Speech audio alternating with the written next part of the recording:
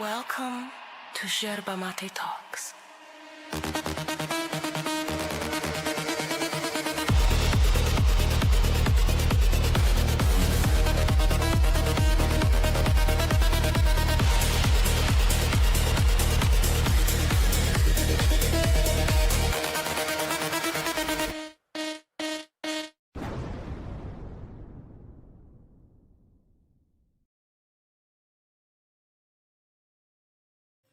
Welcome to another video review. I am Max. This is Cat biting my finger, also known as El Gato. And today we have awake souls, or well, more like sleeping dummies. It can't be me because I don't know. It looks okay for me. Oh no, it is actually buffering, huh? Come on, YouTube. Fix yo shit. I pay good money for the streaming service. Before we do anything, make sure to do the social thingies, like, share, subscribe, send this to a friend, send this to your significant other, go to the corner, just the corner of your street, and you'll subscribe to Yerba Mate Talks. And that way we can share the love for the channel. All right, let me get the link over and over to you peeps. I know I see it buffering here, but it can't be. I don't know what that. I don't know why that is, because I am streaming to StreamYard and StreamYard streams to YouTube, and there's never any lag problem. So it's either YouTube or StreamYard, whichever one it is. Fix your damn shit. Jack Feder for $9.99 gets us started and says, "Cut for $10." Thank you so much. All right, we have the link there, and we have the dummies with impeccable hair. I still want to know what hair products they use, but they get super triggered if you ask them that question. Let's do that, and we'll do our regular counter. Let's say dumb stuff said. Let's do that and move this a little bit over here. There we go.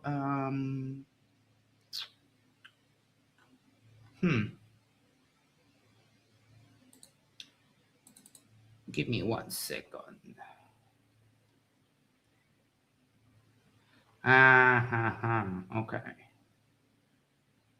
Okay, well, never mind. All right. Mike from the Drunk Debug Show says, just watch the Sam clip. You think he'll show up again tonight? I don't think so. I think he has developed an allergy to me now. I think he will continue to run away from me forever. But I don't know. Guess we'll see. All right. Let's get it on. Oh, I need to debunk the minutia. We debunked the premise. How are you doing this evening, brother? I'm pretty good. Everything that they do, all their science, everything that they make up, it's all null and void. Oh, absolutely. So this whole Artemis thing, you know, I would say most people have sort of done their last words on it. We're approaching this from a totally different angle. We're not going to go into the CGI and the AI footage and, you know, debate. Oh no, you already did. You already tried that, and you failed. You failed miserably. ISO settings and whether or not this is a photograph or whether or not it's CGI, that kind of stuff. We are going to take this to a premise that once you debunk the premise, the entire thing falls apart as a lie. So that is. Ooh, can't wait. I'm gonna ding you for that, just, you know, for the heck of it. Can rockets travel in space? And what makes space special is that it's a vacuum. What do you have to say about this? You know, so right off the top, if you actually look at the place that we live, where we're created, where we dwell, you actually discover and research where the edges of reality are, you start to see there's these very hard limits. Oh, right? Yeah, I forgot. We got Patchmon Brown says, Waka Waka Boy reminds me very much of a guy I used to work with in the way he looks, but not in the total morality to can rockets work in space? Yes. And of course, Pac-Man, Waka Waka Waka Waka. Indeed. Pac-Man, Waka Waka Waka Waka. So if you go too low in the ocean, you die. You get squished by the pressure of the water. If you go too high in the sky, right, the pressure still increases on you. Actually, it actually pulls out. Oh, someone joined and left. Becky with the Lux hair. What's the name? Outwards, the expansion in the reciprocal way that you do when you're underwater. So wait, what? It's not the reciprocal way. It's like the opposite way, Dumbo. But let's still increases on you. Actually, too low in the ocean, there's these very hard limits, right? So if you go too low in the ocean, you die. You get squished by the pressure of the water. If you go too high in the sky, right, the pressure still increases on you. Actually, I'm sorry, did you just say that if you go up in the sky, the pressure increases? That is completely incorrect, and that gets you 11 dings. Welcome, Becky with the luxurious hair. Greetings, Max. How you doing? I'm good. That's awesome. We have two eminences here today. These two guys, I love these two guys. Me too. They're so dumb. I gotta say, as a side note, though, I was having a really good day, and I put on one of Icy Spin's latest. I guess it was a Wits It's Back for a 3-hour. Dude, he triggered me so much in 5 minutes. I just turned the TV off and sat in silence. I haven't got a chance to see that one yet. Oh, he's just doing his. Yeah, he's preaching to people, and he's back to acting like he's, the king, Papa Flurf, and knows everything. It was a Discord kind of debate, and it was just classic Wits. It's that show is no more Wits It. It's on my list. It says mission accomplished. And then, yeah, except it's a 3-hour video. If he only wanted me to watch 5 minutes, he could have just shortened it. Arnold for $5. Since the last video we watched, the left Flurf looks a little less greasy, but the right Flurf looks like he hasn't showered or changed. Yeah, the guy on the left looks like he got a lot older than last time for some reason to me. Maybe. Maybe because he put his hair back. He usually has it like loose. We have a with it. I was telling in the chat earlier. Since Witsit got back, I basically started my friendly reminder once a week that he is scared to debate me. And then I don't know if you know who it is, but Gleam came out in Witsit's defense and has been messaging me all day on Twitter about how Witsit is not scared to debate me.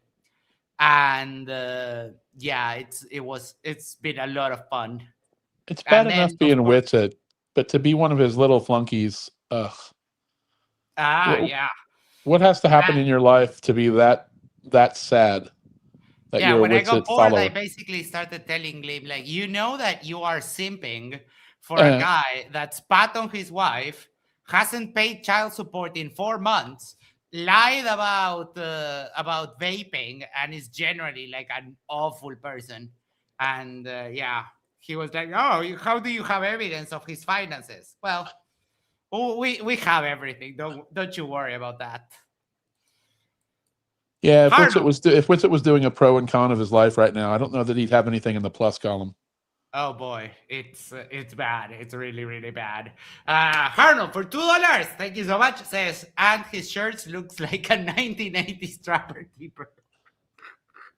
Hey, don't mock the 80s, my friend. That was an awesome decade. Oh yeah. Doodle Dog says, Witted said he doesn't know the Max guy. I know, but he knows exactly who I am. Like, his butthole clenches so hard it turns inside out whenever he hears my voice. Like, he knows exactly who I am. All right, let's keep it going. Actually, it actually pulls outwards the expansion in the reciprocal way that you do when you're underwater. So, once you figure out that you can only go so high and then you die. Your eyes. Doesn't he know that we have vehicles that we can reach, like the bottom of the ocean? Well, not the bottom, but I don't know, where the Titanic is resting, right? We can reach that, and we can reach way higher than he actually thinks. Like, we have vehicles. I love the flirt facts they drop without any evidence or any kind of citation. Yeah. Yeah, we all know we just can't go high or deep, Yeah, I mean, but you don't have to go there like yourself in your meat suit. Your tongue, your blood just boils. Oh, boils. You're done. You're done. You're not. And we're not talking about as a result of temperature either. We're talking about pressure, right? Yeah, the pressure due to the elevation, either above or below sea level, right? And when you actually look at it, you can't go too far down. You can't go too far up. All you got to really do is really examine humans themselves and the way they interact throughout the world and what's taking place here. And you start to understand, okay, well, if we can't get out of here, we're born in here, right? We're all born in here the same. Oh, but we can get out of here. If he's waiting for his blood to boil when he goes underwater, he's got a long wait. Those people that got crushed in that deep dive, I think they said the crush, it occurred in like 7,000ths of a second. The entire thing imploded. Ashton, that's a little bit too much. Dude, chill. We can't talk about that. Same way, everybody that's here, human-wise. Amber says, I climbed the mountain once and my blood boiled. And animal-wise. But we can't get out. There's no leaving. This place was created as an absolute fortress. And when you start to understand that it's a... Why do they find being like imprisoned appealing? Like what's the attractiveness of being like, oh yeah, we're locked in this fucking snow globe and we cannot leave? I don't get it. Honestly. Well, I also don't understand why anyone believes something without a shred of evidence. Like there's, you think of any picture, any accredited book, any accredited college, physicists, astronomers, astronauts, commercial pilots. I mean, just give me one picture of your flat Earth or a flat planet or anything that supports the case. Oh, wait, no, you said the thing. Hold on. Oh my God. Hold that thought. I don't know if you have seen it already, but yes. Oh no is absolutely right. Where is it? I think it's this one. So there we are. We're recording Jupiter. You can see that I'm lined up with Jupiter there, and it's flat. It looks like Mikey. I took a screenshot of it with night shot mode. Someone needs to stage an intervention with Mikey. The 20 Ultra works absolutely wonderful. And it's flat. Jupiter is flat, guys. How does he determine flat or 3D? Like the shadows are how we determine the shape, because you're not going to really see. So I'd love to see, like, what is his criteria for flat? I have no idea. It's a disc, sure. Yeah, by the way, it just happens to be presenting its surface to us, not the edge or not a partial edge. Like it's all full on for us. Mm-hmm. Blackburn Big Dragon says, Victor Veskova took a submersible down to the absolute deepest part of the ocean with no problem. So these two derps are lying or just plain misinformed and wrong. Or maybe both. Would you ever go down to 5,000 feet below sea level? Yes. Would you really? Wow. Yeah. I mean on the good side, scary, on the good side, if anything happened, it would be over before you could even understand that. Yeah, you couldn't even understand it's over. It would just be over. So I guess it would just be fate to black. Unlike space, yeah. Yeah, no, but I would like if it were like a test. No, not in an experimental, not in like the one that killed everyone. The one, it was just a bogus thing. But in the one that James Cameron takes himself, yeah, for sure, dude. The bottom of the ocean has some absolutely weird and mind-blowing creatures. Like, you know about the anglerfish, the fish that has like a little lantern in its head? Yeah. It's the one from Nemo. That's the female. The male is much smaller, and they reproduce by literally fusing their body into one. The male latches on the female angler's fish body, and they fuse into one, and that's how they reproduce. It's absolutely fascinating. Sounds like my high school. The only thing is with that, I have a feeling that the space is extremely constrained. And the temperature is either freezing or boiling. Like it would be pretty uncomfortable for all those hours. Well, I mean, yeah, but also being in a space capsule would have the same thing. Yeah, Blue Origin's not bad. They're in like recliners.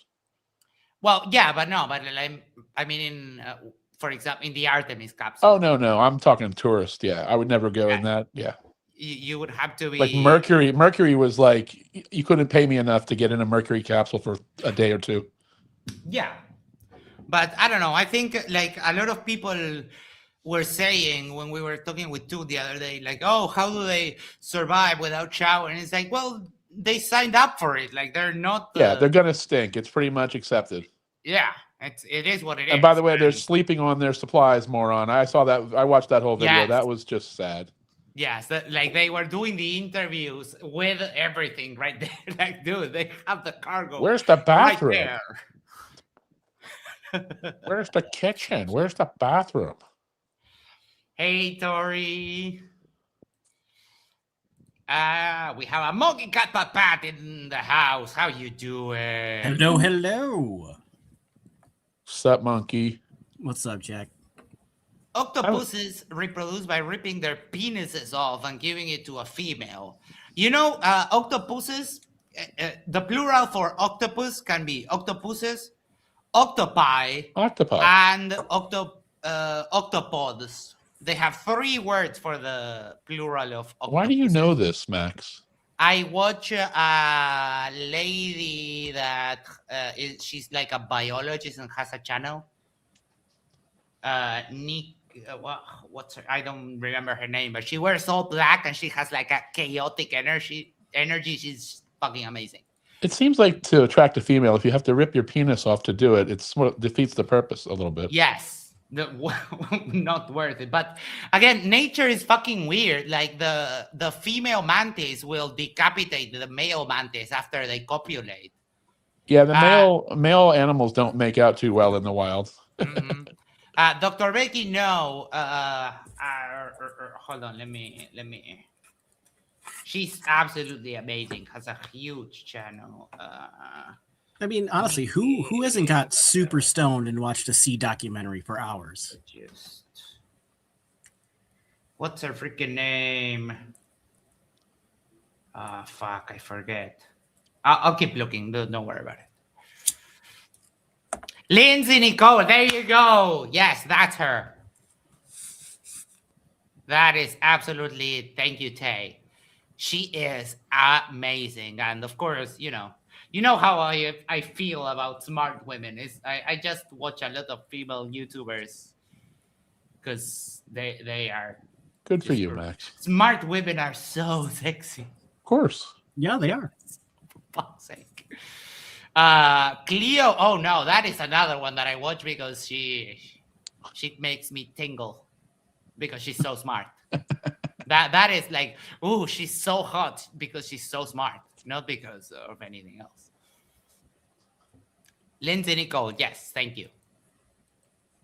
Reality. So it's a higher level of understanding where you're in an avatar and you're living multiple lives here in this realm. Then you find out, okay, well, we're not really ready to travel to other places in creation. I don't think we've proven ourselves as a species here in our evolution. At this point, there's way too many. Stop saying creation. Do you remember when these two doofuses went to the final debate with Duffy, and they were like, "Oh, so you're going to start here before of all creation?" Creation. Yeah, unfortunately. About us. Oh, we have Mr. Tony in the house. Greetings, hello. Many lies. There's way too many deceptive people. There's way too many people that are doing things that are just not acceptable. Example, the two of you. Yeah, the two of you. Exactly. Dumb and Dumber. Oh, yeah.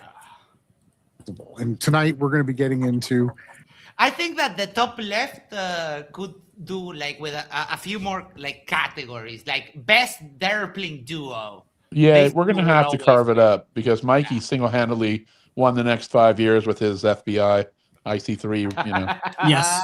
Yeah, he's going down in the books.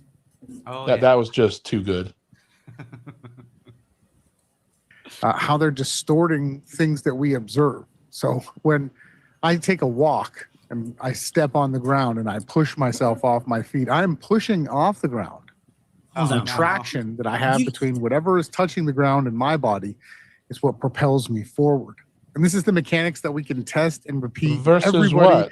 That's ever... What are they telling you that's happening? Because that sounds pretty accurate. Number one, this guy does not go for walks. But I'm just trying to figure out what he's saying. When you walk, it's your energy that propels you forward. Okay, I get it. What's he saying that they say? Oh, because this is about like rockets working in a vacuum. Icy Spin says dumbest Jesus lookalikes. Oh my! These guys do need to upgrade their hair. I mean, I don't know. I think it's. I rocked a ponytail far too long into the 2000s. I should have lost it in mid-90s. I don't know. And when I did, I realized that I was 10 years too late. Maybe it's a bald envy, as you would say, but I think they have magnificent hair.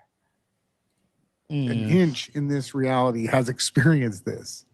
What you just said right there goes directly in the face of Newtonian physics. Don't you know the third law? The third law, right? There's an opposite and equal reaction for every action. And there is. I just think what they do, they say that the ground is propelling my foot or body or arm or anything that moves on it.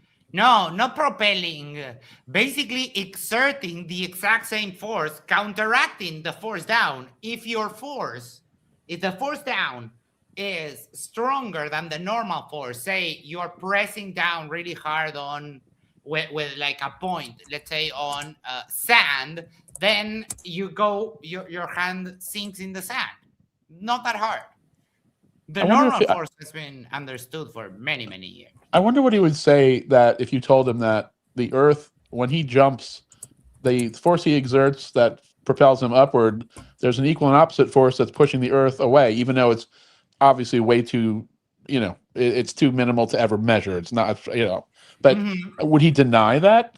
Yes. They're about to. Welcome, Dirt. How you doing? I'm good. How are you? Dirt. Me fan freaking tastic. So yeah, to add to that, I think yes, with the thing that he's talking about, the walking, that a lot of people misunderstand, it's the same amount of force you're pushing into the ground as pushing back on you, but it's a difference in mass, and that difference in mass is what propels you forward. Mm-hmm. Dirt, did you ever think of adding an H to the end of your name? No. No. No. Oh, wait. I muted. Actual. Hold on. Electron Element says, would they admit that if a stream of ball bearings were expelled, then the platform would move forward? Yes. If you are standing on something with wheels and you throw like something heavy, and if you could keep throwing it over and over, like for example, if you had like a gun and you're sitting in a chair, you would continuously move backwards. Didn't they go to school? These are all experiments we did like in elementary school and early mid school, like junior high, where we took like in physics we would take something like you'd put like a dart gun on it and you'd trigger it with a string and you'd see that it pushed the rolling little thing, you know, in the opposite direction. I mean, this is all, it's so easy to illustrate. Yeah. Force that's being exerted from my feet hitting the ground and pushing, or a skate, or anything that you're doing on the top of a surface, especially in a boat with a canoe and an oar.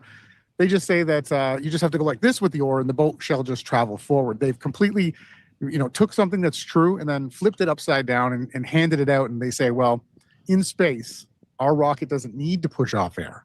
We don't need to have air pressure because we believe in Newton's third law, so that when we ignite whatever we have that we burn, it just pushes the vehicle forward. And because there's no resistance from an atmosphere, they say that it'll just travel straight ahead without. I mean, all of that is true, and you understand it. You just go, nah. He's good at quoting the actual truth. He just doesn't believe it. Yeah, then he goes like, Isn't there a video on YouTube of somebody with a small vacuum chamber igniting a small rocket motor or something? Like, there's a couple of different things to illustrate this point.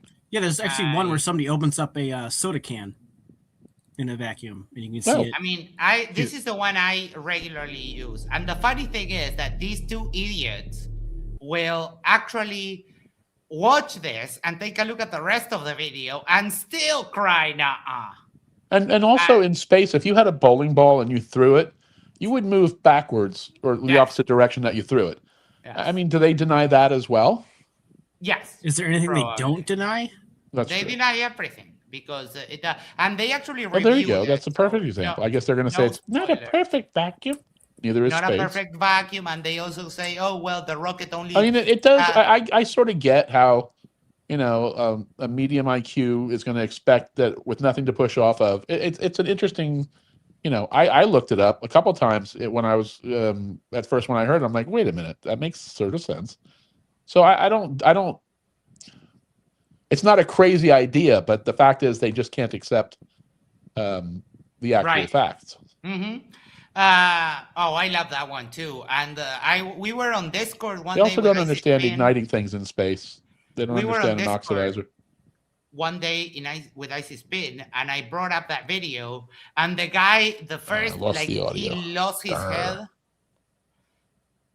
Jack will come back in a second. He lost his mind with the fact that the scale that they're using for an indicator of the force was not set to 0. And it's like, it doesn't matter if it's not set to 0. As soon as a rocket ignites, that needle moves. It moves. And that's all we need. And then they're like, no, but it moves more. It's like, dude, it's a rocket engine. It doesn't go full blast from the start. It's a homemade rocket that's triggered with an electric charge from the wire that you see in the background, and they didn't understand. And it was like, no, but the needle, the scale wasn't set to 0. It doesn't matter. Whatever it is, the scale, the needle moved. That's it. That's all we need to prove that it works in a vacuum. Yep. Sorry if I talked over you, Max. I didn't hear any audio. Fine. Yeah. No, don't worry about it. I don't know what it is about StreamYard and yours especially, but that's weird. It is weird. I'm going to have my computer here at this new place in a month, so no more iPad. Although it is convenient to hang out on the couch with an iPad. Oh, yeah, that is precious. Actually having anything to push off of.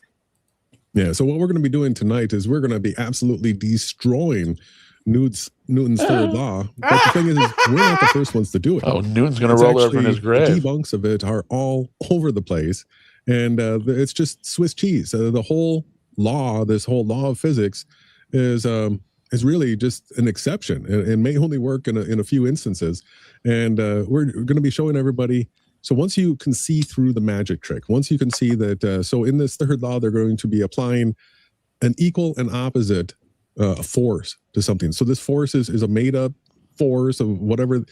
They use the word force, like What do you mean, Patch? That would have badly contaminated their poor vacuum pump. What are we talking about? Sorry.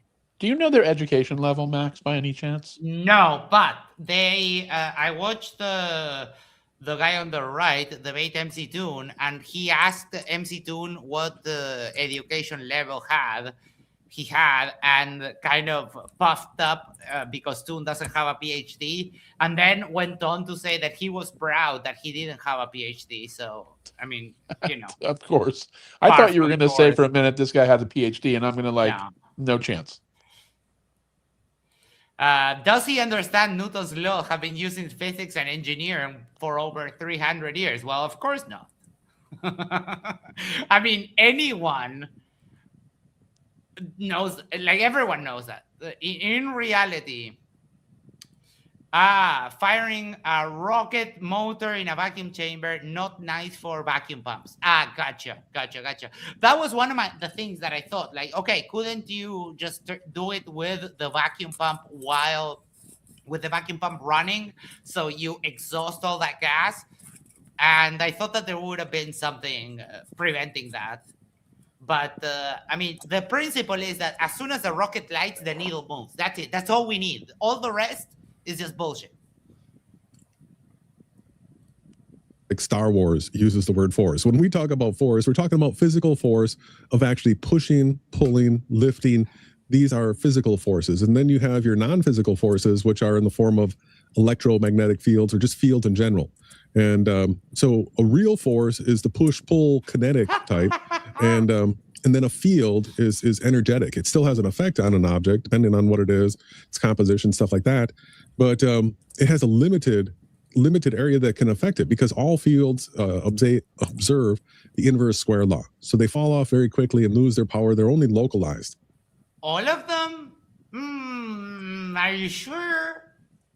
Because I don't think magnetism obeys the... Magnetism is strong, but it decays like super fast, like at a very short distance. No, hold on. Let's do a little bit of Googling. Obey the inverse. I don't remember where I saw the strongest magnet, but I forget if they were measuring what they were using to measure, but there's something that it's kind of like the Hadron Collider, but it's not. I mean, it's something like built by, and they measured it in something that was like, was it angstroms? No, it wasn't. Was it? No, they measured in shit. I don't know. I gotta. But this video showed this thing that was it would basically tear apart. It could tear apart an atom, basically. So I'm pretty sure it does use inverse square law, but for only point particles or like a point charge. But I could be wrong. Well, the AI overview says, yes, magnetism approximately obeys the inverse square law for force in specific short-range scenarios. But generally, magnetic fields from dipoles decay according to an inverse cube law at longer distances. I knew it. Because flat earthers always say that magnetism is so many magnitudes, or orders of magnitude stronger than gravity, but it decays like a lot faster than gravity does. Like a lot faster, meaning at a shorter distance. And that's what I thought, like intuitively, because like you can have a magnet put on the fridge, and as soon as you remove it just a little bit, then you stop getting that attractive force to the fridge. So there's so many, with the shills that we're going to be covering here, there's so many magical forces, like, gravity, and they come up with all these other different forces that are not real. And so now, going back to that formula, if you add an equal and opposite thing to a formula, how do you get to the point in your life where you say something so fucking dumb on the internet that gravity doesn't exist or it's made up? Well, I mean, you failed at every single other point in your life, so you have no. I guess you have to, take every wrong turn. At every crossroads, you make the wrong choice. But you've got friends and family that can run across this. You have potentially children. And I mean, who would want to be? This is just, I don't know what has to happen to somebody's internal mental state that they are capable of going out and saying something so fucking crazy. Well, do you think these two guys care about the children? I don't. No. I mean, at some point, they look at other people saying ridiculous things, even if it's not about flat Earth. Look, the guy on the left, his mom derps out in the chat. You will see her every once in a while. She's goes by right. Oh God, yeah, I remember now. So I mean, they don't really have a compass for any of this. Henrobi says, hello people, I just watched the first half hour of Icy Spin's video with Witsi playing dodgeball. Wow, that level of derp has to be consumed in small You're going to need to lay down for about 15 minutes. Yeah, there's a reason I took months off of this derp shit, because it's just too much at a time, man. If you're coming from there, I don't know, you might want to be careful of overdosing, maybe take a short pause the video, take a short break, and come back. We don't want you to get hurt. In fact, the 5 minutes I watched, I'm thinking of taking Icy Spin to court for war crimes. Yeah, if I go back to my normal dose that I used to take on derp, I'd be dead. I gotta ease myself back in. Yeah, you have to. Yeah, it's like getting off of heroin and then going back. Exactly, same thing.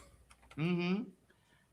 They don't solve physics problems. If they did, they will find out what they say doesn't work. Dude, it gets so much worse than that. You've changed it by absolutely nothing.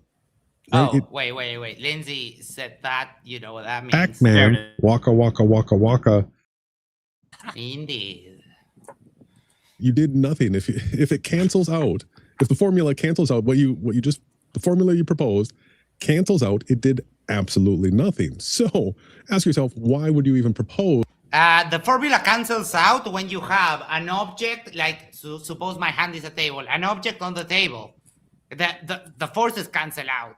As soon as you remove the table, the shit falls. What?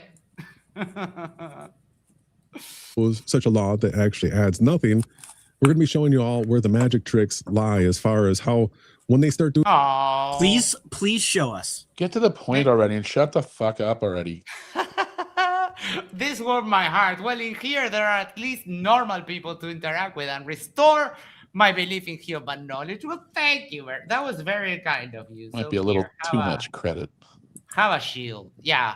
I mean, normal is a little bit of a stretch for this crowd, but I'll take it. You're going from Witsit to anything would be pretty much, yeah. Yeah. You could sit in a room full of toddlers playing and you would probably be relieved. Professor Phil, hello. Glad to have you with us. Hope you're doing well and that recovery is going also well. Doing their canceling process, they mentally get you to think, okay, well, this canceled, but that didn't cancel. And that's the reason it's now moving. Where before you have the law, like it is as it is, you apply this law, it makes no changes whatsoever. And then somehow they want you to believe that something's different. All right, so what if flat earthers use extra words? We want to dispel. Because they mentally get you to think. Like they mentally get you to think. Is that even necessary? The mentally part? They think that using big words makes them sound more parallelepiped. This is how Witsit got to where he is. Using extra superfluous words. Yeah, Witsit is the master of just saying big words really fast. 7 words that mean nothing in combination. Yeah, when you put them together, they make no sense. Yep. I see that now. A lot of them do that to make themselves seem more educated and or smart. Yeah, they try to sound parallelepiped. That's what I said. Yeah. Roger says, booyah. Hello, Roger. The way I look at it is they're saying a lot of words without saying anything at all. Yes. Well, yeah, that is part of the method. That is part of the method to, I love Roger's avatar. Smarty pants. Oh, yeah, it's epic. And Robbie, for €5, thanks for the shield. I feel honored. Well, you're welcome. Have more common sense physics in your mind. You're not going to be thinking that the earth is pushing you back as you're walking. All these different types of things while you're swimming, that the water is pushing you forward.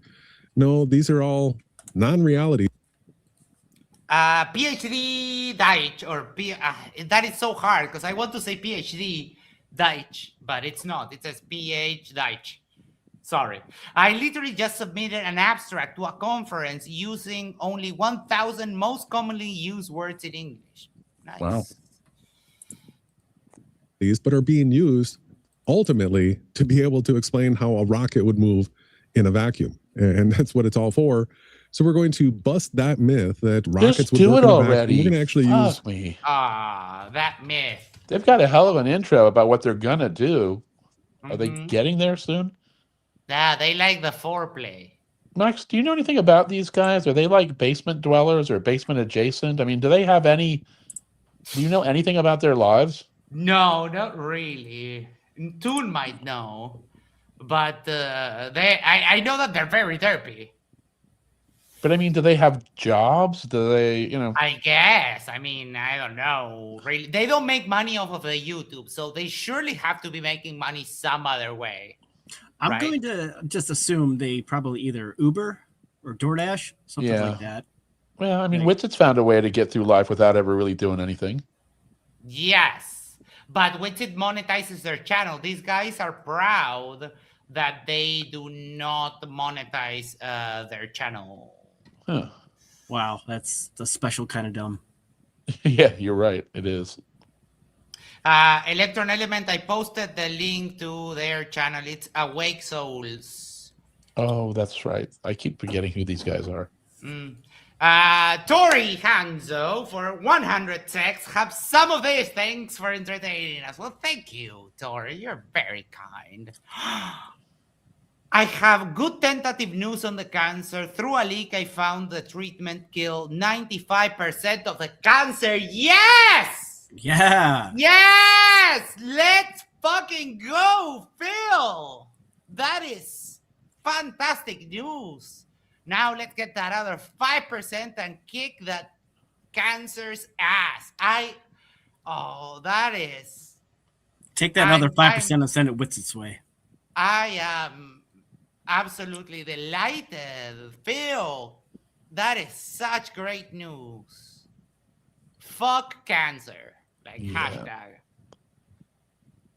And Oakley, suck it. Suck it. Suck those balls deep in your mouth, you asshole. Oakley no longer exists in my life.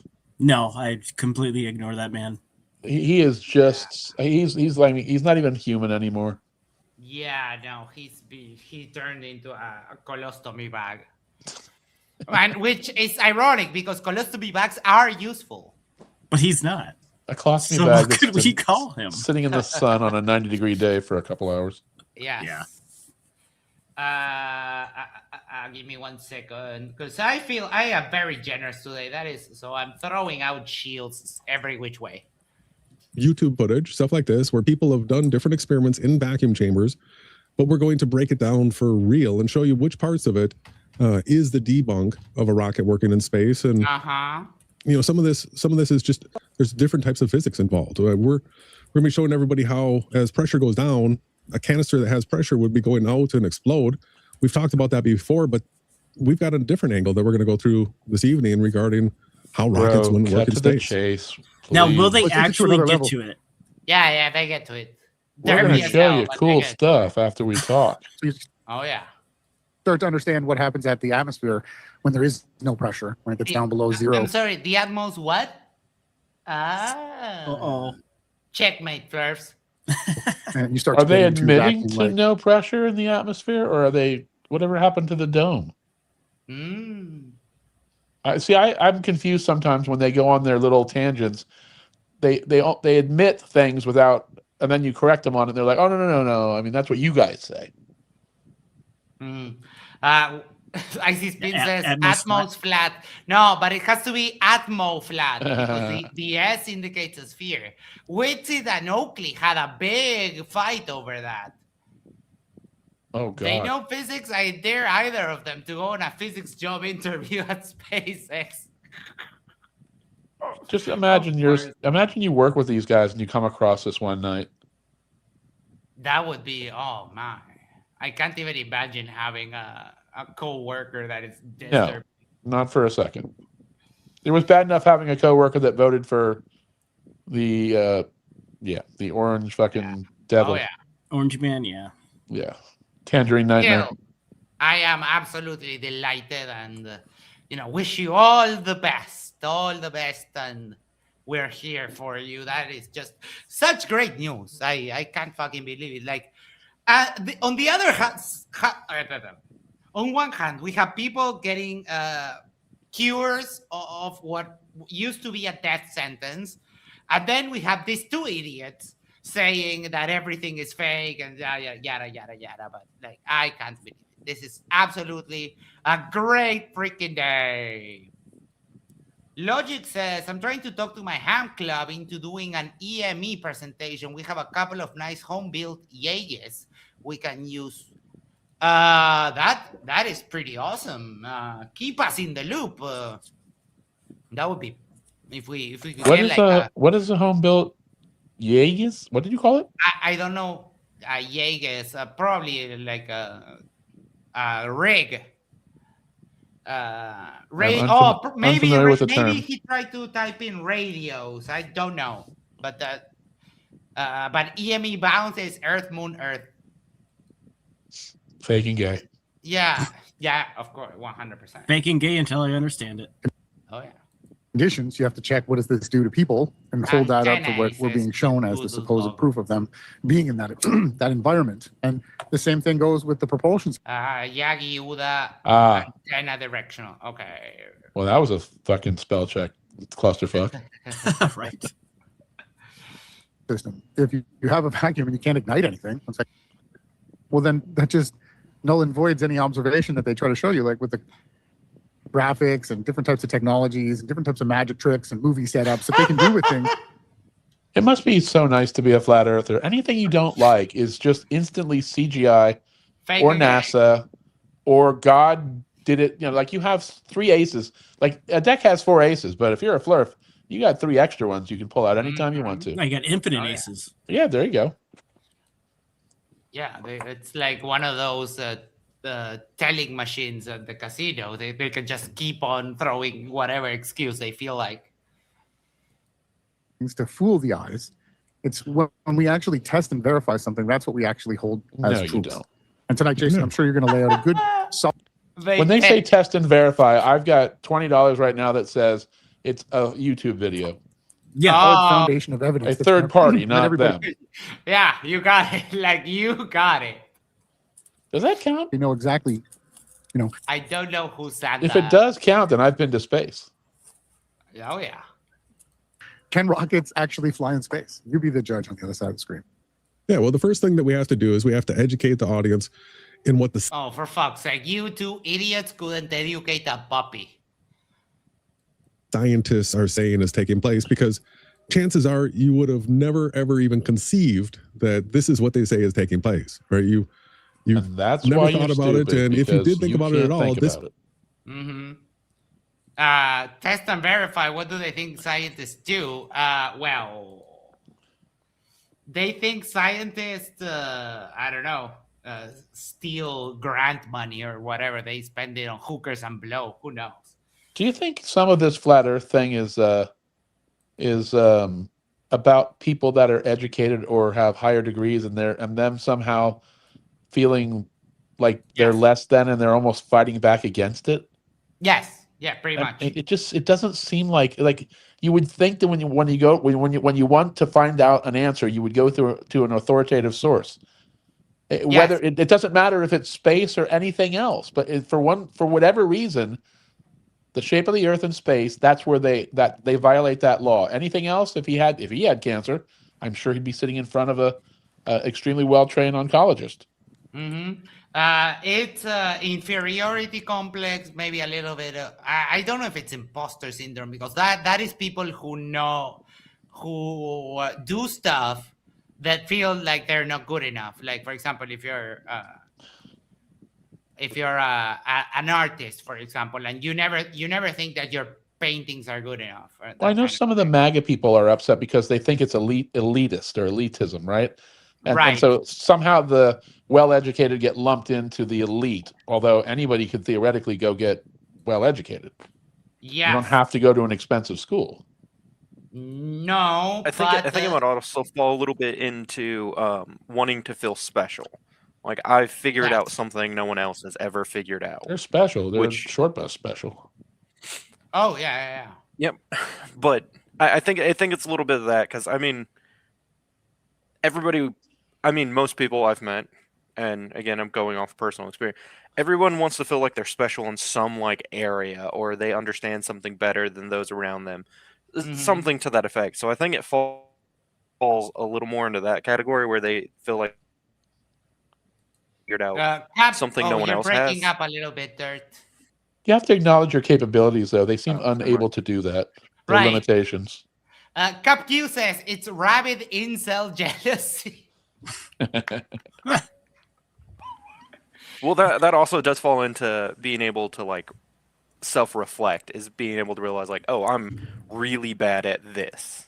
Right. Or I'm not the best at X. Like, and it's okay. Right? And that's it. And I have strengths and I have weaknesses, and that's okay. They just can't conceive of them being like not the best at something. That Witsit has that a lot. Witsit is definitely trying to prove something. He has some deep-seated insecurity. Oh yeah. And Witsit, he needs to feel special. Like he has to feel special in his life. I mean, he is special. He's a deadbeat dad that owes 4 months of child support, but okay. That is true. Yes. Not the answer that you were coming up with in your head. Shut up, Wesley! But we have to know what it is that they are saying is taking place. So let's go through this Shills video here. Rock. Shills, oh for fuck's sake. Richard and Robert Robinson, the Robinson twins, 486 subs, 2 weeks ago. Are we all shills? I guess. Yeah, of course. What else would we be? Look, these two have a particularity that say that everyone that monetizes their YouTube channel is a shill. But they have a almost 20,000 sub channel, and it doesn't make like any sense because they get like 1 day ago 201 views. This one that we're watching right now, 584 views, 831, 708. Yeah. But they are very proud to say that they have been doing this for years. 9 years ago was the first live stream, right?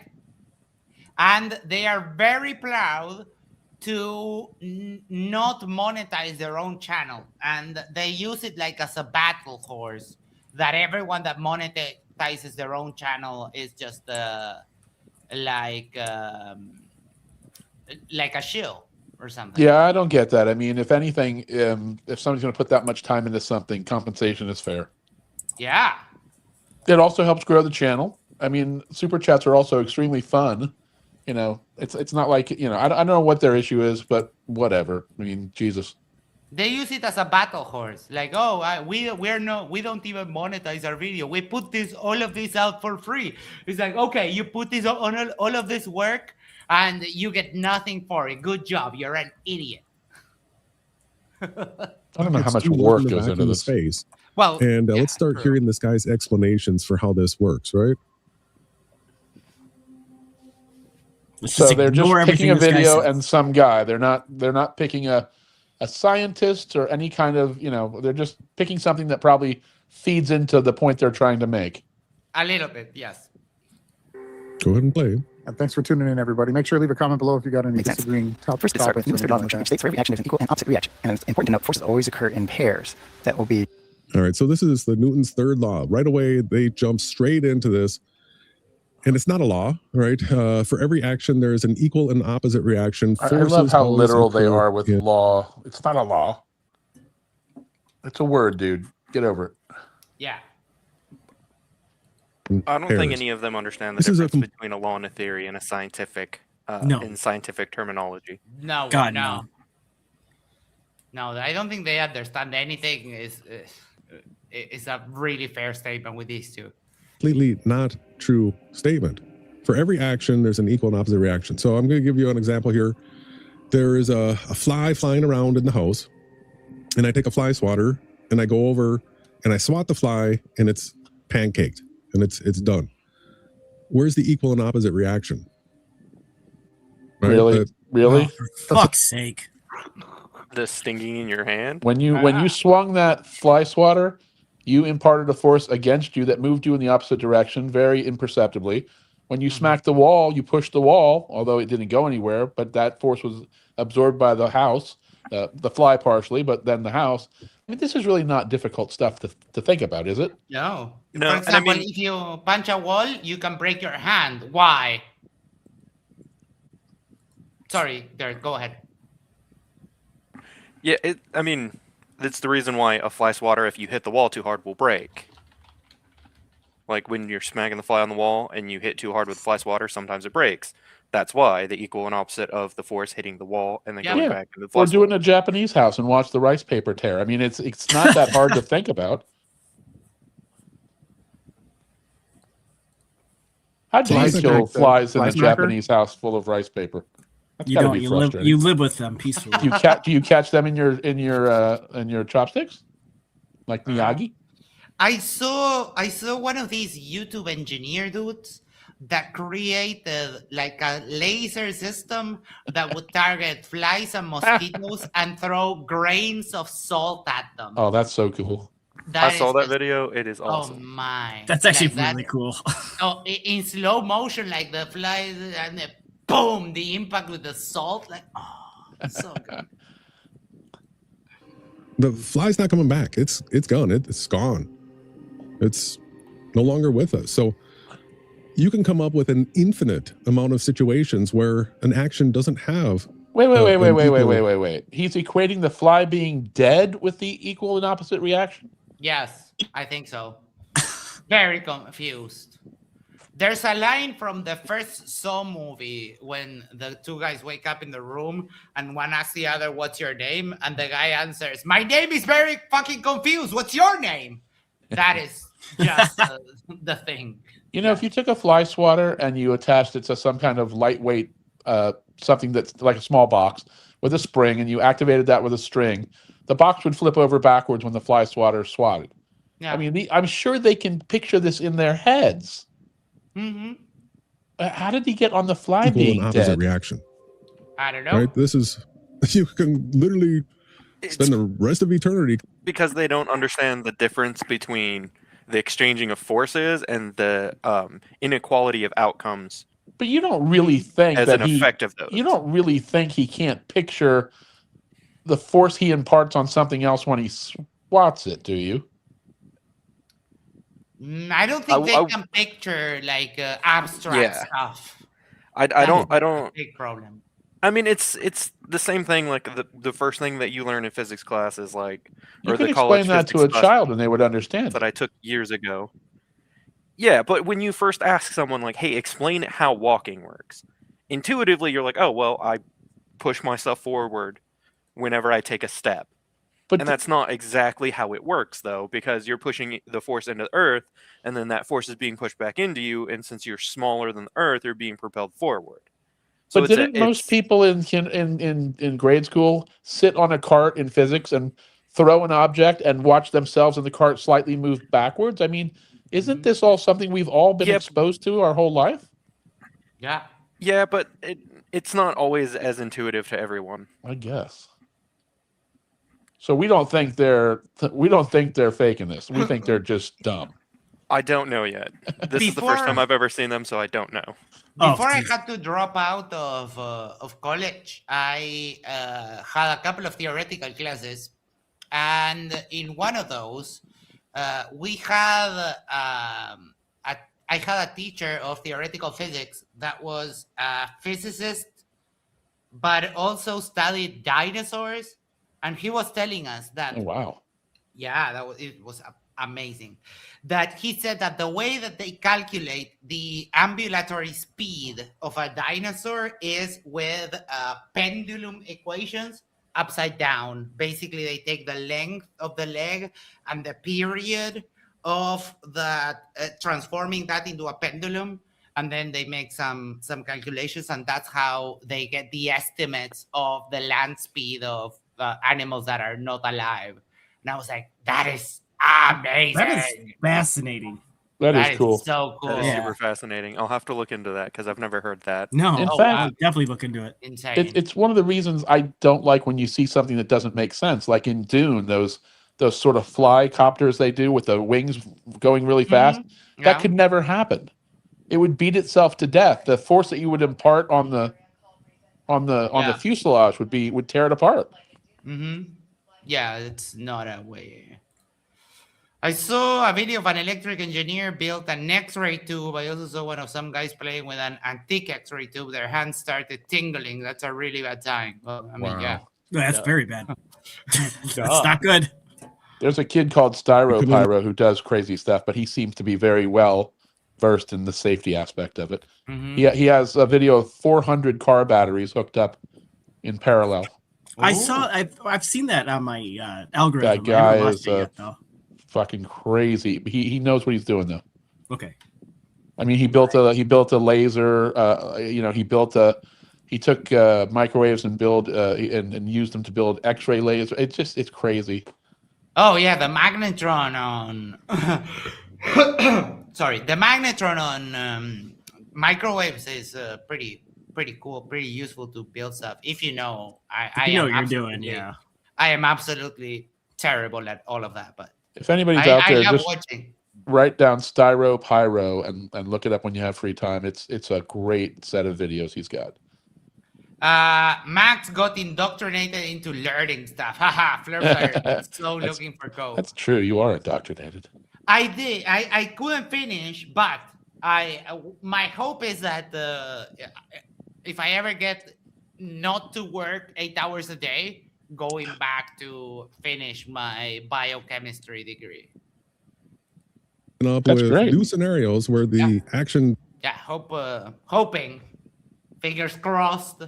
But yes, if I ever have a chance to leave the office work, and I don't know, maybe do this or do something else, like for that I can support myself without starving to death, then the first thing that I would go is go back to college, because that is something that I owe to myself. Max, you're definitely one of the smartest people. Like you could definitely do it, no problem. Yeah, I mean, I didn't drop out because I wasn't capable enough. I had to drop out because I've been working 8 hours a day since like a couple of months after I turned 18, and I have never stopped. So it's hard. But the fact that you're curious too. Anybody that if you ever have any friends in your life that tell you that education is stupid, or these people you want to part ways with. Oh yeah. No, I've always loved learning. Absolutely. Discovery Channel. Yeah. There's not a Discovery Channel topic that comes on if I happen to be sitting here watching that I won't watch the whole thing.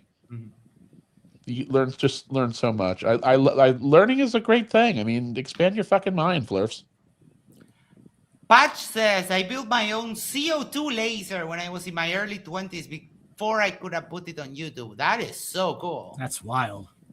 I need to go to the toilet. I'll play this and I'll be right back. It doesn't equal. Right? It's a gradient of results. Yeah. There's not a definitive, repetitive motion to it. And here they are. And again, everything that you see, so the scientists are like, oh no, we can't push off of the vacuum of outer space. What do we do? And then so some other guy sits there and thinks about it. Maybe it takes them a semester or a year or 2 years. And he's like, that's it. We'll just invent the opposite reaction of it, and we'll say they cancel each other out. And when space, we'll just remove this fake one here, and then it'll just make the vehicle travel forward. Newton really didn't do anything in space, I don't believe. Magic trick right there. So, and then force always occurring in pairs. Well, this is great if the entire universe is just 2 billiard balls. But what happens if there's 3? Right? How do you have it occur in pairs? If your cue ball hits 2 balls at the same time, it's not in pairs anymore. So, I mean, you can come up with an infinite amount of situations where it doesn't show up in pairs. So it's just word salad gibberish. Separated. It can be figured out mathematically quite easily. Yeah, and then the easiest one for me is like, okay, you can do a projectile calculation, And then you do the projectile test in the lab in like a high school. Dude, I did this in a third world high school in freaking Uruguay, and it works. Like, I don't understand how they don't get it. Well, once again, though, he's confusing. Forces always occur in pairs. To him, that means two objects. It doesn't mean two forces. It just means two objects. These guys are fucking idiots. They are. Yeah, Yes. it's the not understanding more, because so using projectile, so the projectile has the force that initially propels it forward, and then it has resistance, and then it has gravitational force. So all of those are acting on it, but they're all gonna yeah. You want a quick lesson in physics? Go to a pool place and watch a person play pool for 15 minutes. Oh yeah. It's an absolute perfect representation of force and the equal and opposite, and what happens when multiple balls are. I mean, it's just ridiculous that they can't think of this, or they haven't seen it in their lives. Pinball. I mean, I can think of so many examples that growing Any up. ball sport. Yeah. No, literally. Hockey. Like, it's all fucking right there in front of their faces. It's just amazing that I just can't understand that they're on TV derping this shit. And like, for example, you mentioned ball sports, and yeah, we can do the calculation for projectiles on paper, right? But a quarterback, when he's there, he receives the ball, and then they do that instinctively. Like, we do all of these calculations. When you aim, for example, at a stone and you want to hit something, you do all of those calculations in your head without a conscious component to it. I was watching a baseball game tonight, and the shortstop caught a bouncing ball and was moving backwards. It was really fast, and he made the throw to first base. But you could see the ball traveling much slower than when he normally throws it, because, I mean, it's every day around us.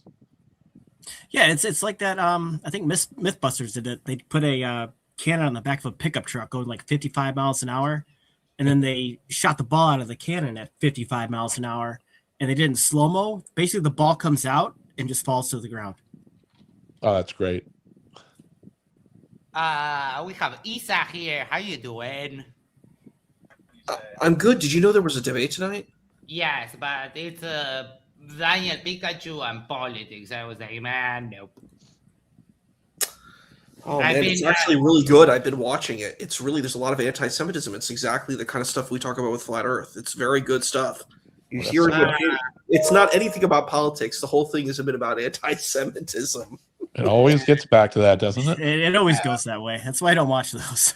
We can review it some other time. Like, I'll we're give you a having little fun with these snapshot. two idiots. I'll give you a quick snapshot about what Daniel is saying. He's basically attacking the Talmud. He's saying that Jews want to take over the world. They want to kill everybody. This is what he's saying. It's shocking. And then he's attacking Nick about Hadith. So they start talking about Hadith, and he asks Nick, how many raka'ah and surah are in the Hadith? And he's trying to trick Nick to see if Nick knows what these things are, because raka'ah is a circuit in Salat. Like, it's one of the circuits that you do. Right, but wait. But where wasn't the topic like, should people trust the U.S. government or the Exactly, it's not about government? that at all. It's not about that at all. It's Daniel has completely derailed it, and he's talking about he's trying to discredit Nick's position on Islam. It's become an Islam debate. We'll review it sometime after, but this is very fun.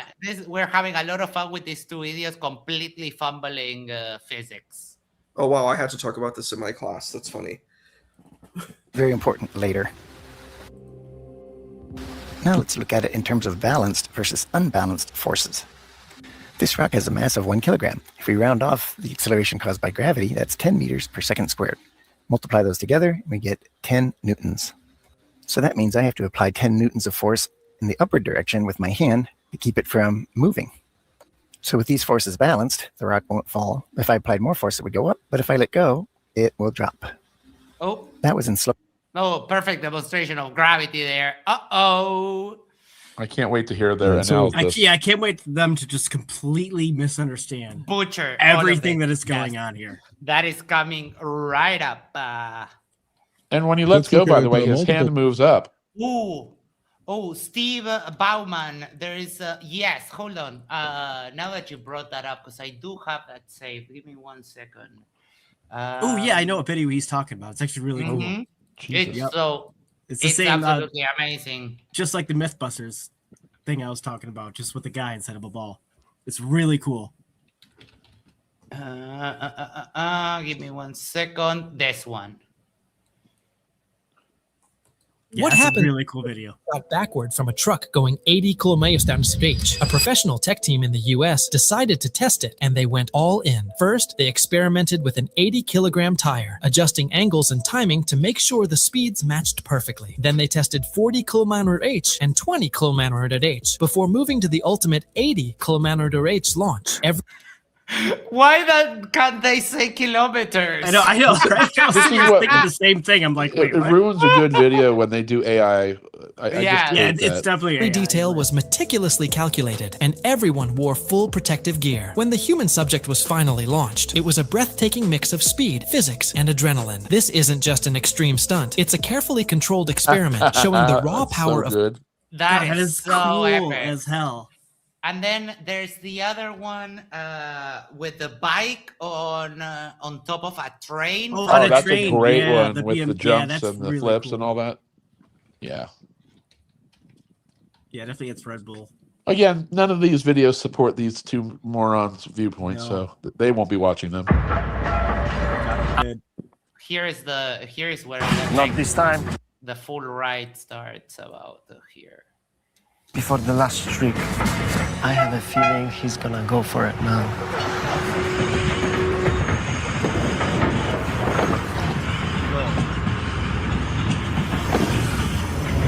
Yeah. Dude, it's so cool. Whoa!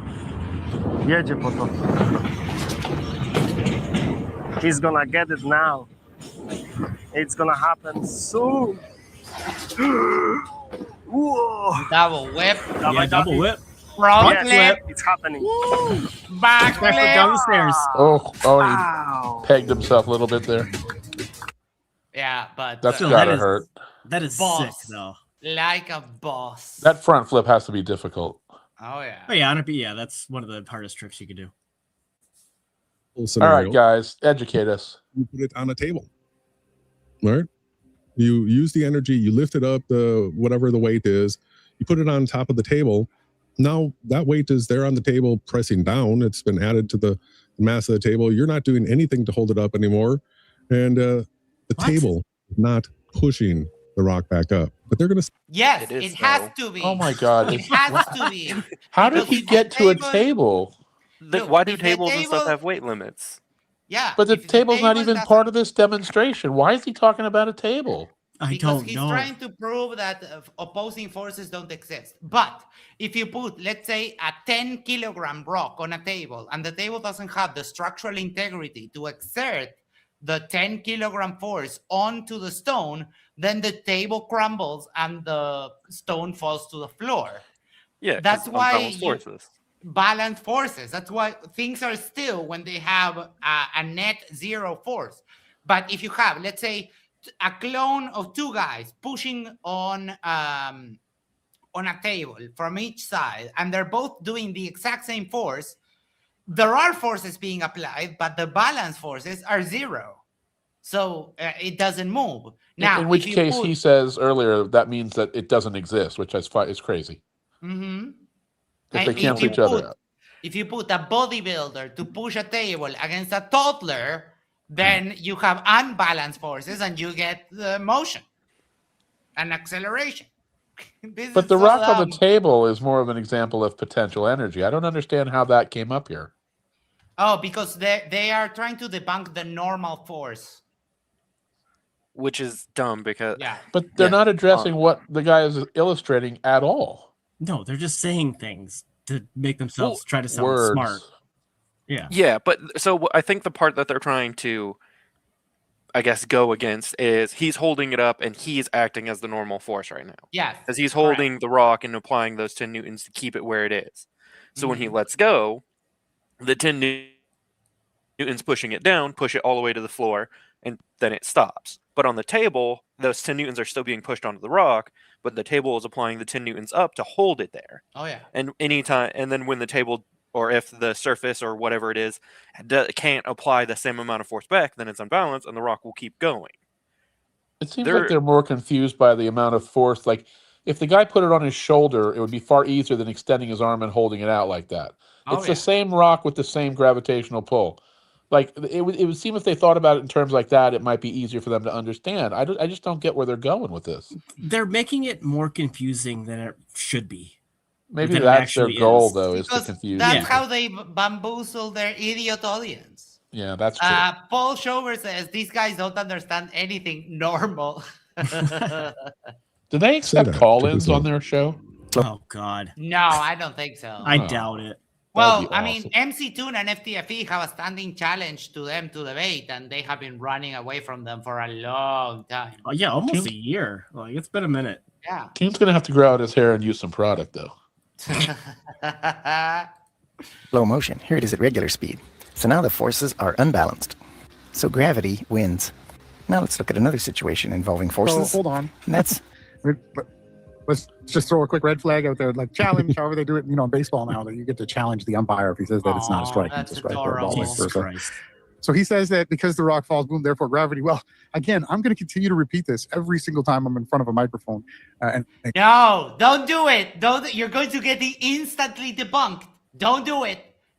He's going to do it, right? The dumber He's one's going to say something stupid. He's going Just to hold say on. it. He's going to say the thing, and he's going to get instantly debunked by me. Watch. Camera. So why has it that never has there been in the entire history of humanity anything pulled closer to something else to its sheer Don't do it. For fuck's sake. I told Just you, let him don't do it. size? Our cars aren't attracted to mountains. Flies don't get sucked into the side of a wall. Nothing pulls anything to it on its own weight itself.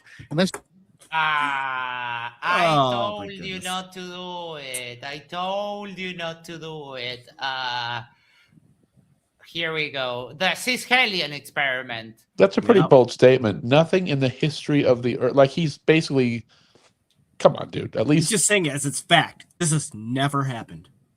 Yeah, but he's obviously incorrect because they did this and they hung like a pendulum on the side of a mountain and it got attracted to the mountain. Boom, wrecked. Done. Game Easy over. as that. Easy as that. I told you not to do it, dummy. I warned you.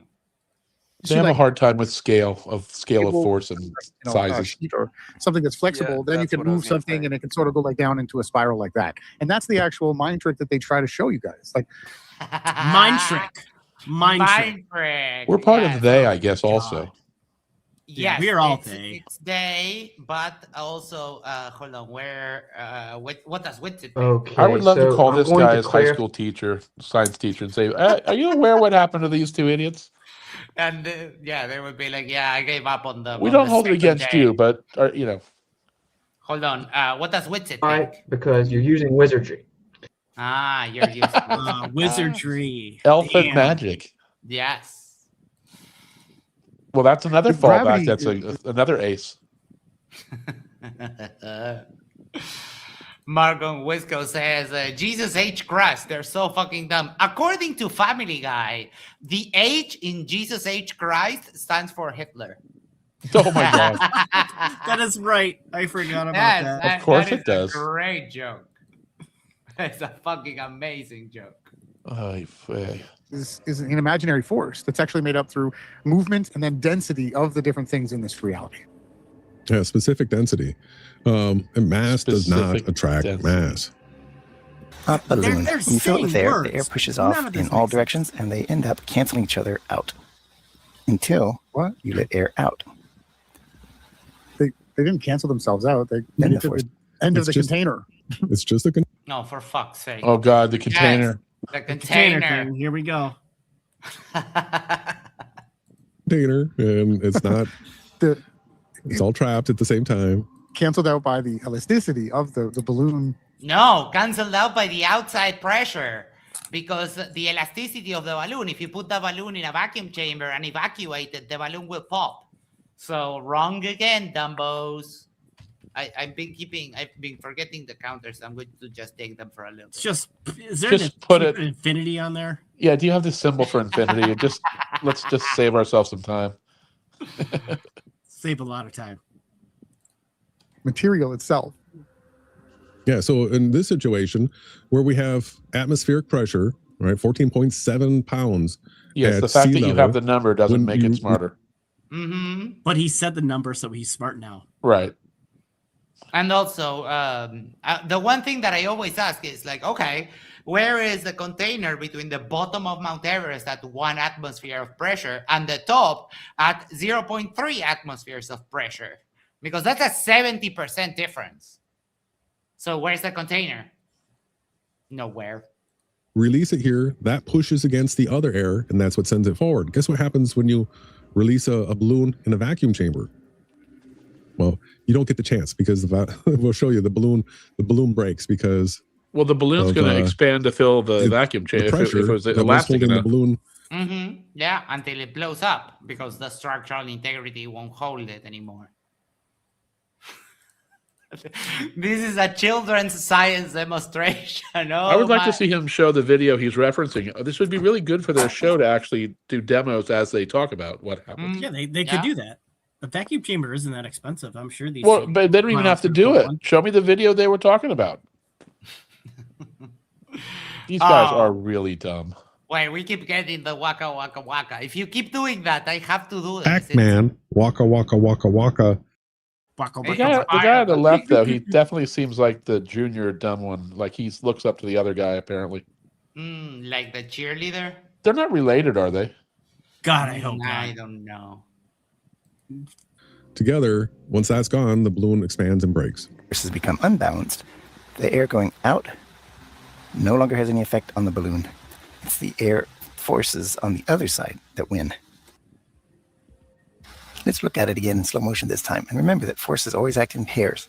Now, all the other forces in the balloon cancel out, but the one that pushes forward and the one that pushes it in reverse do matter because as soon as I let go of the balloon, the air that would push it in reverse escapes, no longer having any pressure inside the balloon, and the force on the opposite side that pushes it forward wins.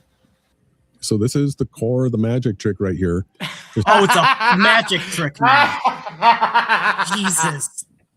For fuck's sake. Anything I don't like is magic from now on. Fucking David Blaine up in here. Good Lord. Oh boy. Do they use like fairy dust or a wand or how do they do it? Earlier he claimed this was a slam dunk case he was gonna make against Newton's third law. Okay, so I'm going to clarify because you're using wizardry. Yes, we are using. Shut up, Witsit. Yeah, really. They're saying that they were canceling each other out, but as soon as you let go here and there's no resistance, then it's going to spring forward this way. So they're completely negating the fact that you have thrust coming out of a nozzle and pushing it forward. They're saying, no, that air going out doesn't do anything. It's all of a sudden you can just exit out of the equation and all. Blackburn is coming, like Blackburn is losing it. Like it's yes. It's okay. Wait. Did this guy say that the air coming out wasn't what was propelling it forward? I don't know. Let me check. Now it doesn't do anything and pushing it forward. They're saying, no, that air going out doesn't do anything. Not him. The guy doing the demonstration. No, the guy doing the demonstration is pretty good.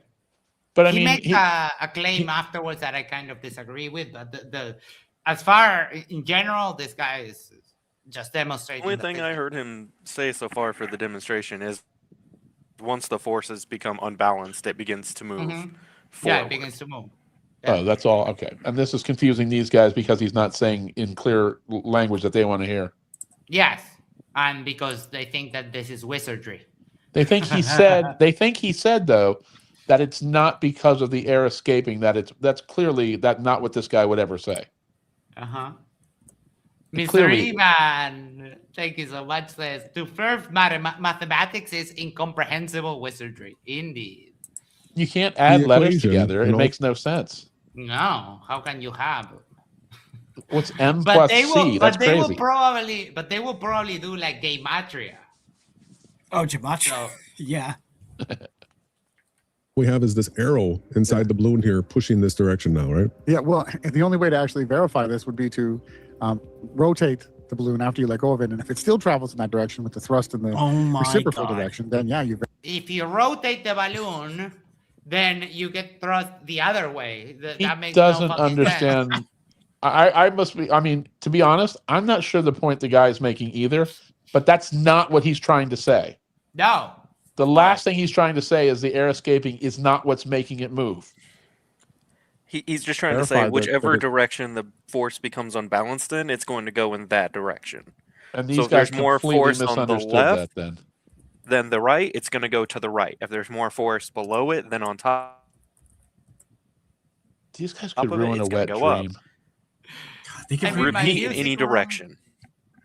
I'm in my music room right now, and there is a synthesizer keyboard on my desk, and derps like this often make me want to bang my head to the keys really hard. I should record it for my music making. Oh, dude, I'm sure it would make a banger. Do it. We can collab on that. maintain its momentum in that direction. But I guarantee you, if there's atmosphere to push off of, whatever direction that thrust is pointing, the balloon will go in the reciprocal direction. Absolutely. Yeah, we're not arguing with you, buddy. He has to say reciprocal. I love that. Rockets. In the rocket. You notice how all the graphics for rocket, they say that a rocket scientist is supposed to be the greatest thing, right? Yeah. How come Who says everything that? is made for Oh, for fuck's sake! Hold on. preschool? I mean, this isn't middle school. Ever And heard yet of a you still don't diagram? understand it. Because this Ever is heard the of a diagram, Dumbo? stripped down version of this diagram. This Right? is not the full diagram. Not even close. There is Right. Can you imagine? There's That's so all. much more. Yeah. 6 parts to build this thing. We're good. Oh, a system like this probably has like at least 70 pages of different diagrams Well, yeah. for at interconnected least- systems. And that's just like one portion of the system. Oh, yeah. And they fill out the tanks with inert gases like helium to make sure that everything stays balanced and you don't have, liquid gas just sloshing around, moving the center of mass of the thing. Like there's a whole, that's why people, the common expression is, it's difficult as rocket science because it's really fucking hard. So I love. I build RC planes, and for like Oh, the communication dude, I do system, too, man. That is cool. I have different diagrams than the power system, That's cool. and I have different diagrams for how everything's connected. Like it's not that simple. We got to But talk if- offline. if I fly gra- RC too. I've been flying for If 45 years. gravity exists, Yes, I just bought a A10. if Sorry, gravity Max. exists, then We're geeking out. why can the plane fly? Checkmate. But, I mean, over. if you put a video on of SpaceX when they launch Super Heavy, and you have that video that they take from inside the ring when they vector the nozzles around at first, and then the suppression system comes on, and then the water deluge, and then you watch 33 fucking Raptors fire up, and you see the absolute just chaotic violence of these rocket engines and the nozzles and the expanding gas. Like, how could they, I'm sure they're not going to watch it, but if you watch a video like that and you see the forces involved and the amount of technology that goes into the entire process, and they dumb it down here with a stupid visual that's meant to be obviously oversimplified. It's just, everything they do is tailored toward their stupid. Yeah. Baboton, did Max just say liquid gas? Did I? I don't know. I said liquid hydrogen. It's the same thing. It's just in a different state, technically. They basically, because if you use a tank, then you get the liquefied gas sloshing around. They fill it up with inert gases to control the movement of the mass in the tank. That's maybe I misspoke. And they also baffle the tanks. But it's only liquid because it's pressurized. Yeah, definitely. Yeah, liquefy. Well, this isn't high school type stuff. Everything's made for preschool.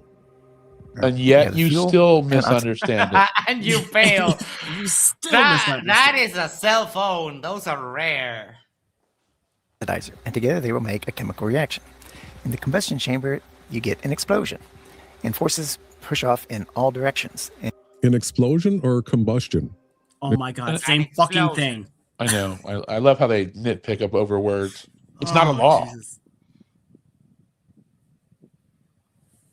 The ullage gases are to keep the pumps from cavitating. Yes, I'm from the thing to collapse, and it has more than one function, right?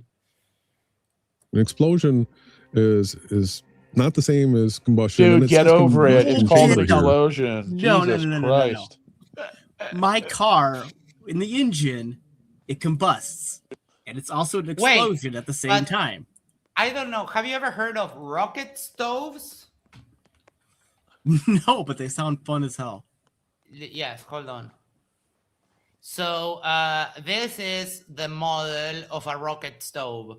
And it turns out that if you have a combustion with a specific geometry like this one, then the force like compounds and it shoots out of this end. It shoots out like so you can do it. You got to be careful of that video that you might get. Oakley might grab that. Max. Oh no! Yes, I did the thing. Definition of explosion: a rapid increase in volume and release of energy in an extreme manner, typically producing high pressure gases, heat, light, and a shock wave. That's all it means, buddy. Yeah, but these rocket stoves, they follow that principle. Because they take in air from the bottom and it creates like a difference in pressure, it results in the fire shooting up the top really, really fast, let's say.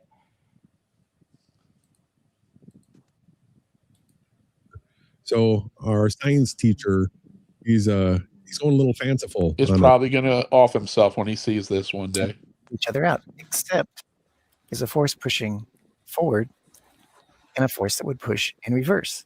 But the force that would push in reverse leaves the rocket altogether and no longer has any effect. It can't cancel out a forward. What? Oh. Yeah, so... Dude, he just used the force on me. I don't know. I heard the word. But... Okay, so you get... Inside of the combustion chamber, you get the force that is pushing outwards that gets canceled out by the structure. And then you get the force that pushes forward. But because there is also a backward force that escapes the rocket, then the forward force doesn't get canceled out and you get thrust. The nozzle's the only purpose is to direct the gases and you'll get thrust forward because of the rocket nozzle. It's the entire point of the nozzle. Yeah, but it's because it's pushing on the rocket forward, and because if you had it on a closed thing, then the thing, and you could contain the full explosion, then the thing wouldn't move because you would have forces pushing on opposite sides. Because the nozzle is free, then the backwards force gets ejected away, and you only get the forward force. I now understand why people believe what they say. It's just gibberish the way they boil it down. I couldn't even follow that. It can't cancel out the forward force. Oh, because it went out the back and it can't stop the force that's in here going forward. See, this is the mind trick. They get people thinking that there's a force inside the combustion chamber. There is. There literally is. I mean, if there's an explosion in the combustion chamber or a combustion, like what do you think is happening there? This is so dumb. I'm fairly sure they're using the force now. I mean, this is like, these are not the droids you're looking for. I swear to God, every time he says something, it... Would you like to buy death sticks? I don't want to buy death sticks. That is getting things to move forward, and it has nothing to do with the stuff coming out the back, because in space, there's supposed to be no air, a vacuum. Right? The main takeaway is they're admitting that there's no ability to thrust. He didn't admit that. He admitted exactly the opposite, actually. So you're lying, and you two parade yourselves as good Christians, and I have to do this to you. You get super hell for lying. Revelation 21. Oh, are they PTL? That explains a lot of this then. Yeah, they're super, they're very religious. Yeah, that makes a lot their of sense. Their model is called SBBR, Supernatural Virtual Reality Biblical Model. Oh, for fuck's sake. Oh, God. Science plus religion, unfortunately, usually results in this. In derp, yes. Science plus religion equals derp. It in their actual teaching. Yeah, right? No medium to push off of. But then they come up with their excuse, which is that they invent everything has two different sides. It's all dualistic now, and then we just remove this one now. When it comes to forces, yes, but it's been demonstrated for, 300 years? And we build stuff based off of that, like buildings and skyscrapers and rockets. And the Burj Khalifa, and it all turns out to actually work because there they are, the buildings still standing. Mm-hmm. When in actuality, you've done nothing except for taking away the atmosphere. A great example of this is when you build a stone arch with no support structure. What do you think is keeping all those forces in check, Dumbos? A Tensegrity table. Do you know what that? Have you ever seen that? Have you ever seen this? A Tensegrity table that looks like it's freaking Hey, I love that. Yeah, because really cool. of the tension and the load. Yeah. We understand this very, very well. I mean, that's really not that hard when you think about it, but it does confuse a lot of people. No, I mean, this actually looks like magic. If you're going to say that anything is magic, it's this. Yeah, but it's simple when you think about it. Yes. And I think it's one of those big YouTube channel, Action Lab, or one of the other ones, that he built a system of pulleys, of like a table with weights that just holds itself. It's basically a variation of the Tensegrity table. Hold on.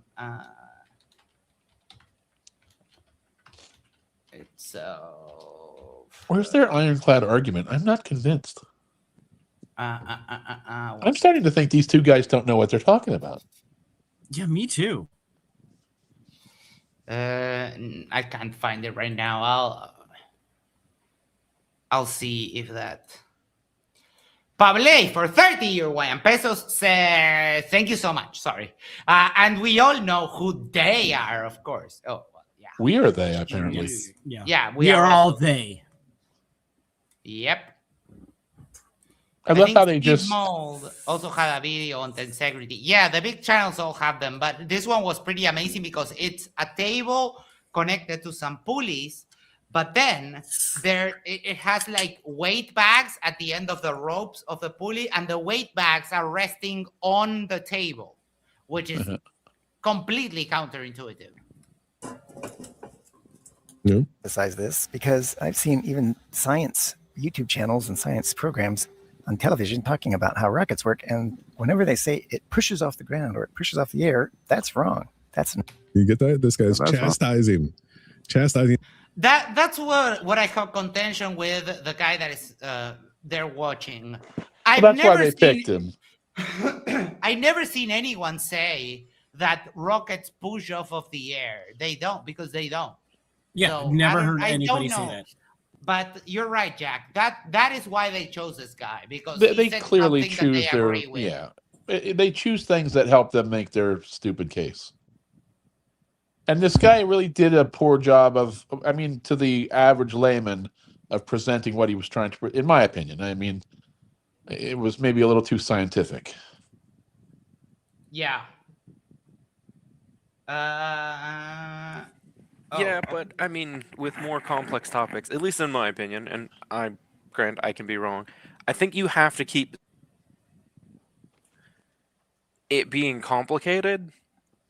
Otherwise, you kind of lose some of the nuance in how things actually work.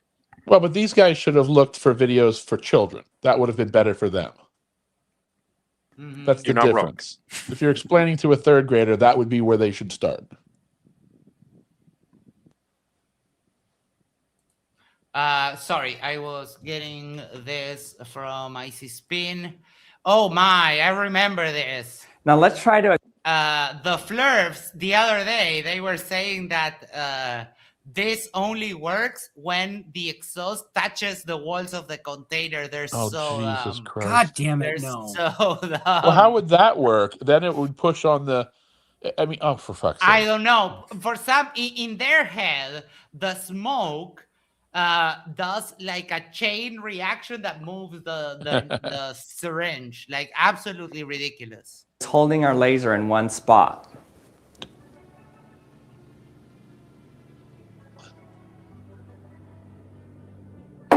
Whoa. Holy cow, that generated a lot of force. Once the rocket took off, it smashed into the wall just into a million pieces. That's so cool. That sounds like let's try a little Styropyro. bit. That is pretty epic. I can't see who this is. It sounds like Styropyro. Oh, no, that's Action the Lab. Action Lab. Okay. So now we can't get a vacuum chamber big enough to make them happy because no, for fuck's sake. Yeah, there's no winning. It's like the 1 mile long channel they want built out of, whatever. Build a channel 1 mile long with water so we can measure it. Science ignorant people saying it pushes off of something. Oh, dude. Excuse me, you two do not have the right to call anyone ignorant, for fuck's sake. Yeah. Not how it works. The fact that the exhaust gases are exiting through the nozzle means it's not pushing against anything. The exhaust pushes against nothing. Nothing. The reason why the rocket moves is because the forward force that could be canceled out by the reverse force isn't canceled out. So it wins. The forward force wins because there's nothing canceling it out. Here's a YouTube channel called Lab Rat that does a very good job explaining it. Check this out. Now here's what the pressure profile looks like inside the rocket motor. First of all, we have combustion. And that creates pressure forces on the top of the casing, on the bottom of the casing, on the front, and the back of the casing. Now, the upward and downward forces don't contribute to the leftward force creating the thrust in this picture.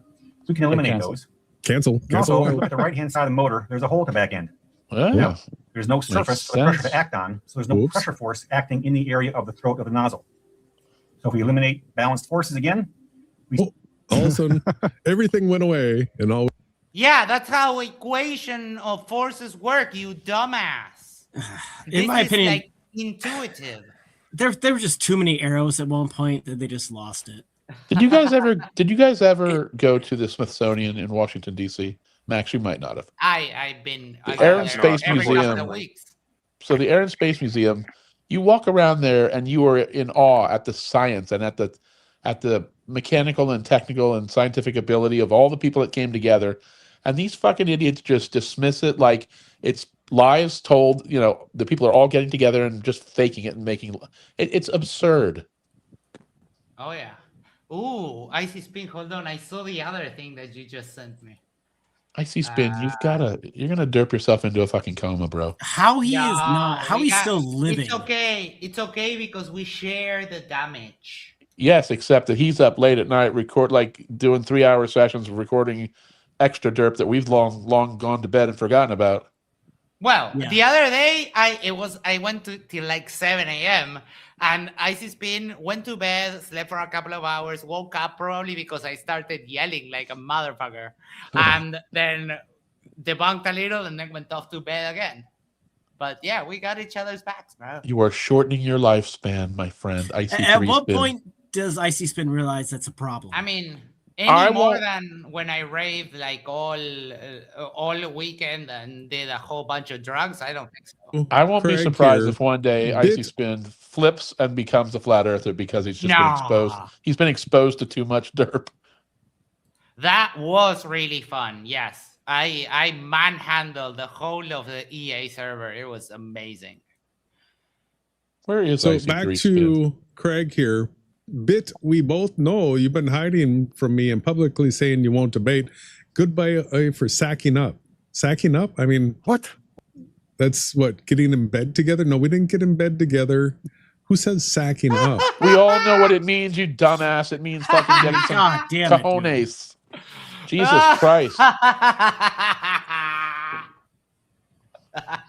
Words are hard. Like, imagine they can figure out like normal words in their native language.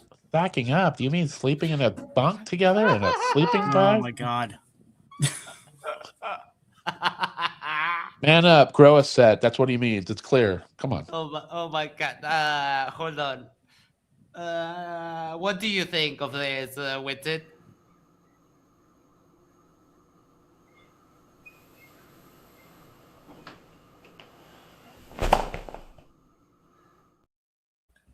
You just kill Witted. I haven't seen that before. Oh my god. Really? Oh, No. It's so good. Wait, have you seen this? Well, yeah, maybe Mike might have something. Mikey. All day. All we have is 2 arrows pointing this direction now. Yeah, it's just magically being magnetically drawn that direction. Yep. What do you mean, What? Where'd magnets come magnetism from? has nothing to do with this. We just jumped topics dramatically. What's it hitting the sack effectively? Yes. What if the container is aluminum? Mm. Then the magnetism isn't. So Yeah, they probably use some titanium alloys. no, I just brought it up because like he just assumes that. I mean, he could take magnetism out of this easily, right? I mean, yeah, just use the diamagnetic material and done. You don't have to worry about it.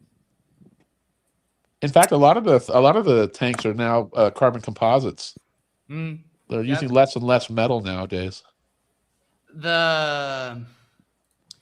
got the best clip, the best Mikey clip from me. Wait, which one is that? Because I have so many clips now. God, there's infinite Mikey clips. I mean, for me, the best one is this. Funny. Anyways, oh my cat. I mean, just turn on Mikey. You don't really need clips. Just turn them on at any given time. Ooh, the double barrel pew pew. Hold on. Yes, that is a pretty good one. I like the oh my god better though. Yeah, Tarot's done. Tarot's.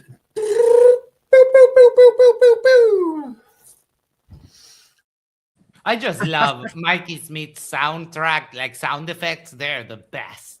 Oh, he should go to Hollywood. My favorite though was I did a video with him just raging against the Cinnabon one night, and it must have just been, I don't know, he must have just dropped the F-bomb 50 times in 7 minutes. It was just amazing. He was so triggered. It wasn't as triggered as the IC3 or whatever the report he filed. Ah, wait, this one? If he talks to me anymore, he's going to have percussions on this, okay? Down. He's going to have to face percussions. Yeah, I'm still waiting on the FBI to call me because he called human me rights. Human rights. Yep, he's going to call human rights. I'm calling human rights. Just the human rights in general. Just call them. Google human rights phone number. It's not a crossbow, Rob H. For fuck's sake.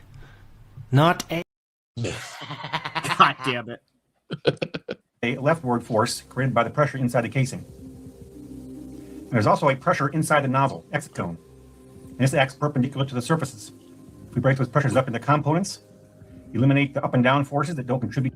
Cancel these out. The actual thrust of the rocket motor. The actual pressure thrust. force on. Now you get all the arrows going this way. He said the actual thrust. Actual thrust, the force that moves the object.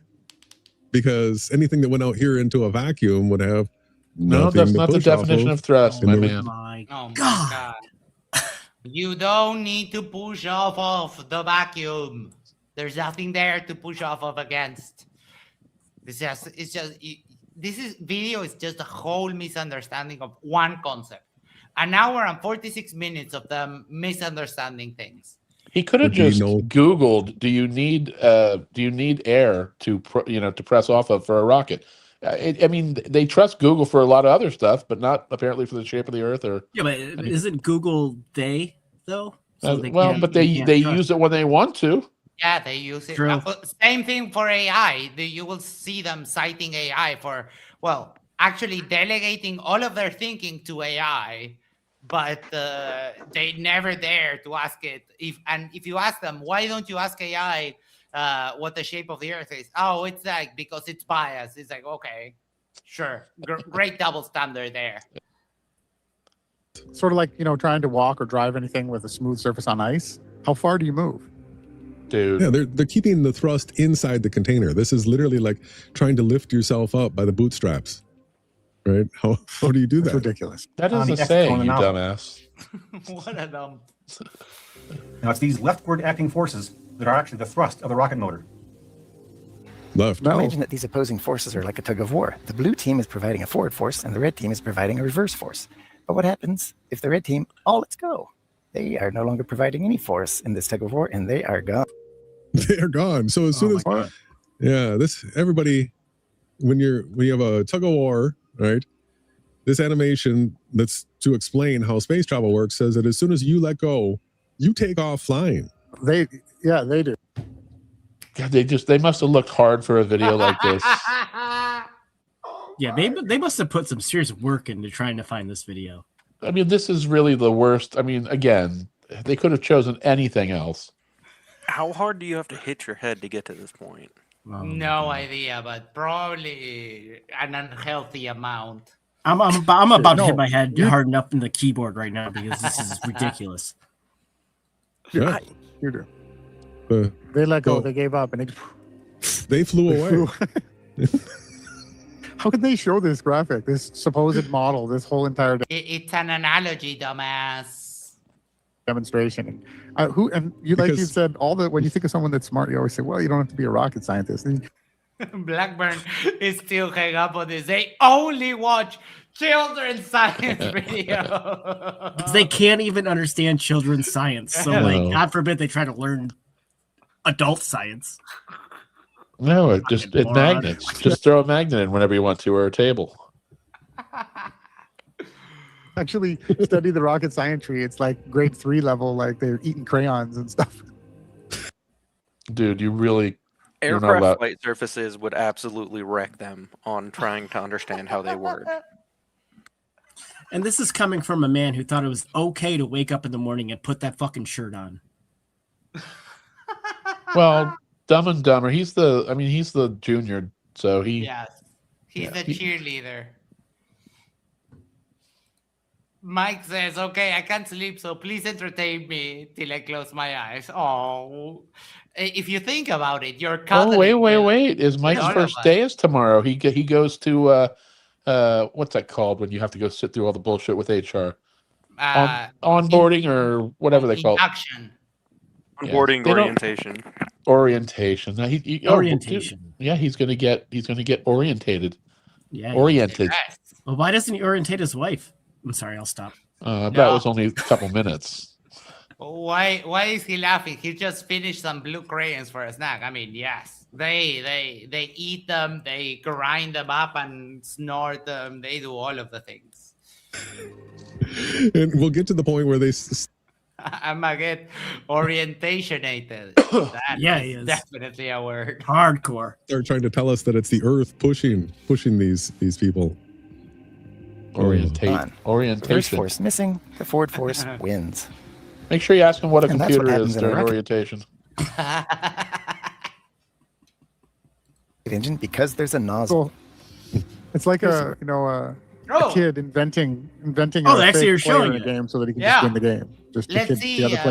Let's see what Cope they say about this. How dumb they just forfeits because you invented it, right?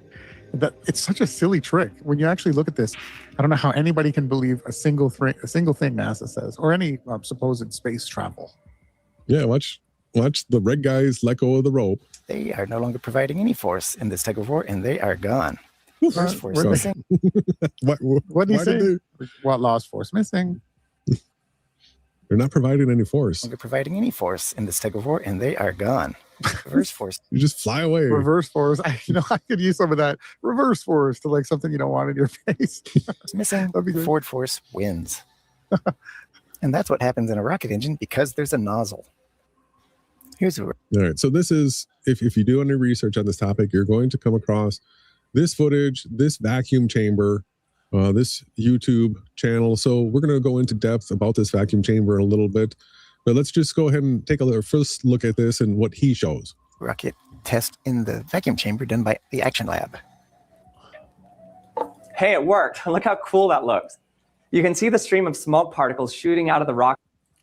And they will show you this. And I've literally heard Fleur say that you only get thrust once the smoke touches the walls of the container. It's like, dude, do you think it's the syringe is pushing off of smoke? Like, are you kidding me? Are you serious? You can also see that it absolutely did not move, right? It's been still. Now wait for this shockwave to come back. Like a laser beam. Since there's very... Shockwave. He said it. I didn't know they were. I watched this and I skipped through it. Very little air in the chamber. There's nothing for the stream of gas to bump into. But here's another huge issue. If it's a vacuum chamber, there's supposed to be no air in here, and he's showing this at a point. It's not a perfect vacuum. Neither is space. You can't evacuate all the air because it's done mechanically. They're so confused on what space is, though. They think it's Also, like. Do they not understand that the acceleration builds up over time? It's not instantaneous. Mm-hmm. It just it doesn't work like that. So yeah, it's gonna take a second for it to build yeah, with the other one, enough acceleration to move. With the other one that it's not gonna just immediately. With the other one that they show a little bit later, that's what happens. That like the rocket doesn't go into full thrust, and you can see this on rocket launches. The rocket goes into full thrust after like a couple of seconds of the combustion starting, because it's an engine. You don't go from 0 to full speed in an instant. It's so ridiculous. Well, the thrust gas does, but the object doesn't because it has mass. Mm-hmm. Yeah, but I mean, that's what I'm talking about. Like the moment that they're unbalanced, it's not like it's immediately going to jump to whatever. It will do it over a period of time. Some is faster, some is slower. Depends on the imbalance of the force. But from what I saw in the video, it was slowly building. Like the forces became unbalanced and was slowly building up, and then since it wasn't exponential, it then shot away because the force became more than enough to move it quicker. It's the same thing with lifting weights. If you can barely lift the weight, you're going to lift it a lot slower than the lighter weights where you just rip them off the ground because the force imbalance is greater. Mm-hmm. Henrovi says, "Dirt, a vacuum of negative 17 torque." Yes. Their understanding of space is really kind of skewed there. They think it's just this complete vacuum, which it's clumps of matter held together by gravity. And there's free-floating stuff all over the place. Mm. I mean, it's the idea that I don't even know if anything is a perfect vacuum anywhere. Certainly space is not, but I don't know that they can achieve a perfect vacuum even in a vacuum chamber. No, they can't, because there's always a couple of loose molecules of air that you just can't suck out. There's no such we've thing got as a vacuum. the man, the legend, the one, the only, Icy Sherba. Oh, get out of here. Icy Bro, it took you like, what, 2 hours to get in here? I was busy. I was doing work. He was busy recording some fucking... No, I'm not even recording. Other flirp stuff. I am filling out shit. It's fine. Dude, you're a subject matter expert on flirfs. No, come on. Yeah. Oh, by the way, Jack, who gave you that Asena Club? I noticed you didn't cite your sources. You're the flirpopedia For my when kid. it comes to flirps. Oh, yes, that was... No, yes, you're right. Icy Spin did provide that. But listen, this is a year later, and you're still doing it. I can't believe it. It's fine. How do you possibly have the energy for this? Automation. That's a good question. Simple. Yeah, Even I was smart enough to step back for a while. Like, We it's like, I share can't. that it's okay, guys. We share, remember in the Guardians of the Galaxy when Star-Lord grabs one of the Infinity Stones and he shares the power by touching other people. That's what we do Please here. don't compare share Derp to the Infinity Stone. Yeah, please don't. Icy Spin, I'll tell you this, though. When you do have to go to rehab, I will help you. I will help fund your rehab. Thank you. Yeah. Well, okay. Well, I'm Yeah, going to hold you to it. I'll if use you this need in court. If you need a sponsor, I got you. There you go. It's not hard. You literally just have to treat everything like it's fake. I'm telling you, that is the solution. Ask Dan. And gay or You just pretend fake? Just Yeah, fake. You don't even have to go that far. Just pretend everything's fake, and it's very easy to get through. I promise. That's Dan. You had a 3-hour video that ATF. I couldn't listen to more than 5 minutes of. Yeah, I pretended it was fake. I'm trying to tell you how it works. All right, go ahead.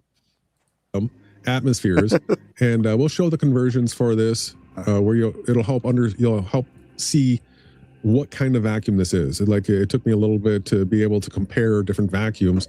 It's just not terminology that most people are familiar with, and so this is an exceptionally weak vacuum right here.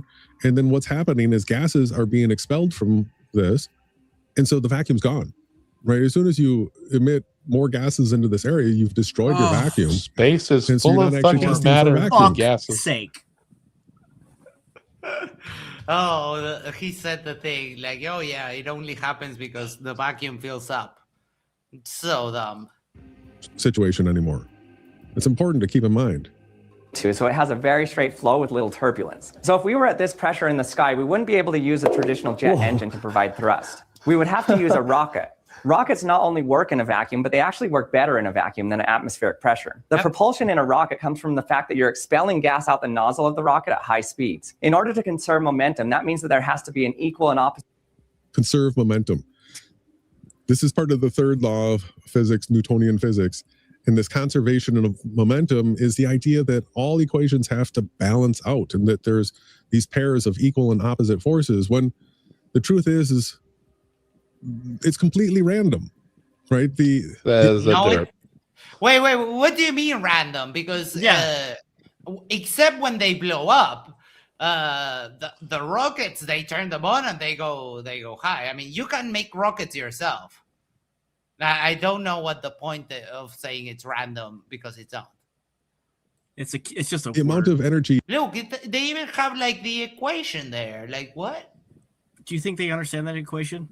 No. You can't add letters, Not a guys. chance. We've been through this already. Yeah, you can't put letters into math. That's not Hashtag math. math is numbers, not letters.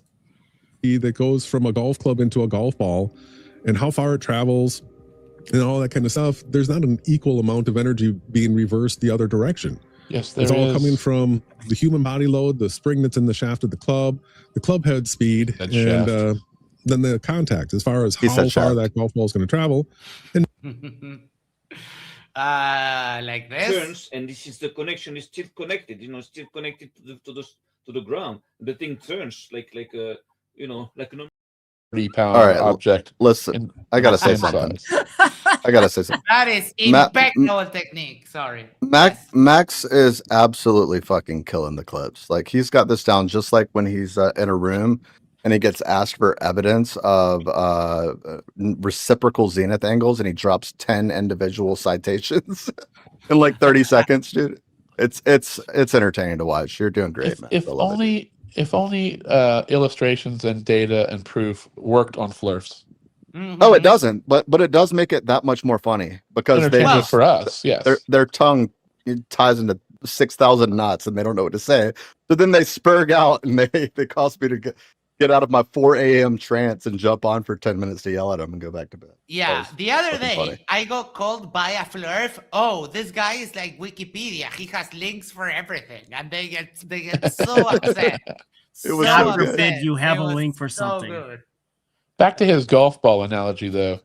If you could replace the golf ball with the same size object that weighed 30 pounds and hit it and do nothing different, what does he think would happen? He would learn a lot about the force that he's imparting on the ball and how much that force is now going to impact him.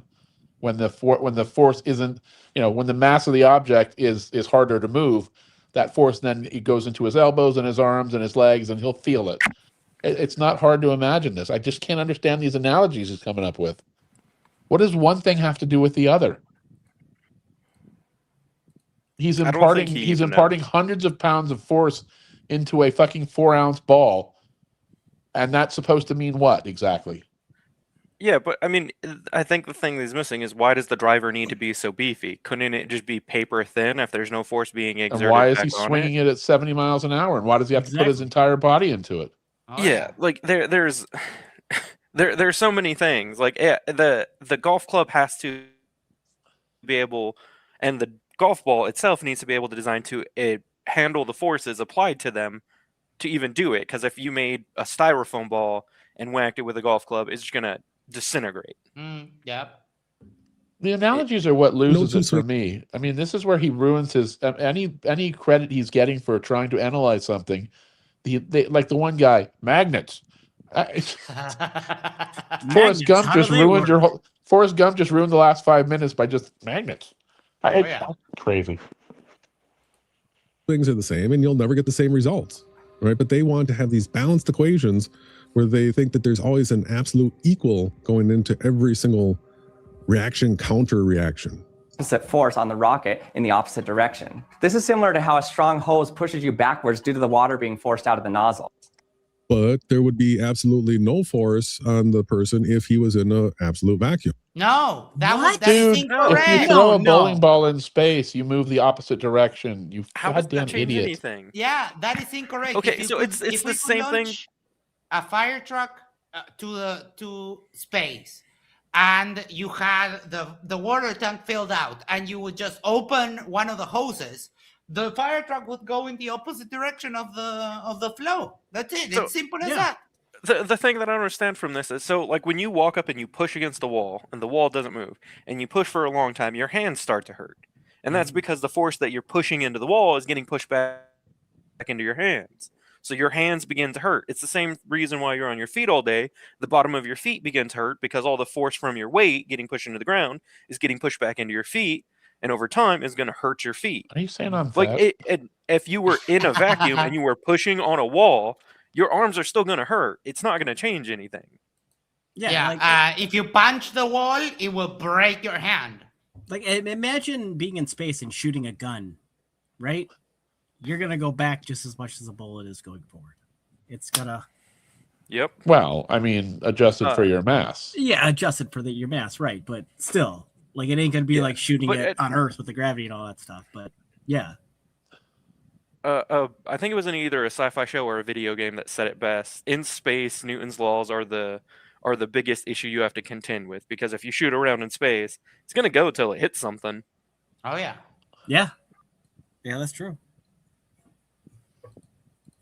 Yeah. All right? No force.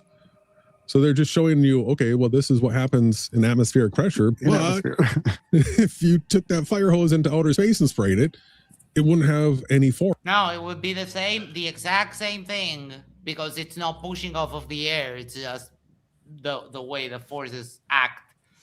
I can't wait for 50 years from now when somebody can do the experiment on the moon for these idiots and just right. I mean, it's going to be so great the future what it can do to their stupid arguments. Oh, wait, hold on. Water jetpack. Like, dummies, why do you think... This is what it's like to fly on... Why do you think this works? Oh, fuck. Why do you think this works? Do you think that water is pushing off of the air? No, it's the opposite reaction on the device itself. You'll never convince them that it's not the air. Dumbass. You know what, Max? That looks like AI. Can't. No. Refuse to believe it. Well, I mean, yeah, but there's places where you can go and you can actually I know pay you for a can ride in this shit. Of course. Because it would just you definitely, and it would freeze. The liquid would instantly be nice. It'd probably because blow up. of the lack of pressure. Yeah. This is happening with rockets, except that it's gases moving at ultrasonic speeds being shot out the nozzle. Now we just know that. Oh, wait. IC Spin wants us to do a little sidetrack. Hold on. Hold on, this is so good.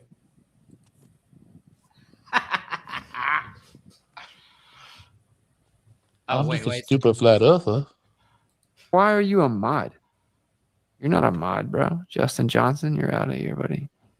Oh, JJ. You booted JJ? He booted JJ, yes, but that's not it. I have an ounce of respect for you now. Yeah, but that's not the good part. The good part is this one. All right. In the chat, you don't even have footage of Antarctica unsubbed. Are you a mod? Dude, you're out of here, buddy. Justin Who's Johnson, that? you were out of here, dude. That is the one, the only Grounded Extracts, who is the best witted imitator in the whole freaking world. Yes, shout out to Ground Extracts. Wait, He's so Jack, good. you haven't seen this? Oh, so good, Oh, Jack. Jack, I'll link wait. you. I'll send your DM. I'll send it to your DM. I thought it was yeah. just AI Witsit for a minute. No. This is a whole parody of Witted when he did the Etheric Summit, and it's Jesus, dude, it's so funny. 5,000 chef's kiss because he is so good, and like he literally transforms into Witted. It's absolutely amazing. Oh God. Yes, Grounded Extras. Round of applause. All right, now that we got the break out of the way, let's go. Someone watching this video is going to point out the fact that this smoke reached the wall. But how does that help the rocket? It doesn't. The gases, once it leaves the nozzle, is no longer part of the rocket at all. Hitting the wall makes no difference. It may apply a force over here. It shows atmosphere. If there was no atmosphere, it would just go into a misty cloud. Go subscribe. Go subscribe to Grounded Extracts. Absolutely fantastic. I love how they just answer things as though they know or have ever tested or have ever had their hands on anything. It just shows an atmosphere because it would have immediately gone in. Oh, dude, come on. Signals, the Etheric Summit Toon released the very next day. Effing Witted Grift. Well, it wasn't Toon the first. The first was an actual flat earther that released the debate between Witted and Jaren. How many grifts has he done with all his different channels and all his different... He's just a money... So, he's tried it all, except, I don't know, selling Tupperware, which would be like an acceptable grift, right? Right, because it's not a grift, it's actually a product. But his new Witsit gets it. I mean, it's just another domain name for his previous bullshit. Oh, yeah. Where he was trying to sell subscriptions. When he got back, someone asked him, hey, what about your whole audit NASA grift? And he was like, oh, yeah, we got the money, but someone will have to take care of it if you want to, like, really audit NASA because I'm busy. Oh, like, motherfucker, you're not even employed. Like, what are you doing? It must be difficult. He just ekes out such a meager living on his grifting. You got a Toon lurking in the audience there. Oh, FC2, yellow.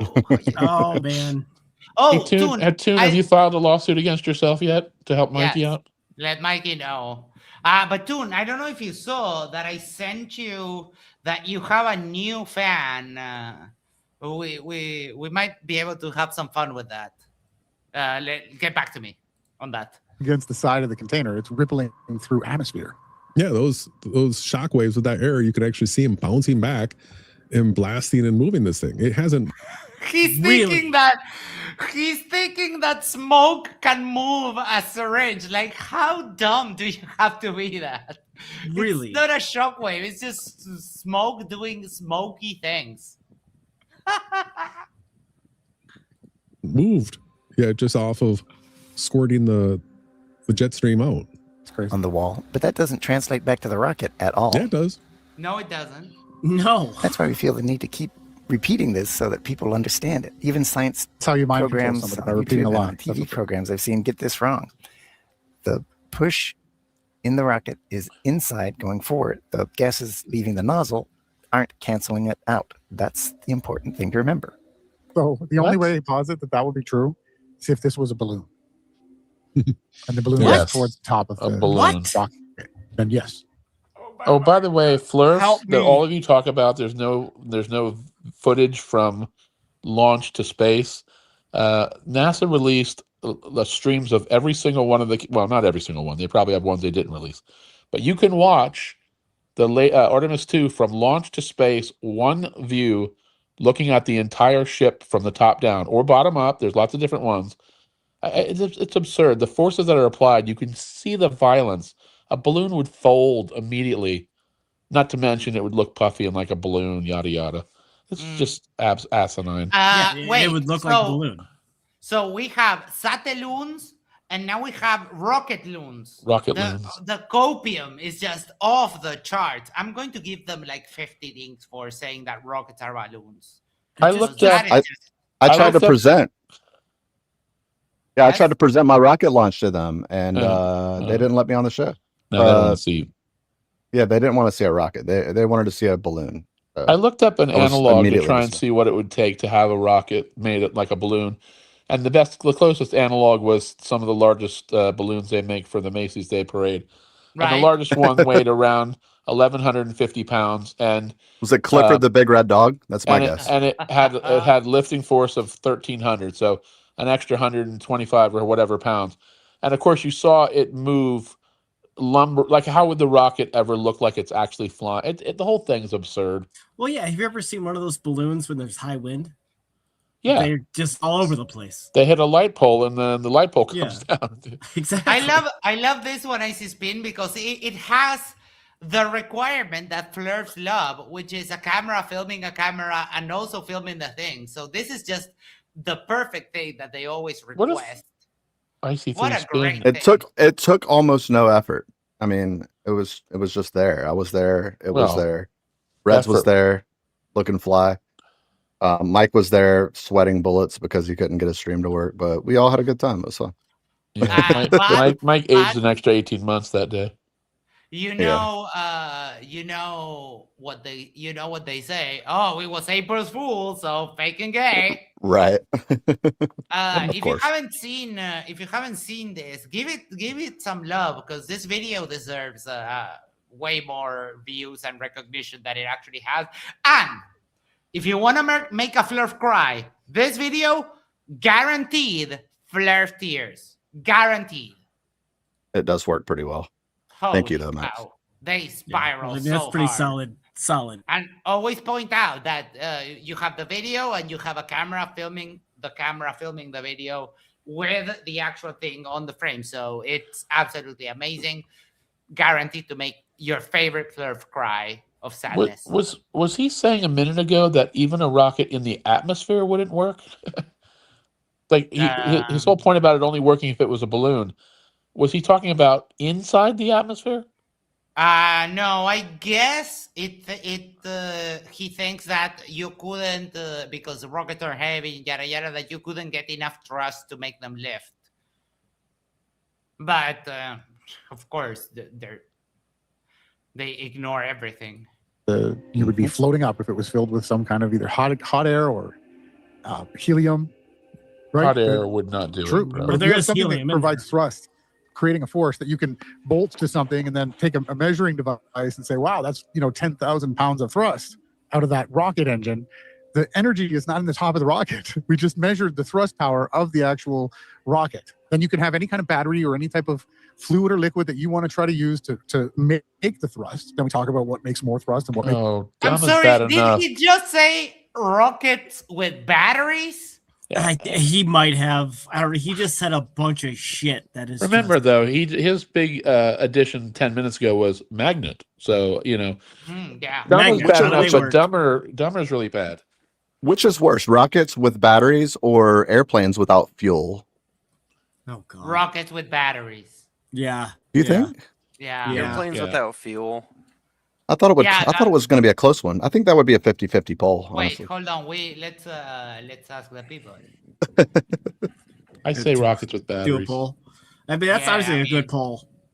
Battery operated rockets, like what the fuck? Like, this is way beyond science fiction. Okay, what is worse? Let me highlight that. What is worse? Rockets with batteries?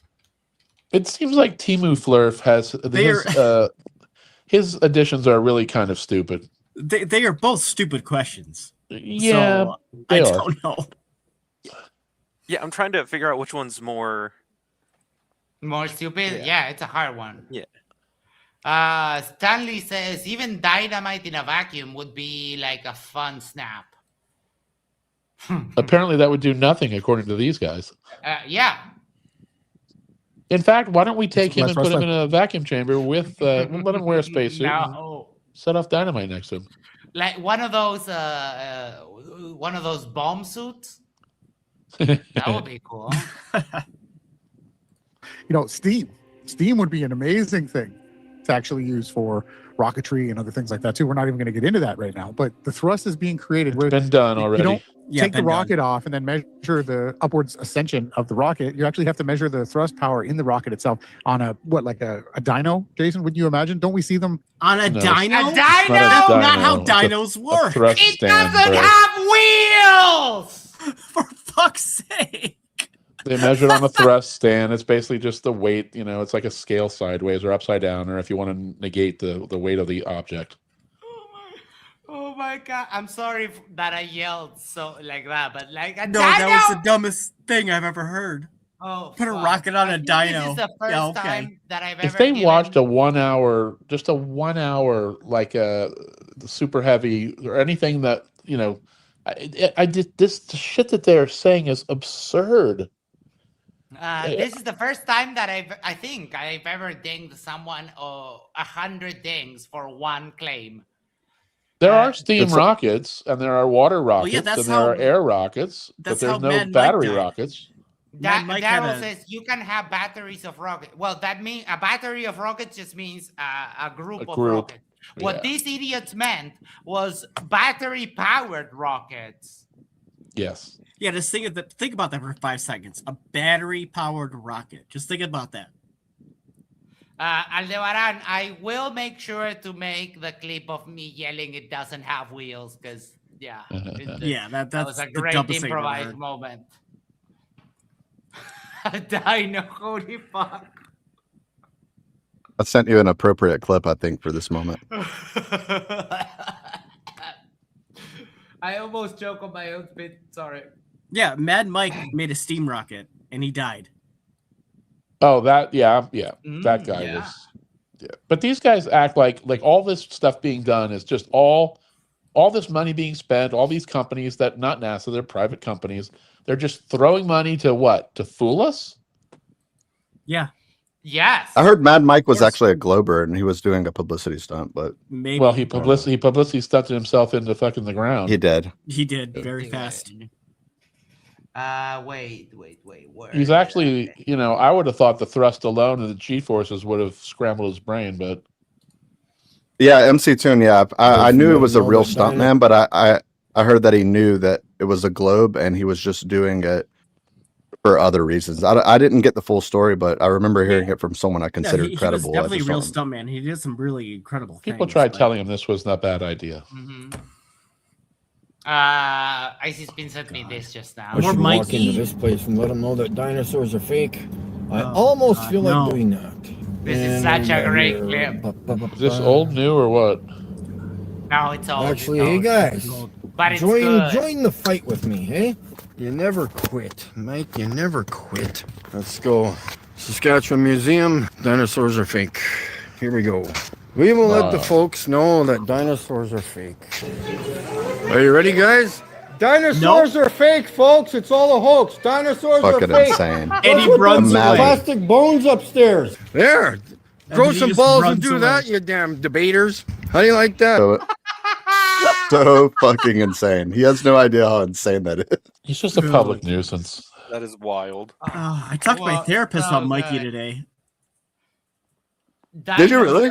Dinos are fake.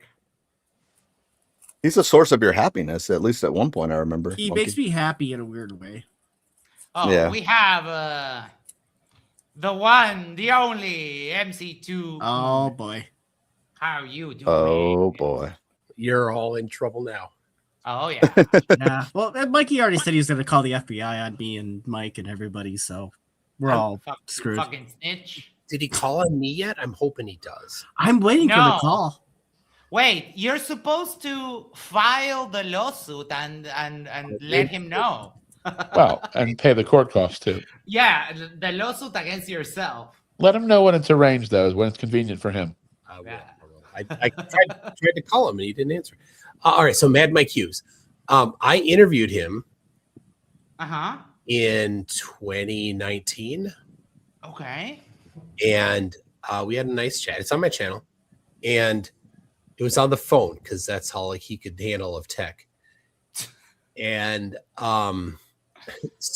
then I interviewed Waldo Stokes, the guy that was building his rocket and helped with all of the engineering. He's not a flurf. But he was Mike's good friend, and he took time during our interview to make sure that he pointed out that he was 100% convinced that Mike was a flurf.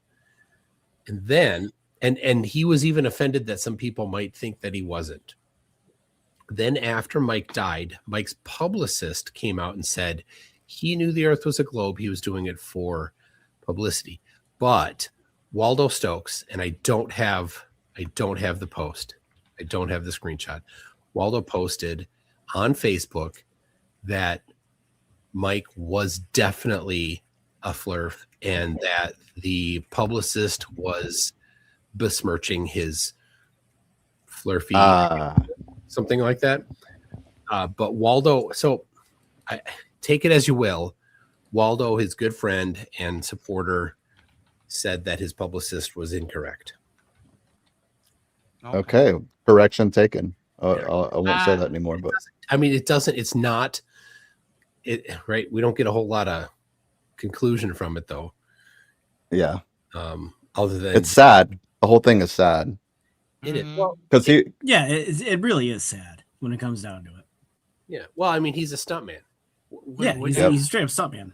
Yeah. Like Evel Knievel, right? I love the guy, right? He's awesome. He's if there's that Fox special back in the day of a stuntman driving a limo into a burning bus, that was him. Yeah.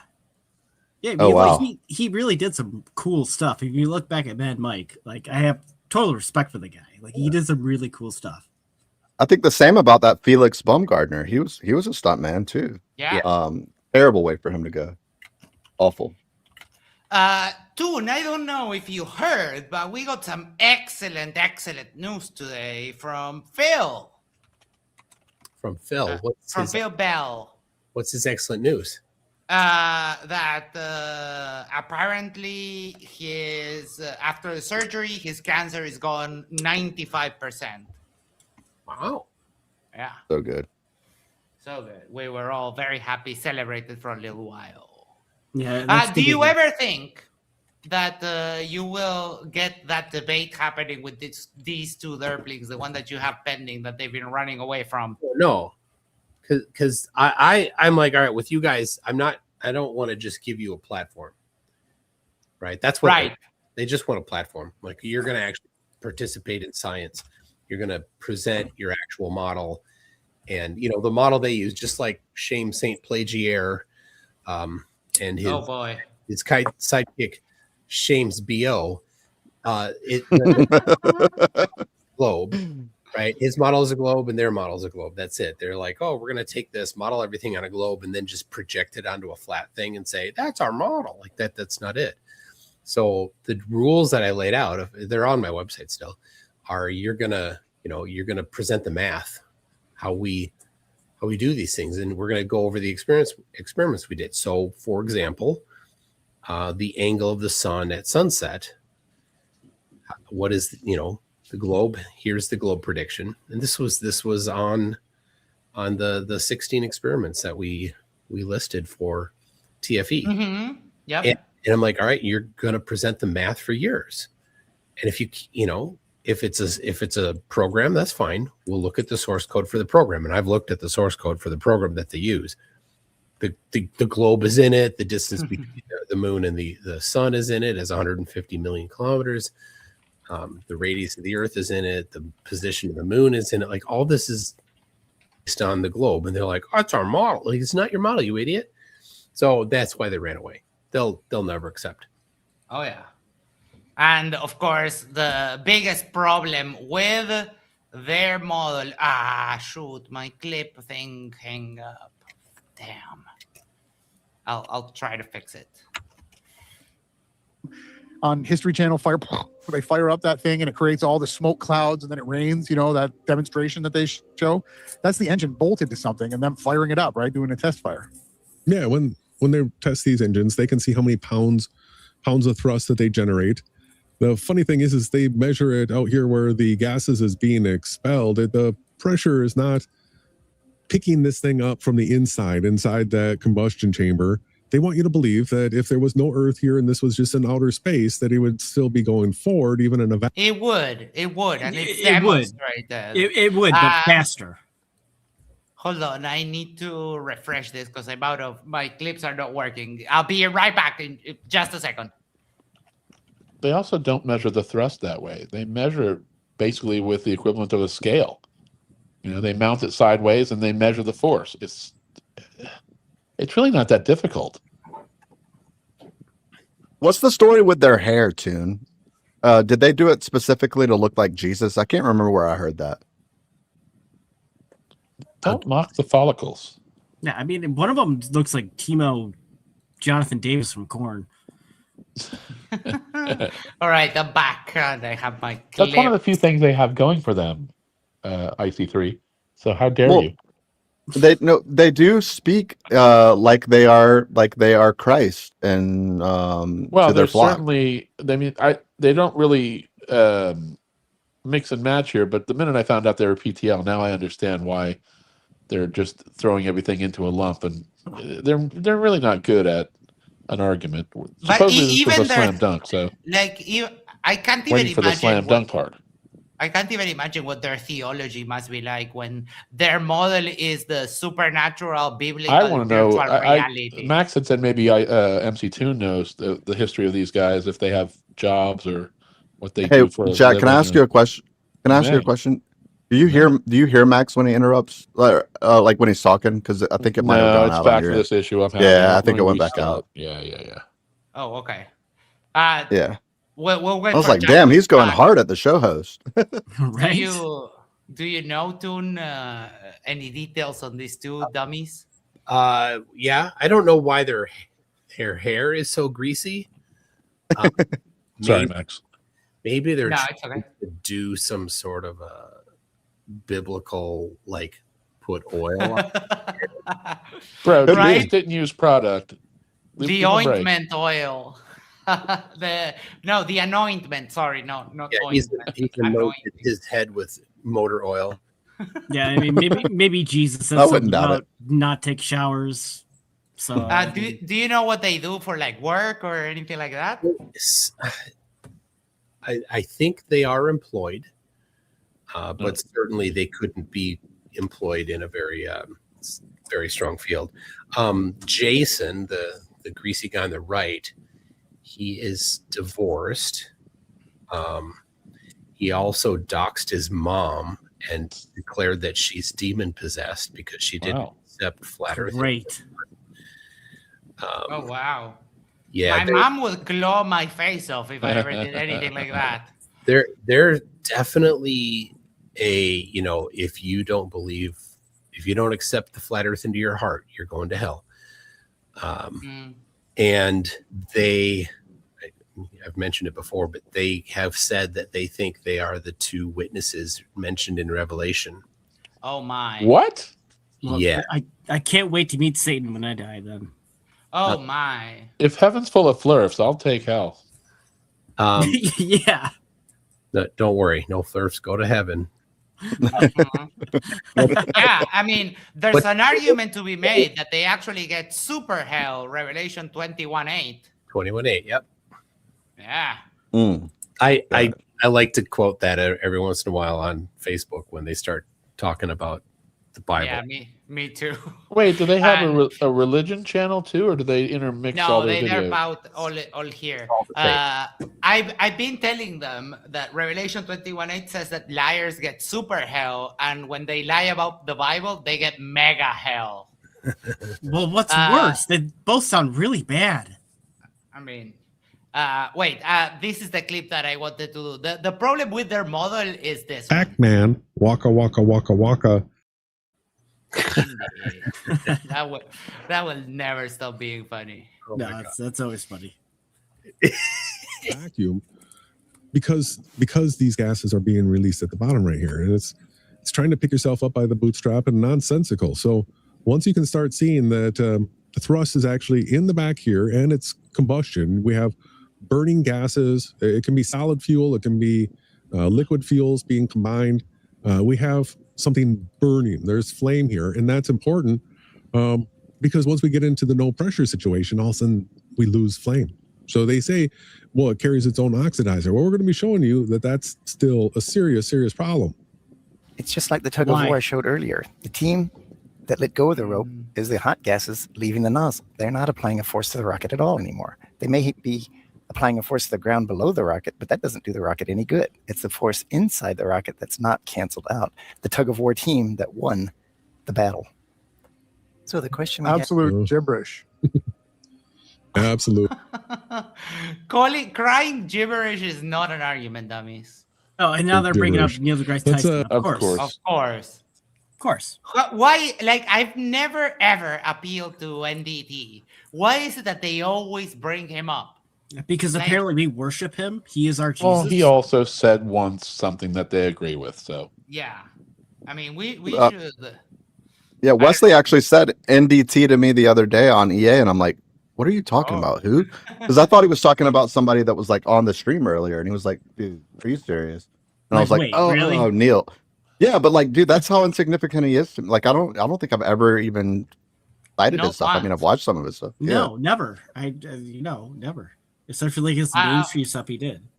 Welcome, Robert. How you doing? Max, Yo, Robert, what's up, bro? What's up, everybody? What's up, my guy? What's up? What's up, everyone? Good to see you. Thanks for having me. Here. Oh, you're more than welcome. Tune, this is our guy that got all the Witsit documents, Mr. Robert Silverman. I know. He knows. Yeah. What's up, knows. dude? Okay. Has everybody seen the updates to a QOps page today? I mean, QOp has got game. I don't have. Oh wait, no, hold on. No, I think I got banned from his channel long ago. No. QUp deleted the server, but no. Little Tune fucking means, virgin. Yeah, Tune Tune's means talking about fast. the Flurf wiki. Yeah. Oh Jesus. Oh yeah. Maybe we should look at it, Max. What do you think? Yeah. Oh no! I saw it already. Hold on, but we're going to do the trip. Rest sleeves, too cool for sleeves, so mommy cuts them off and he doesn't know how to use scissors. QUp owns rave gloves. Oh my god, I remember this. As proof of, I was there when he said that, I almost died. As proof he's not a virgin, he claims to have plenty of STDs. A great way to scare off any people that would terminate. I want to say he actually said that. Yes. Max Max got into a body count contest with QUp one special afternoon. It was pretty funny. He told me that his body count is over 500.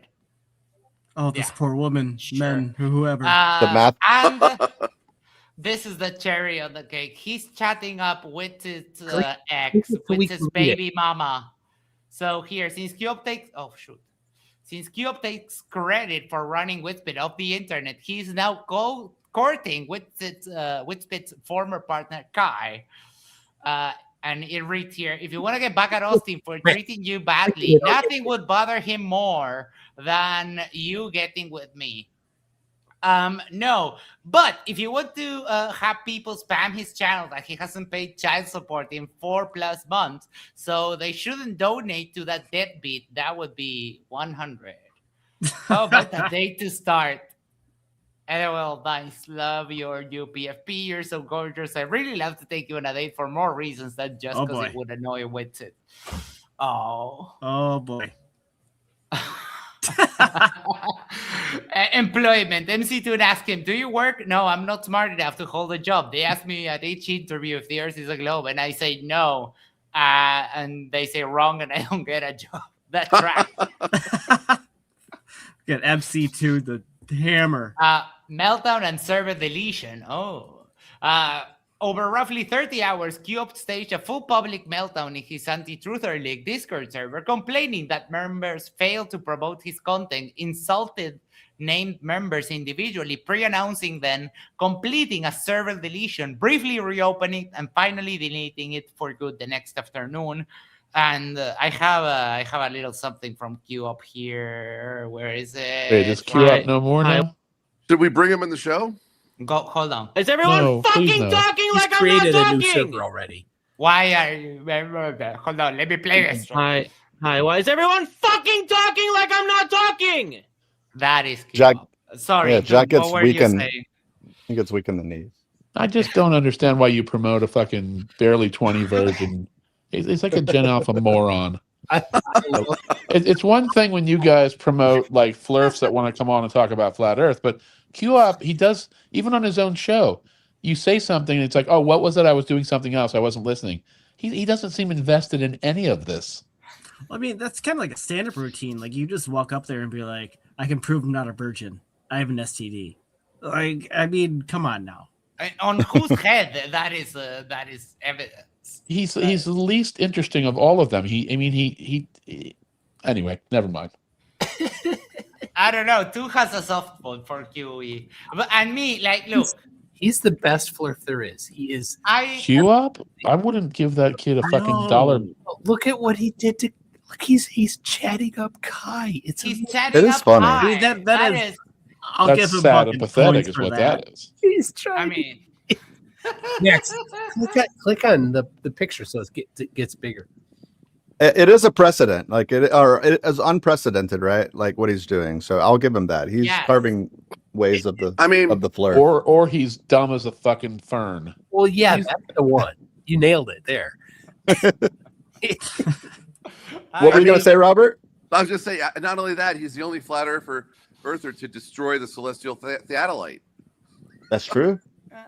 And prove that Toon lied about going to Antarctica. Yep. What a goofball. Collecting ammo to go after Shame St. Plagier's BO. Oh, God. That'll be easy. Just some Old Spice. Yeah. I don't think Old Spice could fix that. A good point. Let's hear one of their big high priests of science talk about how space is a vacuum quick. Where we presume there to be no space, there can be no nothing. Profound. I keep hearing the Must be phrase, something. the vacuum of space. How exactly is it a vacuum? Right. Okay. Good So question. when I was a kid, a vacuum was a physical object. Yes, it was. When I heard physicists speak of the vacuum of space, I just imagine all these Hoovers, you Right. know, in the sky. Right. So I didn't know that a vacuum was a thing. It was a concept, and then you make a machine that duplicates that thing. I just didn't know that until I learned. Okay. So a vacuum is where there's basically no air. Okay. You can have no air. So this is interesting. When we're talking about vacuums, we say, you know, it's got a hard, strong vacuum. And so we think of a pump working hard to pump the air out of a container. And we call that a vacuum. And then space is said to be a vacuum. But what Neil just let slide right there is that it's no air. There's no air. So there's no pressure. Right. So yeah, but it doesn't mean absolutely. Because like you can have a vacuum that is just like a difference in pressure, like from the bottom of Mount Everest to the top of Mount Everest. You can have a partial vacuum, and like it's just a physical thing that, like, when they were watching the action lab, the pressure was less than 0.02 atmospheres of pressure. That is but where's the lid though, Max? I mean, come on, bro. So what you're trying to achieve with a vacuum is to get to no air, which here on Earth, it requires a lot of super vacuums. Laurie has a point here. QE, that I think it was, I don't remember who it was, but someone said the name QE and I adopted it. QE is trying to be the next Whitson. Geo and Oakley are in the same package. He just does everything worse than any of them because he's just a kid and doesn't know anything. Yes, I agree. Strength, right? In a strong. Wait, Robert is having the same problem that everyone is having. Refresh. What? That's so weird. I've never had any issues with StreamYard. Streamlabs is normally the one that has the issues, right? Yes. Streamlabs, yeah. Absolutely sucks. I accidentally just left. I'm back now, though. No, but Robert is having the same issue that Jack is having. Can you hear him now? Okay, good. Yeah, I hear now. I just had to come back in and out. Yes. Yep. For some reason, it happens. Yeah. You're always going to hit a limit. It's the Uruguayan server, you know. Makes sense. I have better internet than some Americans. Maybe Max has a knot in his network cable. Well, we did like a 2 whatever hour, like longer than 2 hour stream with Icy Spin, both from our phones, and we never got that issue. It's so weird. Can't vacuum out all the air perfectly. Objects there, but when we think of a vacuum, it's not a place where there isn't anything. It's a place where there's no air molecules moving, typically. All right. Generally, you can have some, and we would still classify it as a vacuum. Because you have to distinguish like a regular old vacuum or a perfect vacuum. Right. Now, you know what happens if there's an object and you take away all the air molecules? The object outgasses. There are air molecules embedded in the surface of that object, and they start coming out. It's fascinating. Then you heat it, it sends out more. All right, so we're going to get to these plexiglass vacuum chambers, and one of the problems that you have is as you draw down the vacuum, you literally suck gas out of the acrylic chamber itself, out of the material. Very hard to make a perfect vacuum. Very hard. So here's an old saying. Nature abhors a vacuum. These are people who've never been into space. Most of the universe. So nobody's been to space, and nature abhors a vacuum. It's so incredibly difficult to create because we exist in this 14.7 pounds per square inch pressure, right? We actually exist in a lot of pressure. At sea level. That is not a lot of pressure. Like go deep into the ocean in just a little bit, and you get way more. But he could also take this as the opportunity to realize that neither space nor a vacuum chamber on Earth is a perfect vacuum. Therefore, they are an analog to one another. Yeah. And Daryl is correct. Not all materials continuously outgas. That is just not true. Yep. And that's why I never talk about NDT, because he sometimes just gets stuff wrong because he's human like everyone else. Well, I mean, he dumps. I think he generalizes too much. He dumps it down on purpose so much that it's easy to just take him for lying. He reminds me of Carl Sagan. He's not. He's just trying to present science in a digestible. I don't think he doesn't know the answer. I think he quite honestly knows what he's talking about. No, he sometimes like, just presents it too simply. Yeah, he does it. He dumps it down so much that your normal human being would be able to understand. But these clowns just take it as well. They pounce on anything that's even Loves a vacuum. Nice. Was I Trumpy in there? No. Love. Nature loves a vacuum. A vacuum. So perfect, preferably Trump vacuum. Trump brand. Yeah, they just going into Trump. Why? Why do they got to start impersonating Trump? Just talk about the vacuum. So let's go ahead and start digging in. They're gonna go there This now. is the guy that has the giant vacuum chamber. Giant vacuum chamber. So if we take a step back, I mean, that is a pretty big vacuum It's a chamber pretty big one, yeah. compared to what you would regularly see.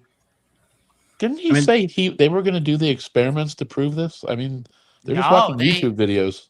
They never do anything. No, they just. I gotta. I'm sorry, Monkey. Go ahead. No, go ahead. No, I'm done. I was just gonna say, I gotta say, like Action Lab, man. It's remarkable that he's, I don't even know what, 1,500, 2,000 videos probably, and he's still putting out content that I've never thought. Things that cross my mind. Like he's very good at what he does. Yeah, if you guys aren't subscribed, he's really good. He puts simple thoughts and just does them, and like you just think about it. Like Rich Monty says, "I live at 12.7 psi." It must be the mountains. Where's the container? Where's the container? Where is it? Back here and look at it, you can see that it's got nice, thick acrylic walls to it, and this is probably as high quality, see-through and large quantity, large volume vacuum chamber you're going to come across. Right. The only thing is that every single one of these acrylic, you can see through them type vacuum chambers. Jesus Christ. They have a very weak limit, and so you're never ever achieving a real vacuum with You're any not in container that you space can actually see either. Oh my Jesus Christ, dude. Neil just told you that space isn't a perfect vacuum. Yeah.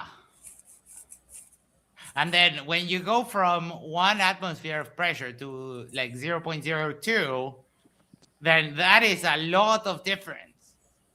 This is so insane. Right. So if you want a strong vacuum, you're going to have to go with a solid metal container, and you're definitely not going to do a box like this. It's going to be a sphere or a cylinder. Well, and bro, he's trying to show an experiment for Why would it have to be a visual. fucking cylinder? But even so, he's trying to show people what the fuck happens, and he has to make it see-through. Yeah. I think he's trying to say it needs to be a cylinder for the distribution of pressure. Okay, but he wants a transparent metal? Yeah, I have no Hey, idea. remember transparent aluminum? Unwelded plate. You weld the door on. You guys don't know that. Yeah, reference. and then if you want to, then you put your camera inside of this device. But then it'll destroy the camera. But the moment you have this clear see-through box like this, you already know that this is home hobbyist type stuff, and it's not. Oh, says the serious. guy who doesn't do anything. Doesn't do literally anything. Hobby is number one. This guy's a pro. I know. And number two, that vacuum chamber probably costs a pretty penny. Because it's super. Like, dude, he's inside of it. Even if he built that himself, that is a solid penny. Like that's a good amount. Icy Spin, why don't you speak? Icy Spin said, you say it. The best part about the Action Lab is that Flurfs regularly cite him. It's so good, like all the time. I mean, Robert will tell you. Jeremy brings him up pretty often and talks about his videos. Talked about, I think, one of his new quantum videos, because from whatever reason, Jeremy thinks he knows everything about relativity and quantum and all this shit, and regularly challenges people to his derpity. So they're all experts in all topics. It's funny as fuck. So let's go ahead and jump through this a little bit. He shows us this so they use very specialty type materials. This is a chemically coated type paper that you might have guessed that wasn't real money. But what it actually was made of is nitrocellulose, or flash paper. So flash paper like this is made by mixing nitric acid with cellulose, and it makes this extremely flammable paper. Magicians frequently use this because it can go up in flames, and there's no residue left over. You don't see any ashes, and it goes up really fast. Literal Really bright, too. Yeah, magicians use it all the time. Here we go. Magic. Okay, so I'm going to clarify because you're using wizardry. Thanks, what's it? They're trying to prove the vacuum of space so that rockets can move, and they started off by showing you a magic trick. All right, so how dare they? For fuck's sake. Good God. He bought it. Hook, line, and sinker. I'm pretty sure I just broke my table with my forehead. Hook, line, and sphincter. Yeah. I mean, what else can he say, though? I mean, I guess that's all he has, right? Magic. His vacuum chamber set to this minus 845 millibar, and I'll show you a chart that this is a weak vacuum. It doesn't even compare to something like the vacuum that an HVAC system has. You know, your home heating, cooling system. Did he just say vacuum in the system? He didn't say 8-track, did he? He did. Yeah, he did. He did. He absolutely did. Absolutely did. Oh heavens. I can't, like, every time there's a new, when you think they've hit the lowest of the derp, they always go like, hold my beer. This doesn't even compare to the vacuum that's in your home heating system. Well, and another thing to point out is that a lot of the stuff that they show you on these videos is deceptive, right? They're skewing things. They're actually letting pressure in. They're crop zooming. They're selecting and choosing certain areas to show you, and they're specifically editing and hiding. He know. He has discernment. That's right. I love that. Guys, other areas. They're the witness. Right, so he's got his. Revelation. Sorry. Don't forget that. Oh yeah. That's how yeah.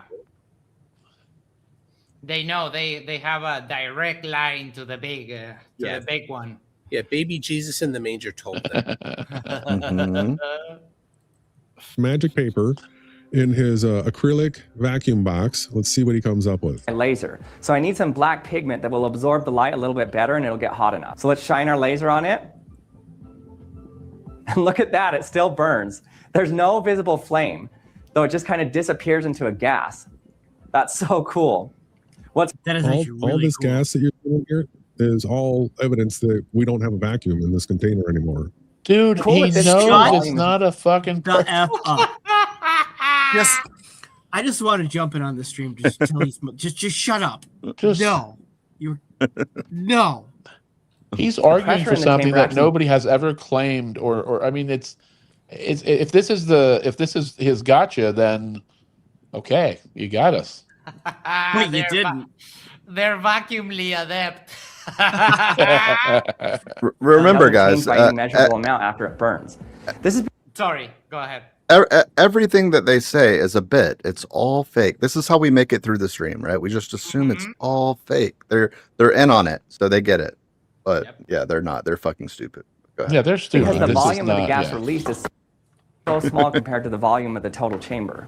So you can see we're still at low pressure, negative 827 millibar, which isn't. Oh, don't say it's not zero. Please don't say it's not zero. No, he's saying it's not a strong vacuum, but I would like to see what scale he's using to determine the strength of a vacuum when it just means the absence of shit. They're so dumb that they don't understand that the difference between one torr and 10 to the negative 17 torr is basically nothing.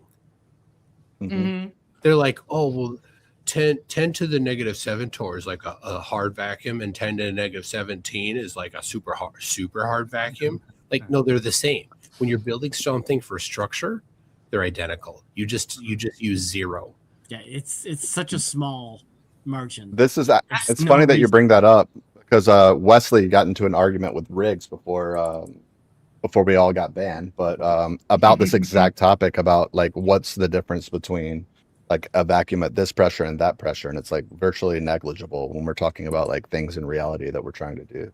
Yeah. There are some applications, but yeah, it's about purity. If you're trying to manufacture something, or you're trying to have something that's not getting any particles landing on it, but when you're building something, when you need to make a structural decision about it, nobody is making a structural decision that's different between 10 to the negative 2 torr and 10 to the negative 1 billion torr. They're just using zero. Right. Start showing you all. So we've. Of course, he has to bring out the clankers. When you delegate your thinking to a machine, that's it. You just cooked yourself. Got millibars, and we've got PSI, pounds per square inch. And so sea level, we got our 14.7 pounds per square inch, which is the 1,013 millibar. This is the numbers that you hear associated with hurricanes, right? And so then at each 10,000 feet, we've got this drop in pressure where you can see this 14.7 but wait, is already very low at 1.74 at 50,000 feet. So right here at the 120 millibar range, this is what the very best, like those acrylic boxes, like we're watching that video right now. So the equivalent of what he's able to achieve is the air pressure at 50,000 feet. So most commercial airplanes. Wait, because he was at like negative 800 millibar. Yeah. And negative 51 millibar, and it was set to 845. So, for fuck's sake. You can't truly get negative. It's relative to something else when you see negative values for pressure. So we've got millibars, and we've got PSI, pounds per square inch. And this drop in pressure, where you can see this 14.7 is already very low at 1. Oh, I just got what you said, Toon. So it's just subtracting 850 millibars from the full pressure, which would be 1,013. Yeah. So it's about 200 millibar. Right. So 40. Yeah. Okay. 0.74 at 50,000 feet. It's a displacement measurement, so it's in reference to the standard. I'm confused though. Are they accepting that the atmosphere has different densities at different altitudes? Yeah. But isn't this an argument they make with the container, and that's not true?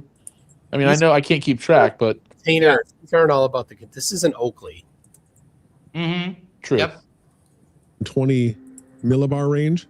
This is what the very best, like those acrylic boxes, like we're watching that video right now. So he's the also equivalent acrylically adept. of what he's able to achieve is the air pressure at 50,000 feet. So most commercial airplanes. Ansel Dixon said, since vacuums do not suck, you only have to engineer based on the pressure that will press against the surface. Like, yeah, you just need to keep the pressure in, and that's pretty much it. Yeah. It's a lot harder to build like a submarine to keep the pressure out when it's like literally crushing the structure. See, I think that's what they're conflating it with, though, Yeah. is submarines where you have to build to deal with the pressure pushing in, but in this case, you're just trying to. Yeah. Mhm. And they all flirts, no exceptions, think that vacuums suck. No exception. They all think that. All that kind of stuff. They stay in the 40,000 foot range because they're getting. Oh, for fuck's sake. Brave Sis here says, taking notes on the facts by R and J. Oh, no. Okay, take them to like any school or anything and see how wrong they are. Into the range where we have as strong of a vacuum as that vacuum chamber, the acrylic one, is showing us, and you know, they have to keep air pressure in order for you to not die right away, because as this air pressure gets lower and lower, right in this range is where your blood will start to boil just because of the lack of pressure. Because dude, you're in a pressurized container, dude. Come on. If you are like with your meat suit to the vacuum, if you wear, you know, let's see, ocean diving suits. If you are wearing something like that, oh shoot, I'm not sharing. Like something like this, which is what they use for the ocean. A spacesuit is pretty much something similar. It has to withstand a little less pressure, but you don't go out into these dangerous places like just with your t-shirt and your hoodie. Like, did I miss something though? Did he just say a minute ago that they stay below 40,000 feet so your blood wouldn't boil? Well, like if you go into a vacuum, into like no, but he was talking about commercial planes flying below 40,000 feet. No, I don't think so. He was just talking about people being in the vacuum. Like, can you just replay like the last 10 seconds? Would you mind? Not die right away, because as this air pressure gets lower and lower, right in this range is where your blood will start to boil just because of the lack of pressure, because water boils at body temperature at this elevation. So, I swear right before you started playing, he said that's why aircraft fly below 40,000 feet. Hold on, let's do that. Those acrylic boxes, like we're watching that video right now. So the equivalent of what he's able to achieve is the air pressure at 50,000 feet. So most commercial airplanes, all that kind of stuff, they stay in the 40,000 foot range because they're getting into the range where we have as strong of a vacuum as that vacuum chamber, the acrylic one, is showing us. And oh my fucking God, the cabins in the planes that he did say it. I heard him right. I completely missed that. But they're pressurized. What's he talking about? He's an idiot. Yeah. Arnold, for $2, talk more about getting your meat suit sucked. Damn you, Harold, you pervert. Just they have to keep air pressure in order for you to not die right away, because as this air pressure gets lower and lower, right in this range is where your blood will start to boil just because of the lack of pressure, because water boils at body temperature at this elevation. So dumb. I'm starting to think they have no idea. Wait. I have something for this. I need to cut that more because it butchers the first dumb. It cuts off. Yeah. That's not why jets stay typically below in the 30 to 40,000 range. No, that's because it's where they are most efficient. Yeah, it's the most efficient for fuel economy. It minimizes drag and you don't lose enough lift to make it. It's also safer to not go too high, but Yeah, it's a pressurized cabin. It really has no impact Yeah, how and high they go. also there's like, if you think about it, the farther you are from the surface, you have to travel more distance. So you have to strike a balance between all of those things at the same time. But those are like three variables. Flirts Now, can't if handle the Earth that. were curved, maybe that would be true. This is not this right here is the equivalent to being at about 50,000 feet. Which is relative to my atmospheric pressure, which is 846 millibar. So the total pressure in the chamber is only around 0.02 atmospheres, which is the same pressure we started with before we burned the paper. This is good because it means we won't increase the pressure in the vacuum chamber from the rocket gases alone. Okay, now that we know it'll ignite in a vacuum, let's make our rocket. To do this, I need something transparent that I can shine my laser through. So let's use a syringe. I'm just gonna... So this is the guy that makes this setup that we saw in the last video. And we see that when it ignites, that it shoots out across here while it wasn't changing the position until we have the shock wave of the air coming back again. Hey, it worked. Look how cool that looks. You can see the stream of smoke particles shooting out of the rocket like a laser beam. It didn't move until the... What? No, the extra distance is not minuscule. The higher you go, the circumference becomes like way, like I remember because I did... I have a paper of the salt flats in Bolivia, like a GPS measurement, right? And the salt flats in Bolivia are at 4,000 meters, right? So the Flurf was telling me, oh, even if there is like a slope, it's too little, because he was thinking that the salt flats were at sea level. But when you increase the altitude 4,000 meters, the circumference becomes way longer. So, I disagree.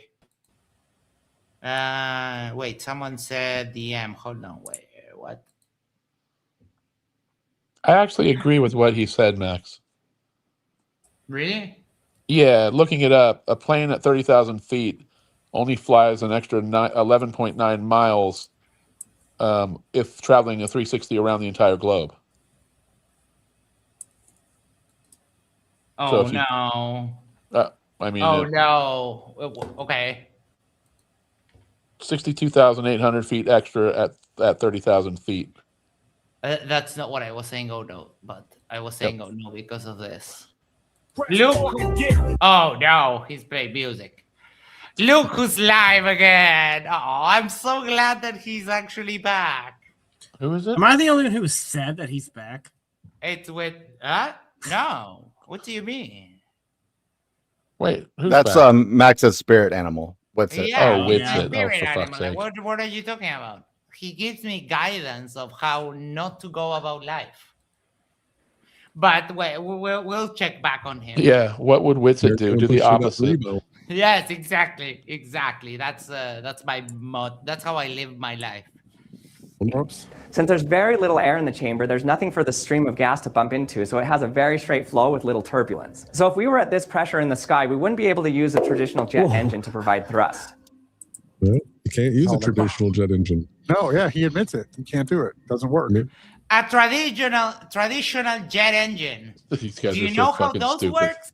They have a turbo in the front that sucks air, pressurizes it, and mixes it with fuel, and that's where then the spark is basically like a car with a turbo. Max, they don't know that. They think a rocket is a jet. They're the same thing. True. They think they're they're like, they admitted it. He even admitted that a jet engine wouldn't work. In his head, he's thinking rocket. Mm-hmm. They literally say the opposite of everything. Yeah. Remember what I said, Jack. So here's part of the whole vacuum thing. So you've got a regular balloon that's blown up a normal size. And then as you decrease the pressure in here, you see that the balloon begins to get larger and larger and larger until it breaks its tensile strength and it bursts. So this is the fate of all high altitude balloons, that if they're not controlled and if they're just allowed to go up and up and up and up, they will all self-terminate by the fact that There's not enough pressure around the outside of it. They hit their tensile strength and they burst. And so this would be the absolute exact same thing that would happen in the Artemis capsule, the pressurized part of the spacecraft. As it went up in altitude, you would see the entire capsule swell out and out and out until the balloon of the capsule, And right? they don't even have any. So he's ignoring the differences in tensile strength and the differences in materials, obviously. Yeah, it's like he's ignoring the fact that they engineered it not to do that. Right. I mean, haven't you seen how titanium just expands like a balloon? It's all the same, guys. It's all the same. Well, Toon's going to be at the next rocket launch, so he'll be able to tell us whether or not it's a balloon, right, Toon? Yeah. Obviously, balloons do that as pressure decreases, and they already showed us that pressure decreases with increasing elevation. And since the Artemis rocket is apparently a balloon, it will get bigger as it goes up. Yeah, we have sataloons, and now we have rocket loons. Because that makes a lot of sense. So good. Yes. Braces or anything linking the two sides. Oh, of the top. wait, we had a poll going on. Give me 1 second. Let me do. Oh, it's super close. The 50-50 poll, fam. Almost. But I think the people made the right decision. So what is worse?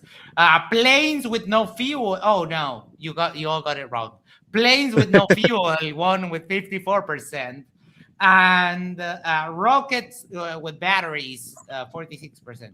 I don't know how long you've been here, Toon, but we've heard some really, really derpy things like battery-powered rockets and getting a rocket into a dynamo to check their power, like their strength. Amazing.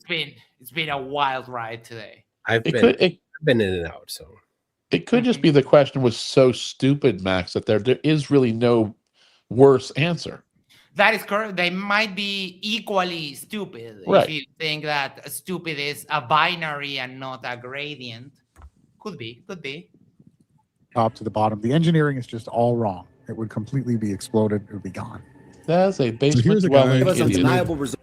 It's made a plexiglass vacuum chamber that he wants to show everybody how rockets in a vacuum chamber work. Newton's third law of motion visualized. So as we go through this, we're going to learn just how difficult it is to get a solid fuel. This is what everybody says. You got to have a solid fuel, where you got to have your fuel and oxidizer.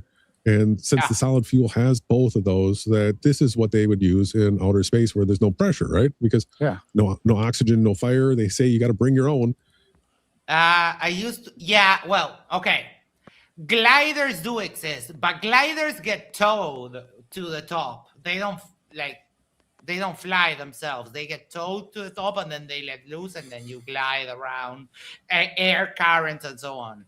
No, the hoax, what the conspiracy dumbasses say is that airplanes like 747s and so on, that they don't use fuel at all. That is what we were comparing. Yeah, Daryl, how stupid is that, bro? You're likely melting into your chair right now, and I can understand. And that's why we won at 54%. All right, go ahead, Max. Sorry. What are they putting in the wings before it takes off? Mikey explains it. He has an episode that goes over everything, Jack. Oh, so okay. Water. I need more Mikey in my life then, apparently. Oh, God, it's so God, no, bad. you don't. Everyone needs more Mike in their life. You know, honestly, yeah. And he's...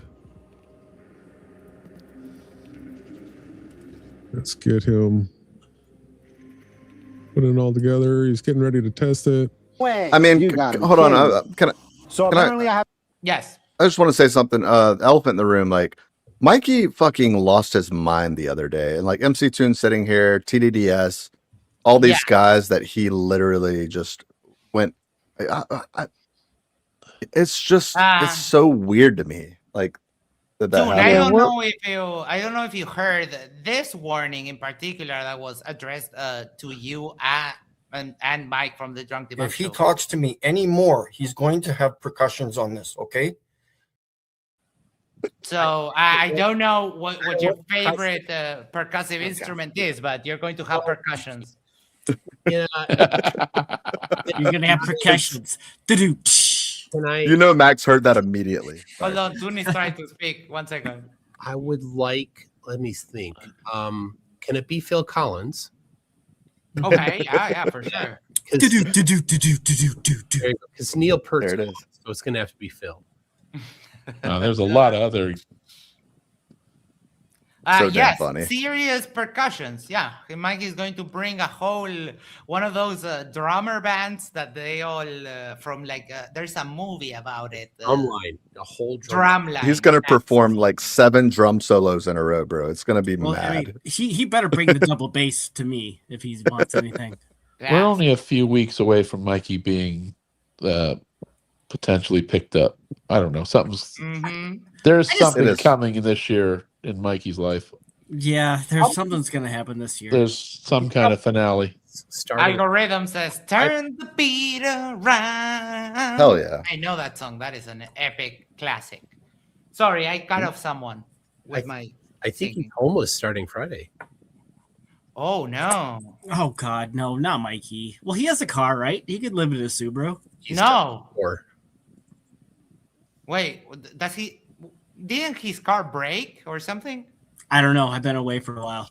He's lived in his car before, and he complained about it.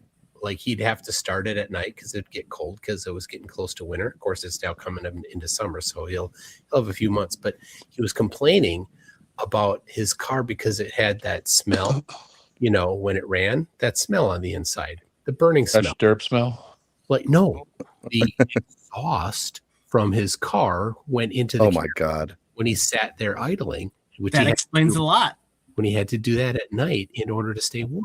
Are you claiming that Mikey's been carbon monoxide poisoned to the point where this is huffing? Yes. Maybe. Well, I mean, not just carbon monoxide. He does the borax. The other true. day we watched him get a vitamin B overdose, and I the only thing that I did when I saw him take like a handful of vitamin B pills all at once, I was like, "What are the symptoms of vitamin B overdose?" And the search engine said peripheral neuropathy.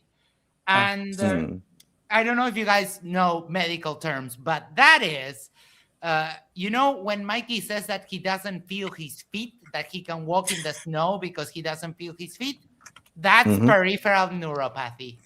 Oh, okay. So, like all of us are going to get a call from the FBI because he said, "You better not talk to me again or I'm going to call the FBI on you." So all of us should be expecting a call soon. Yes. Yeah, Mr. E-Man, that serious percussion that MC2 is likely to face. Oh, yeah.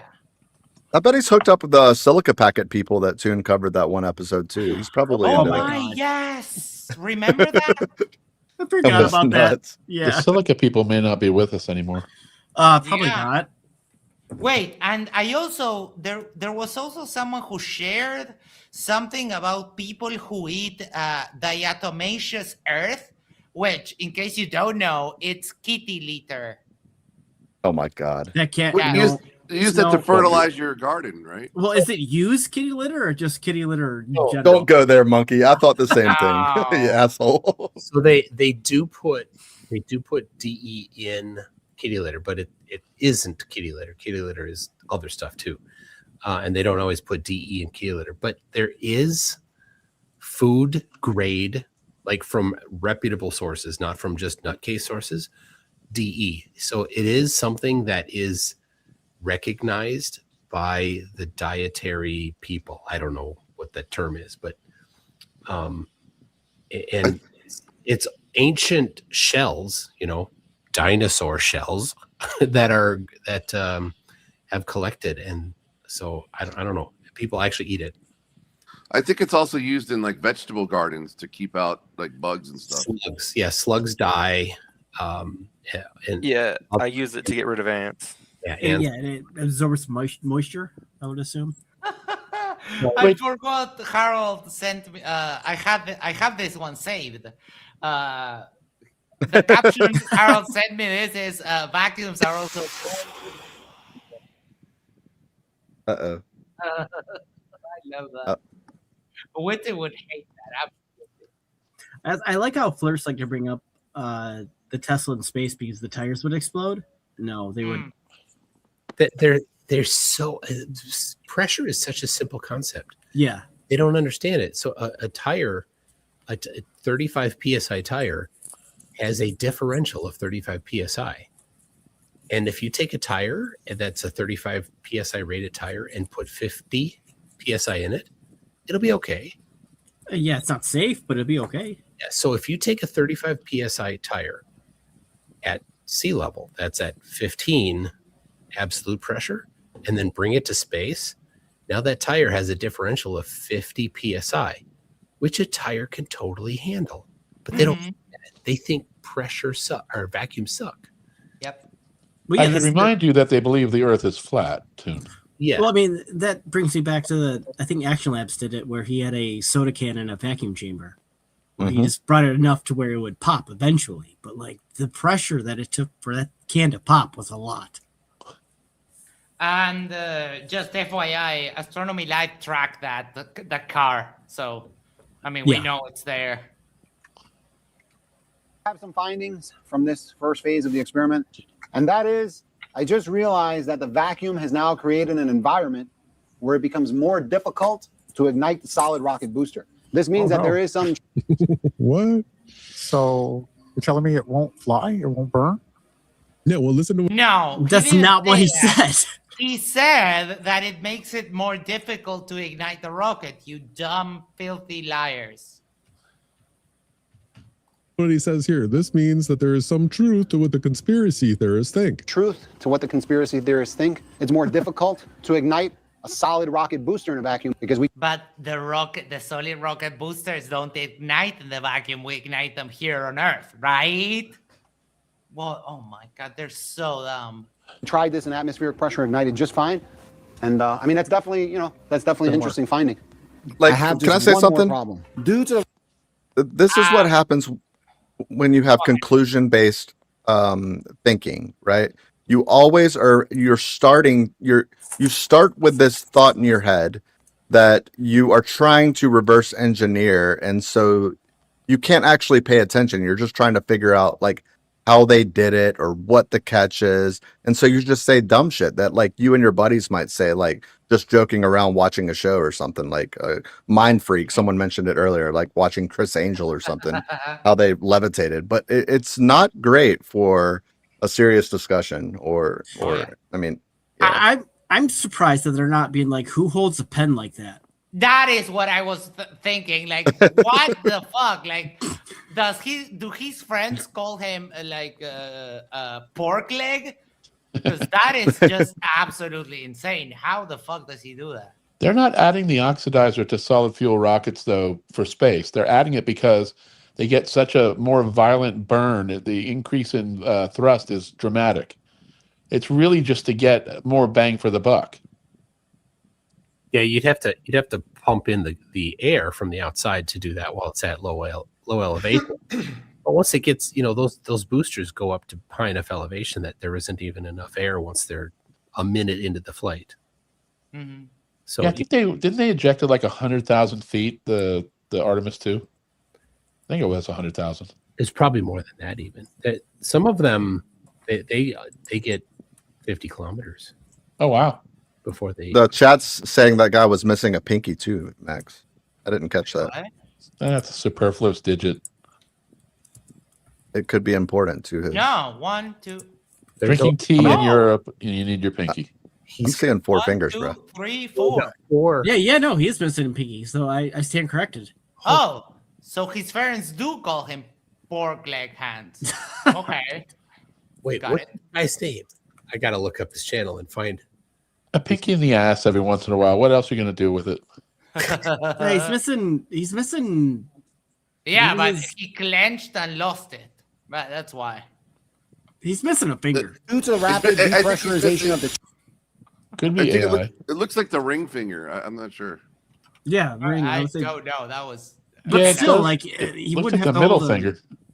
Let's pay attention to see if we can see his hands. chamber after that last attempt. One of the seams was compromised. Oh no. Yeah, so Oh, God. you've got environment where you've got all this vacuum, right? And then you repressurize. So all these seams are subject to You failure. just said it wasn't a lot of each and vacuum every earlier. time. To re-weld that seam and put a couple of supports in where the deflection occurred.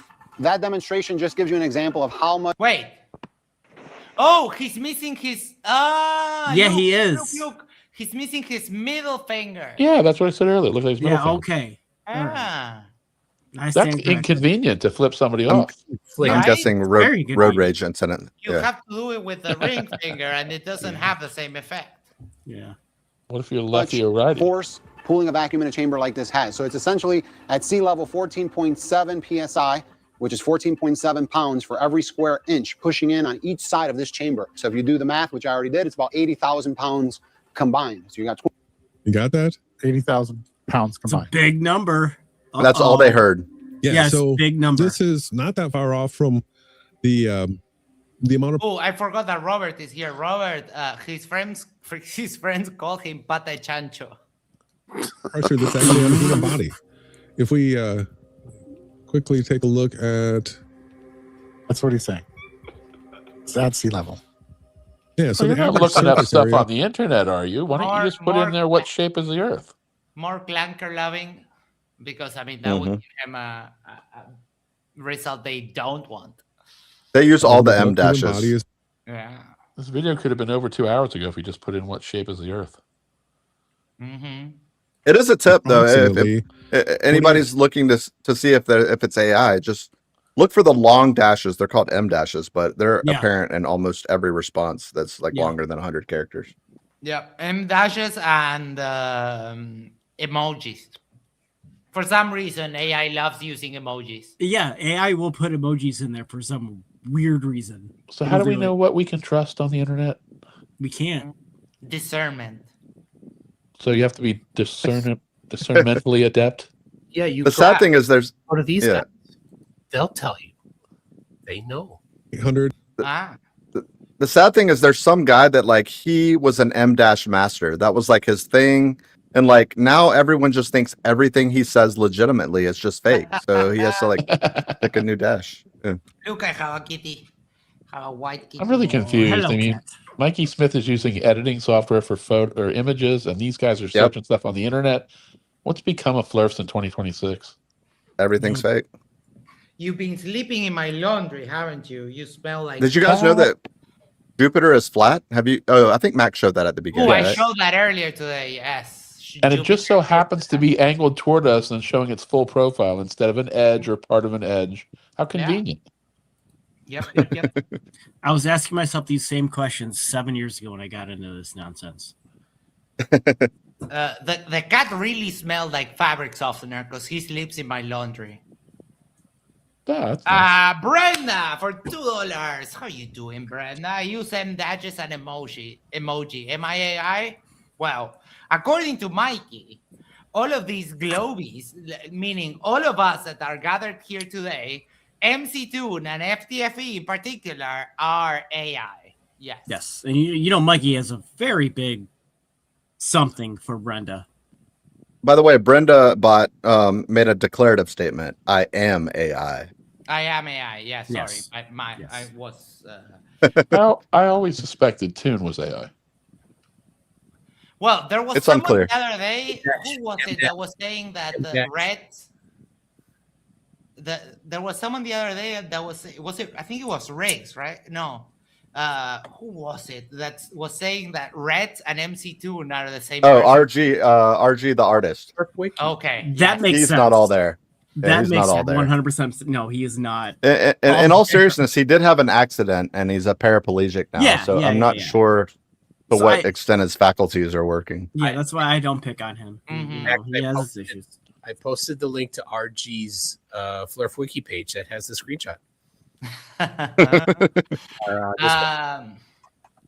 I made a short about something that happened during a stream we were reviewing of Mikey. Here, I'll play for you guys.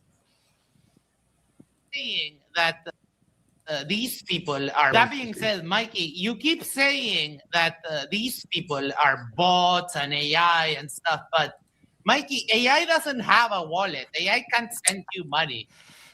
Even Not browser yet. guy says, "Is it in the prison laundry?"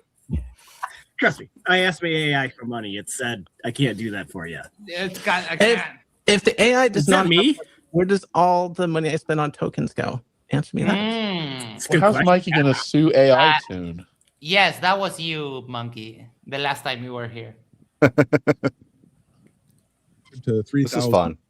inches. And then at sea level, the 14.7 pounds per square inch means that the average human has about 46,000. Pulled up with the calculator. Hold on.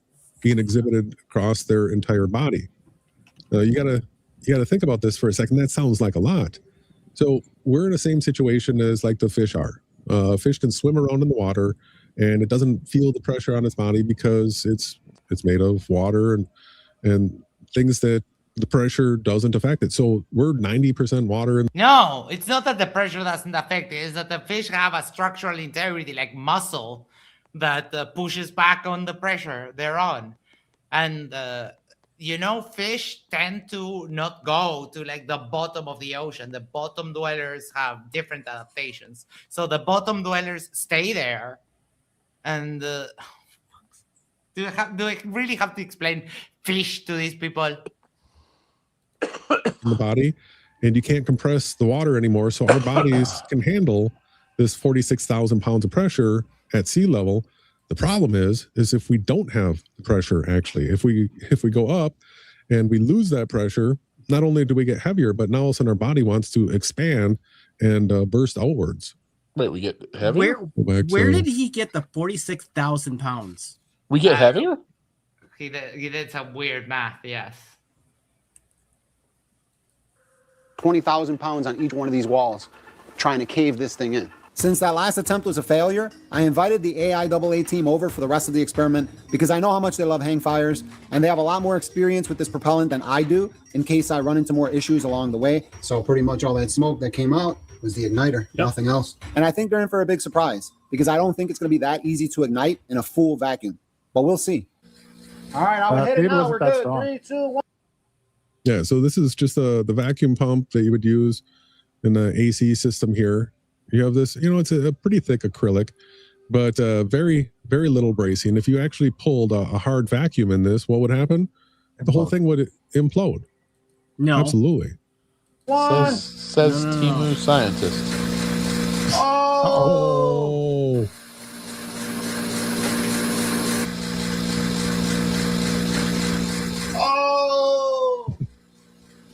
There you go. There you go. That is the problem that we're having all along. What do you think, Mike? We can repack an igniter and try it again.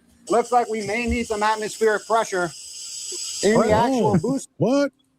We may need some atmospheric pressure in order to start the combustion of this is a. Dude, I can't. I can't. This is just fucking. Yeah.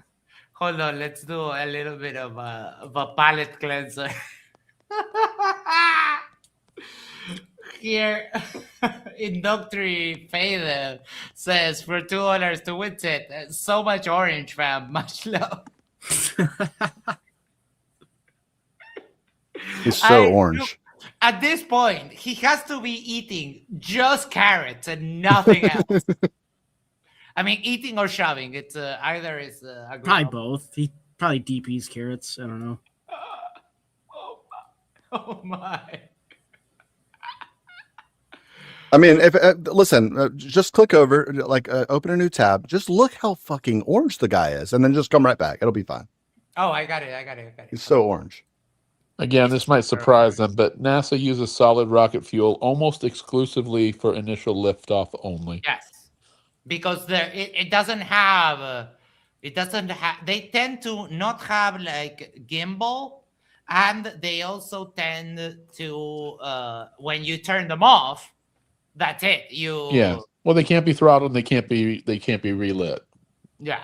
So, I mean, this would be terrible to use if you wanted to maneuver in space. Yes. So much orange. I've told him repeatedly that he can't wear orange because he looks like he's fucking naked. I mean, I don't know. There's something about just looking at him. Something is not healthy about him. All bookmarks. Baalroom for the ballroom of the White House. Trump ass and temple. Space is fake. 9/11. Iran conflict. Jews. Trumpedo. Oh God! What a stop that you made on that, Max. Hell Oh my god, I didn't even see that. I'm telling you. I pay attention to what people have on their screens all the time. Jews, yeah. Jews. That says Jews. Straight up says Just Jews. straight up Jews. I mean, that's all like his hate folder. That's where he needs an angry wank. That's where he goes. Solid fuel, right? You just admit it. We may need the atmospheric pressure to get it to ignite. Once it's ignited, I think it's going to do okay. What do you think, Mike? We'll try it again. It could be from the lack of air, from the type of igniter, from the cap being on it. Hard to say. So you think once it's lit in a vacuum, it's going to stay lit? It should, yeah. It's got its own oxidizer. Let's see what it looks like. Did you see not a how? very thick lid. Look at that. It's only a half inch. I was trying to say that to you earlier. The top It of should, this yeah. It's got its own oxidizer. Let's see what it looks like. Whoa. Maybe 3/16. So if they had any real vacuum in here, this entire thing would just buckle in. No. Like nobody's business. No. Right? A person inside here inhaling would almost be enough to break this plexiglass. Let's test it on you, Flurf boy. Yeah, how about you let's just put it with the He just said that vacuum someone could break that with like breathing. Oh my god. But it still Oh, stopped that's it from working. It looks like, I mean, the igniter kind of ignited, right? Yeah, it definitely did. Yeah, look at that. This is not even a real world example Kind of of what they're ignited, trying to but- prove either way. They just don't do what they're trying to illustrate either way. It wouldn't matter if it worked or not. Yeah, they failed at what they were trying to do, so they're taking this totally out of context. Mm-hmm. I don't know. It doesn't look like it fully ignited. This is going to be our second attempt. We got another igniter in place. And what do we do differently this time? He's not showing any any gauges. Completely new motor. This was the old one that we just test fired. Yeah, I don't think the motor's a problem, though. I think it's the vacuum. We'll try. We'll see what happens. That's a brand new motor, brand new igniters. We doubled them up this time. Cool. All right, let's Feeling do good. it. Let's do He's it. confident. All right. Let's go. 3, 2, 1, go. Go, go. Oh, no, it failed. It failed. Conspiracy theorists were right again. Again. I love how they're taking a victory lap on the beginning of the video when they actually later succeed in turning on the rocket. Right, yeah, they're focusing on the failures. You have to suck up your objections, dummies. Oh, no, it failed. Oh. Put it to music. So they've got to come up with a new plan, and the plan that they come up with is to seal the engine. So what's happening is, without it sealed, as the vacuum is being drawn down, the air is being pulled out of these solid fuel rocket engines. So what they're going to do here is they're going to seal the rocket engines so that Some dummy here, Zwart said, bring in the CGI. Holy cow. Good lord. the air pressure is trapped inside there. And then Atmospheric pressure inside of that rocket motor until ignition occurs. And the idea is this thing's going to pop out and the motor's going to light, ignite, and burn normally. That's the key word, burn normally. that flexible top there. So they don't show what vacuum that they're going to. Oh, you accepted it when it didn't work. Yep. You accepted the vacuum. Yeah, very good observation there, Jack. What happened there? Did they succeeded in turning on the shit, right? And here you could absolutely see that it let all the vacuum out, right? As soon as that went Right on, away. all the vacuum's out of here. And so this is no longer a vacuum test, anybody. Vacuum This isn't a thing that escapes. Vacuum is a lack of other stuff. Yeah. Oh my gosh. The vacuum. I just want to slap these guys in the face and just say, The vacuum shut got up. out. The vacuum escaped. It went somewhere. It's like there's a leak. There's a hole. I'm sneaking out. Motor pushing against the scale. And yes, it has thrust, but it's not in a vacuum. Pop the back of the box. Yeah, it's not in a vacuum.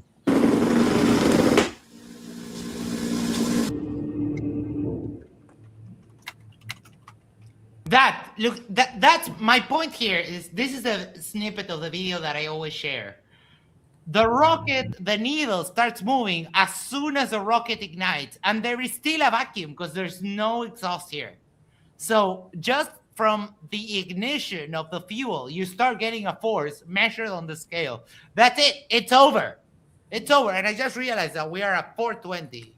Dumb stuff said, like, woo, blaze it. Woo.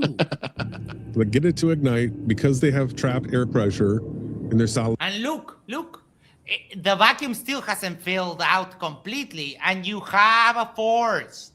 Whatever objections you have from here onward, it's just you being literally dumb. Fuel thing. Pressure instantly on the gauge. And yeah, it's right here. As you see all this smoke and stuff coming back here, watch these wood chips. This force is because of the thrust that's hitting the back of the chamber here. Watch. What? The super slow-mo. See how the wind?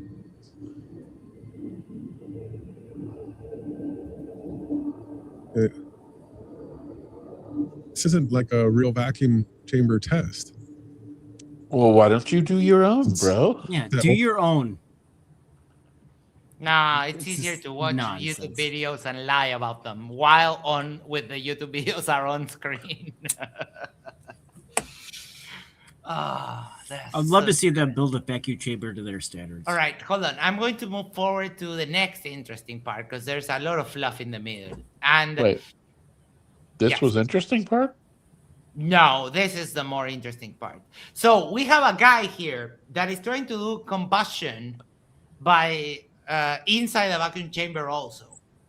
And I don't think, even though this is Cody's lab, I think that in this whole thing, while they were covering this, Cody keeps forgetting that combustions always produce water vapor as a byproduct. So we'll see. I'll Cody's lab here.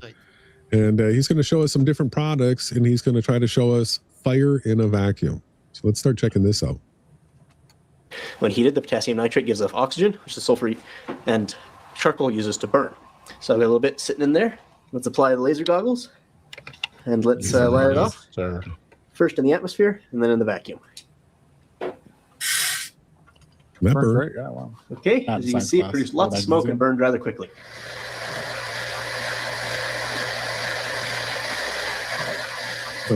Most of the air is now gone. Let's see what happens. Close to the air. Uh-oh. Oh. Whoops. The gunpowder did not ignite. I saw some smoke coming off of it, so I know it burned a little. Let's try again more in the center of the pile. Let's try again. I don't get. Oh. My thought is that the minimal combustion that happens, even though it's in a vacuum chamber, the H2O that results as part of every vacuum is just turning off the combustion. That would be my guess. Wait, but do we expect gunpowder to light in a vacuum? It doesn't have an oxidizer, does it? No, this is supposed to have to be able to light in a vacuum, but I think that's what the problem. Blackburn Big Dragon says Cody's labs making me cringe. He likes to touch liquid mercury. Oh wait, this is the guy that was he made an anvil float in a pool of liquid mercury, but then also put on like some rain boots and stood on the pool of liquid mercury. Oh.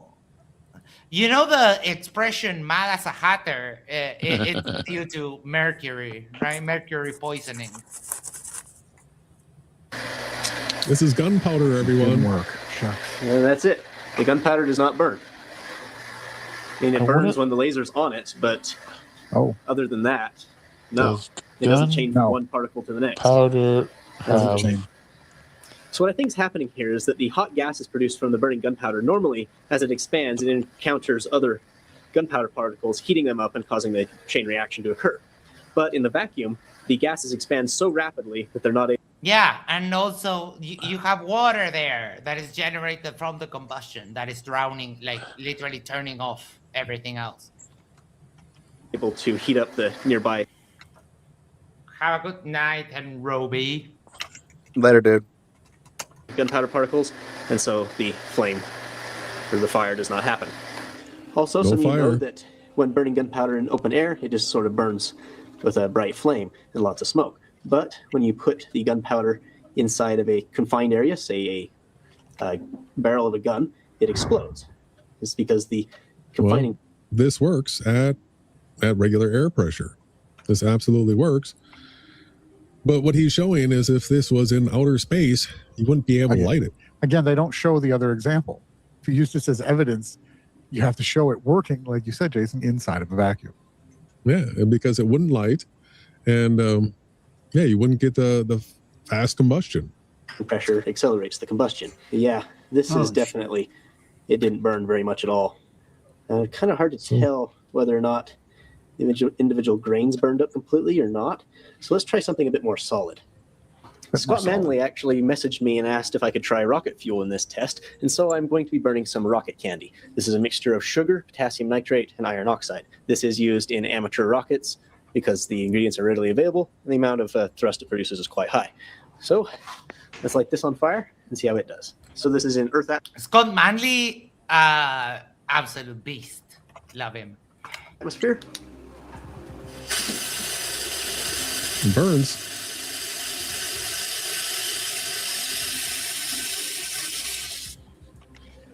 As you can see, it burns rather rapidly, producing a little bit of thrust even. As you can see towards the end, it moved it around. So now let's try it inside of a vacuum.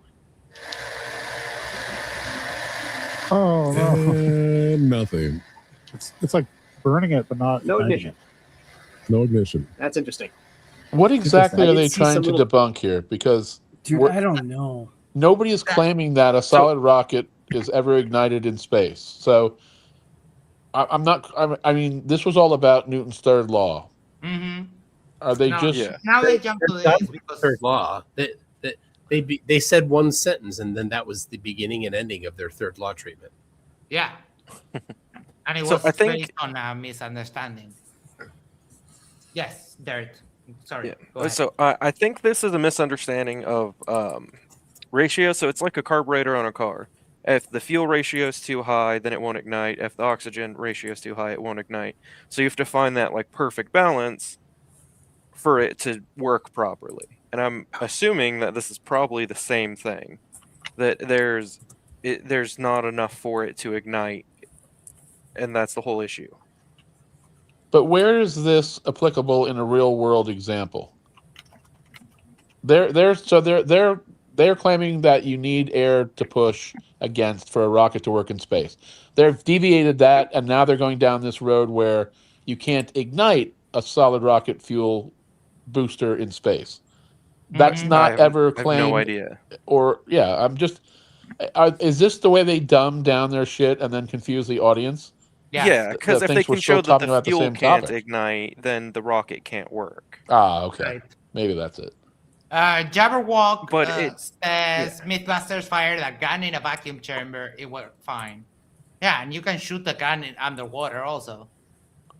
So, Proof says it tried to burn, but it was unable to sustain itself. So even when it's in one solid piece, it can't chain and continue burning. I'm telling you, it's because the water vapor is cutting off the chain reaction. You should listen to Max. So I've let a little bit more air back into the chamber. Let's see if it'll burn now. Not showing us any numbers, not documenting any of it. Oh, for Oh, fuck's my sake. God. This is a YouTube, like a demonstration. It's not a strict scientific paper, dumbass. But you just heard Flurfs complain that they're not showing data or numbers. God Yeah. damn. No, like absolutely weird.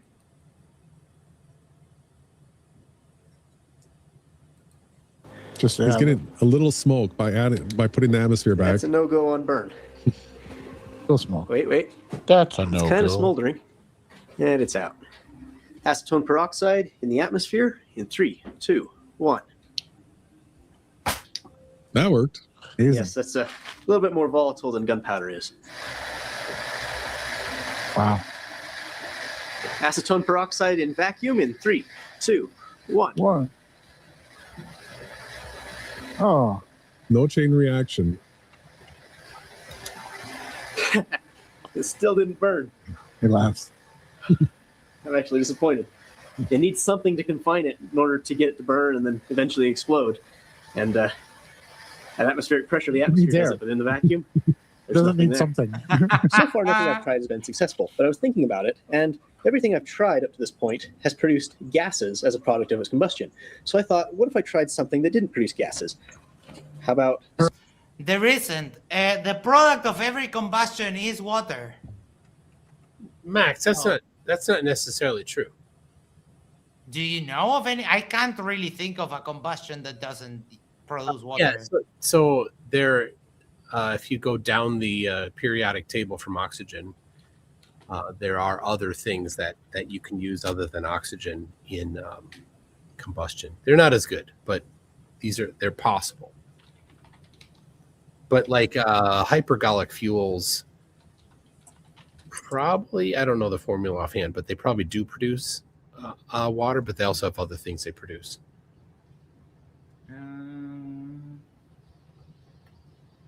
Okay, hold on here. I was looking this up the other day. I was curious about it. Okay, so apparently combustion of pure carbon, the byproduct is CO2. And the reaction is solid carbon plus O2 produces CO2 gas plus heat. Burning charcoal or diamond in pure oxygen. I see if it lacks hydrogen atoms of fuel, then the water is not produced. I also think phosphorus doesn't. Metal combustion, example, magnesium burning in air produces magnesium oxide. Okay. Non-oxygen oxidizers. Thermite reaction, aluminum 203 produces aluminum oxide and iron, but not water. Okay. And fluorine combustion, CF4. You don't want to do that because you will freaking die. And incomplete combustion. Okay. I knew about the incomplete combustion, but that is hard to get. It seems the lack of hydrogen in the fuel. Yeah, is I was wrong, but yeah, never mind. Hey, Matt, you just did something no Flurf will do. That's right. Yeah, I'm wrong all the time. I don't have a problem with saying I'm wrong. But I get corrected. I say thank you for correcting me. Max, now I know. Magnets. Magnets, Mac, how do they work? Combustion. This is a mixture of iron oxide and aluminum. Well, normally this is actually magnesium powder because I didn't have any aluminum on hand. But the idea here is that the reaction will not produce gases. Might make a little bit, but primarily the product of the reaction is going to be molten iron. And molten iron, of course, is not a gas, so it's not going to leave as quickly. So maybe it can help chain the reaction along. So let's test this out. This is a thermite reaction in Earth's atmosphere. He doesn't show us the vacuum level. Burned up. Yeah. I can see that there's little bits of iron, some magnesium oxide floating around, a little bit of smoke, but again, that's probably just from contaminants that burned up. So there we go. Let's try it in the vacuum. That's a negative. That's not burning. I did not get an ignition. He's so dejected. I see pieces flying all over the place, but none are actually igniting. I'm going to try again with the thermite, but this time I'm going to bake out any volatiles from the iron oxide first. That'll work. That way, perhaps the laser won't push the pile around quite so much. Had a binder with it. It might help us. Didn't work. Using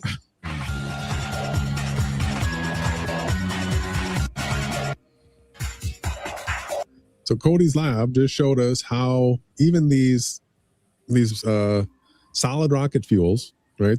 I think it was Sig that was saying that he did. Was it you, Sig, that you said that he manages to actually get the stuff ignited on like part 2 of the video or later in the video or something like that? Could you double check that? Because I think I saw the message, but I didn't star it. I didn't save it.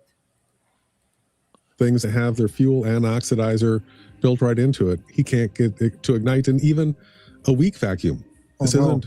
It's not even a strong vacuum. According to this, when they ignite a solid rocket in space, they use an internal electric igniter. Initiator, they call it, but it's an igniter, basically. So I doubt it's the same. They don't expect just to use a fuse and light it. Oh, look, they're going to try to fly a drone inside a vacuum chamber. That's cool. Oh, Christ. Let's go ahead. It's crazy. And so here's another way to look at it. This isn't a chemical reaction, but this will start to help you understand what can work in a vacuum chamber and what can't. Chamber. Do you think the drone would still be able to Propellers fly? require air, bro. It's really Propellers not. do push off air, like they move air. This is not an analog at all. No. This is a very different concept altogether. Yes. And what I'm going to do is I'm going to turn on the vacuum pump, and then I'm going to fly it as I pump out the air, and let's see if it goes down as the air is getting pumped out. Okay, drone in a vacuum chamber. 3, 2, 1. Okay, I'm just going to let it hover there.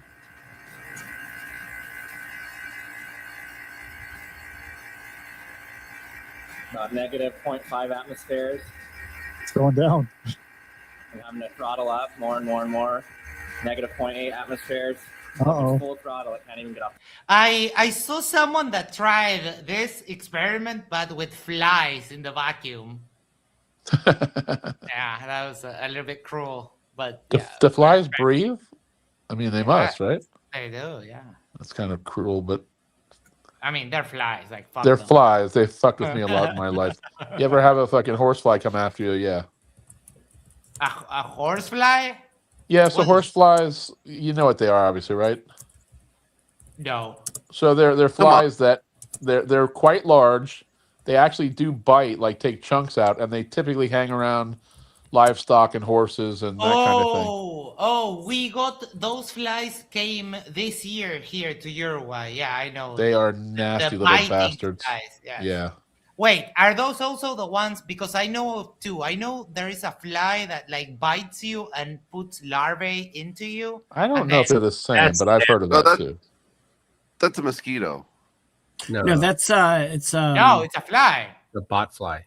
That yes. Yeah, Horseflies though they're particularly YouTube finding they're particularly annoying because they with horses and wagging their tails and trying to slap them, they seem to learn to come from behind. And one year we were working on a roof shingling in the summer, and these fuckers would land on the back of your legs when you're standing on a roof facing uphill. You really can't reach down, and they would bite you, and it would draw blood. Tricky bastards. They are. I mean, little... it's. I think they have what is called a tarantula wasp in Arizona, where literally it's a wasp that will sting a tarantula, lay its eggs inside. Ew. And yeah, it's gross. Sounds like a girl I dated once in high school. Yeah, me too. Man. Been there, done that. Hey, Max. No. Yes. Max. So, to really demonstrate Newton's third law, I sent you a link on Discord. Okay. Which is also the most American way to make a boat move. Yes. Okay, hold on then. Is there a mullet involved? Yes. Oh my god. America! Hell yeah! Fuck yeah. He's just shooting ducks, bro. He's just shooting ducks. As one does. So good. Wait, that is pretty cool. He has two shotguns, right? One to each side. Yes. One shotgun. That guy has 2 bruises and his shoulder blades. Or his, the Damn, cuff of his arm. Yeah. That is badass. I mean, that really shows me. Though that shotgun is not pushing off of This air. would be a great video to show the flirts. You're right. Yeah. Mm-hmm. But they would say, no, it's pushing off the air anyway. So the really good way to demonstrate it is to get a flurf in a wheelchair, and then give them a balloon, a really big balloon, those joke ones, and then tell them, right, push it, throw it away from you as hard as you can, unlock the wheels, and then watch how far the chair does not move, and then hand them a bowling ball and ask them to do the same thing. The bowling ball is smaller than that joke balloon, so it has less air to push off of. and they'll move backward a good amount. Yeah, we talked about this an hour or two ago too, and I was surprised that these guys never did these experiments in. Like remember in elementary school and in junior high, we sat on like a wheeled cart and threw something. Like it was all part of science. I'm surprised that this isn't, that everybody doesn't do this or hasn't done it or seen it. I don't know. They're dumb. This got sent to me by Monkey Cat Papat. I can already tell you that the objection would be cartoons, bro. It said that you can't fire a gun in space because there's no oxygen or air pressure in a vacuum. People claim the primer won't ignite and the bullet will deform. To test this myth, Adam built a box out of bulletproof material. He installed a pressure gauge on the box to show the air pressure inside. Then he mounted a handgun onto a firing platform and placed the whole setup inside the box. For safety, he added an extra layer of bulletproof material on the opposite end of the box. Once everything was ready, they first tested the setup under normal conditions. The device worked perfectly and left a bullet hole in the armor panel. Next, they pumped all the air out of the box until it reached a complete vacuum, then remotely pulled the trigger. The bullet still fired successfully and punched another hole in the armor panel. At the moment the trigger was pulled, the muzzle flash spread outward, much larger than in normal conditions. That's because in a normal environment, the expanding gases can escape the box. But in a vacuum, the gases have nowhere to go and expand even more. In other words, an explosion in a vacuum can actually... That is why as the rocket goes up, and Red has said this a lot of times and he has it filmed, and every time you see a rocket launch, as the rocket goes up, the plume becomes wider and wider and wider and wider. the air, yes, this AI voice is absolute crap. All right. Okay. So I don't know what else they have here, but they are still. Oh, look, they're doing hovercrafts. Your example doesn't support their conclusion, Max, so summarily dismissed. Oh yeah, of course, faking gay. All right, I think we are good enough for today. We've been going for like 4 hours. Oh wait, what happened? Hold on, no wait, that is that and that. All right. Whew, that was a whole lot of dumb. Let's start with you, Dirt. I don't know what happened to your internet. Why you're kind of breaking up every once in a while now. I'm not really sure either. It's mostly good though. Yeah, it comes and goes, but you never had this like before. So final thoughts. Sorry, go ahead. For me, most of what they said is just a fundamental understanding of like how the systems work and what is happening. And they said that they were debunking Newton's third law, but they talked about it for what, 30 seconds and then nothing. All right. Thank you so much. Isa's probably not here. Wait, is that Harold or Icy Spin? I see Yerba. I like the logo, you know, and I think he licensed it to me for $20 a week. Oh, it's my turn. Yeah, I mean, I'm here too. By the way, I'll go after. Oh, you got it. I thought you weren't here. No, I'm here. So it's my turn or Chin's? Yeah. No. Okay. All right. Awake souls. These people, Ronnie and Jason, as it were, are stupid, and they require no serious people's attention, and they ignore all of the countervailing evidence. They're just the classic flurf. They always put the conclusion first. They're out of their fucking minds. I don't know what else to say. I mean, they believe that everything here is a simulation and the sun sets into the earth. And like, I mean, come on, bro. Like, I mean, come on. Like, let's be real. That's all I have. Thank you. Not only does the sun set, the sun. Pac-Man, waka waka waka waka. They can't pick a model. Yeah, it's weird. Nope. Isa, final thoughts. This is always interesting as usual. I think we just get amazing insights from these folks. There's so much wisdom to be learned. My mind is blown every time I listen. Like my intelligence exponentially increases when I watch them and listen to them. So I think we probably all share that in common. It's just such a profound insight, right? Yeah. I checked in on Witsit and he's talking about the Jews. Who would have My thought? favorite topic. My favorite topic. Hey! Hey! What are you doing? I'm sorry. I just wanted to get your attention. You know what you did. I know what I did. I'll go on mute. Isa, FYI, remember that that review we did of the God Logic versus Abdul Majid? Yes. There's a guy said this is a terrible review. Someone should review this terrible review. I asked him, why is it terrible? Never got a reply. But then some other derpling came on and said, I agree. Someone should review the review. Two Muslims bustling jokes with an atheist. Like, oh my stars! And then says some other dirt stuff. I think we did an excellent job. I think we did a great review. Yeah. It was fun. I think, there's a lot of haters, and haters gonna hate, but they're not gonna actually do it. I call them keyboard cowboys. They love to come out and start typing on their keyboard. They won't pop up on stage. They're highly cowardly. They're all anonymous, and none of them really they don't put their money where their mouth is. So we love these kind of cowardly folks. They come and they go. So they do nothing to us. We just laugh. Yes. Jack Chirper. I miss the chirp. Let me just be 100% real. I can bring it back in digital form if you'd like. Every once in a while, a little chirp to remember the old times. Well, it's not gone yet. There'll be a few weekends of chirp.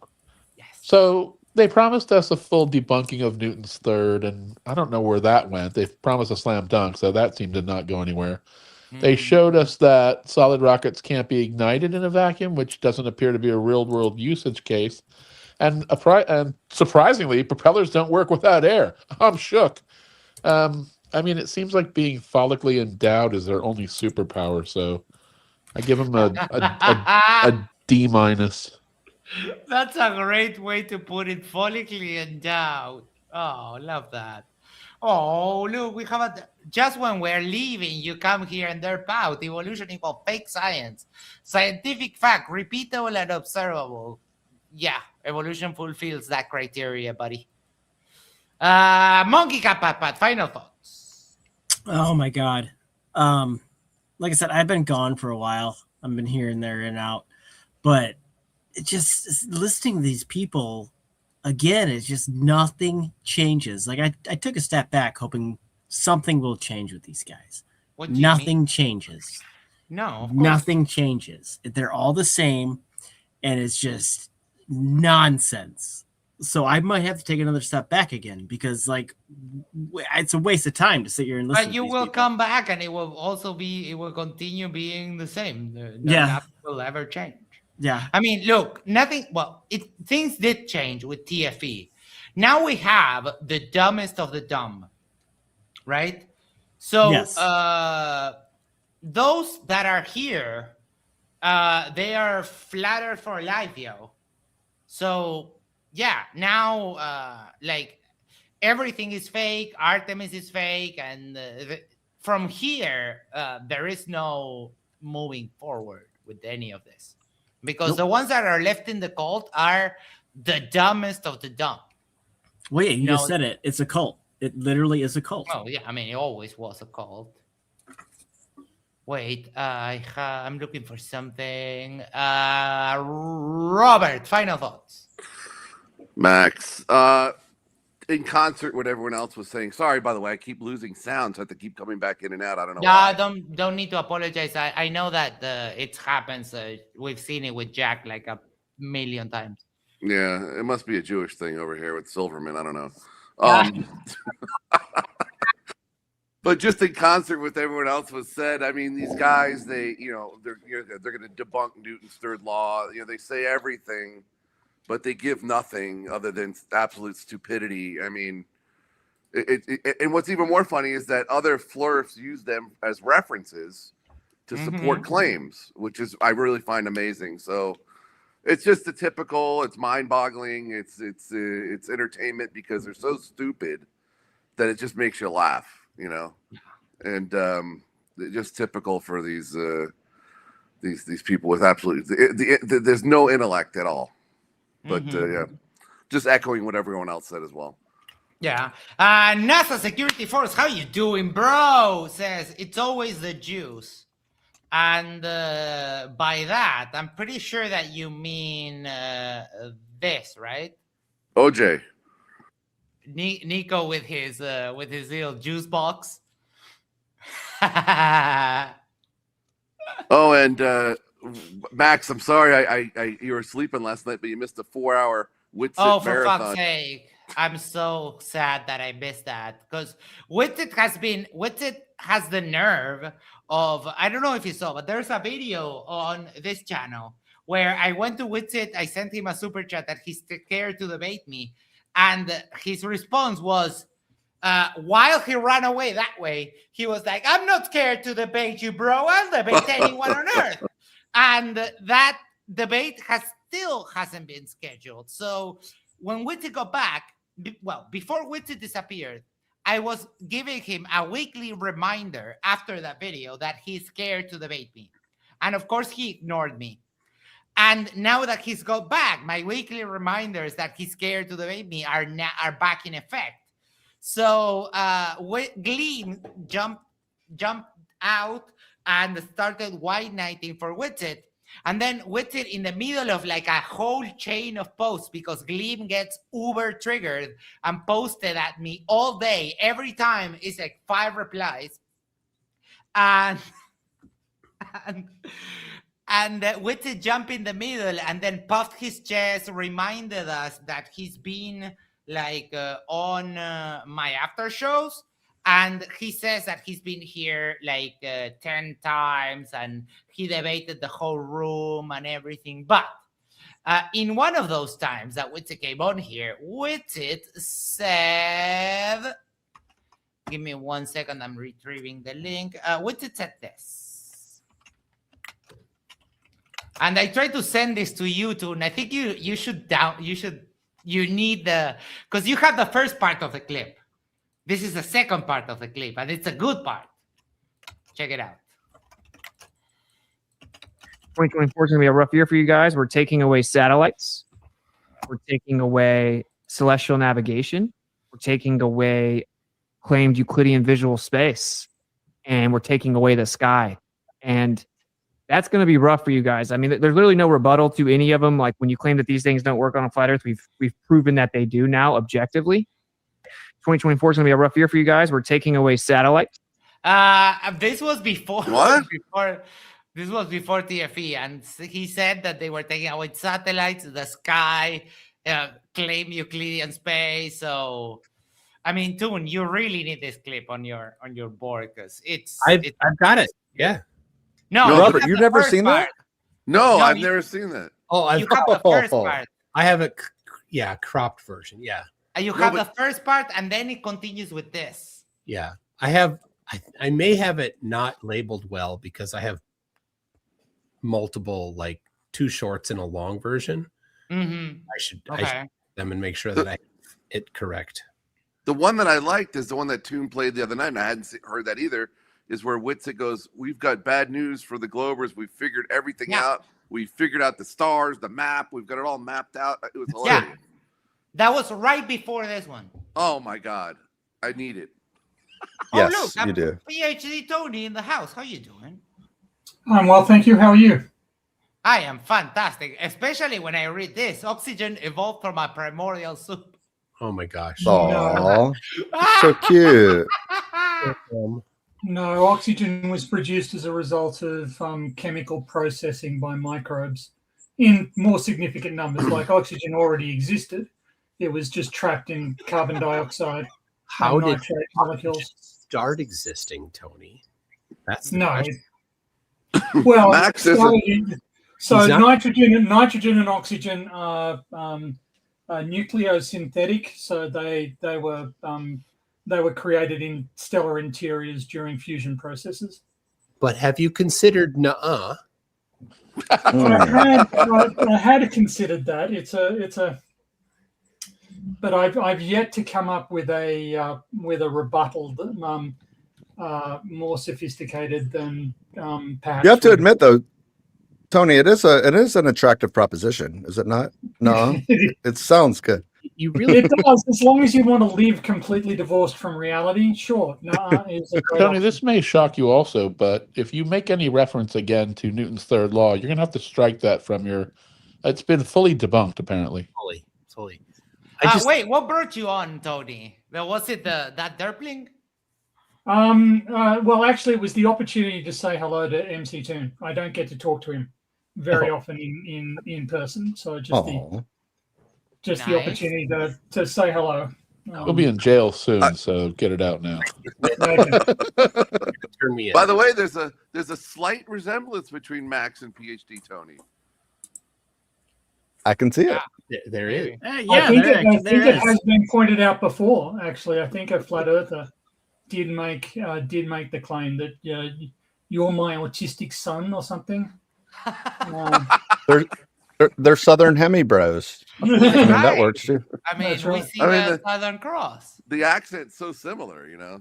Yeah. If planar walk is Wolfie's son. Well, yeah, they've got something going here. Yes. Yeah. Wait, were you ever in or around like South America? The closest I've been is Mexico. Oh no, that's way too far. That's North America. Yeah, I know that's North America. I'm saying it's the closest I've been. So yeah. Mexico City, Tony?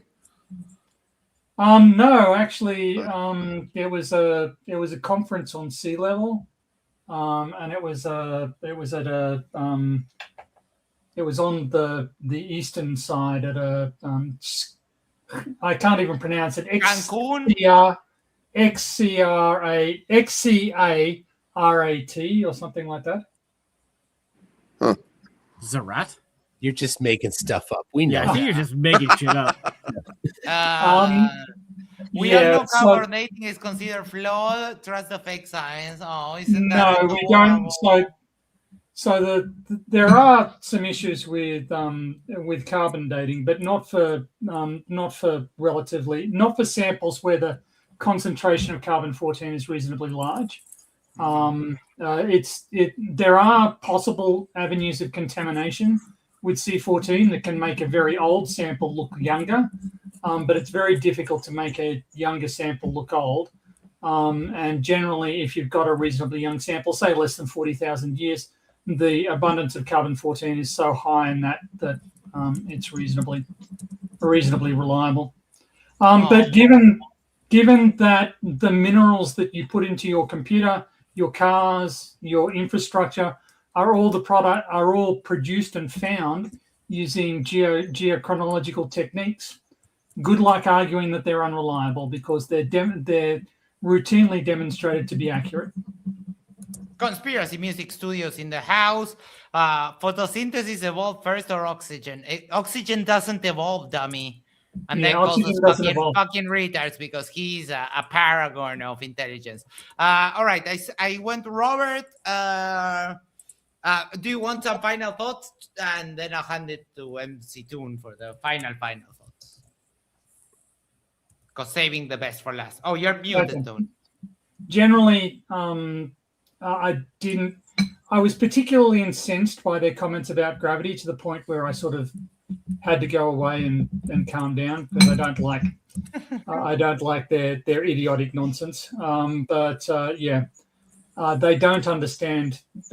Similar to the guy in the chat, they don't understand the weight of evidence there is that gets brought to bear, and it's a systematic failing. Anyway. Mm-hmm. Wait, Tony, did you move? Because I noticed that your background is different, or did you like rotate? So I've moved. I've reorganized my apartment. So I'm still in the same apartment, but I've reorganized. So nice. Yeah, a change is usually good, right? All right, the one, the only, the legend, MC Toon. Final thoughts, please.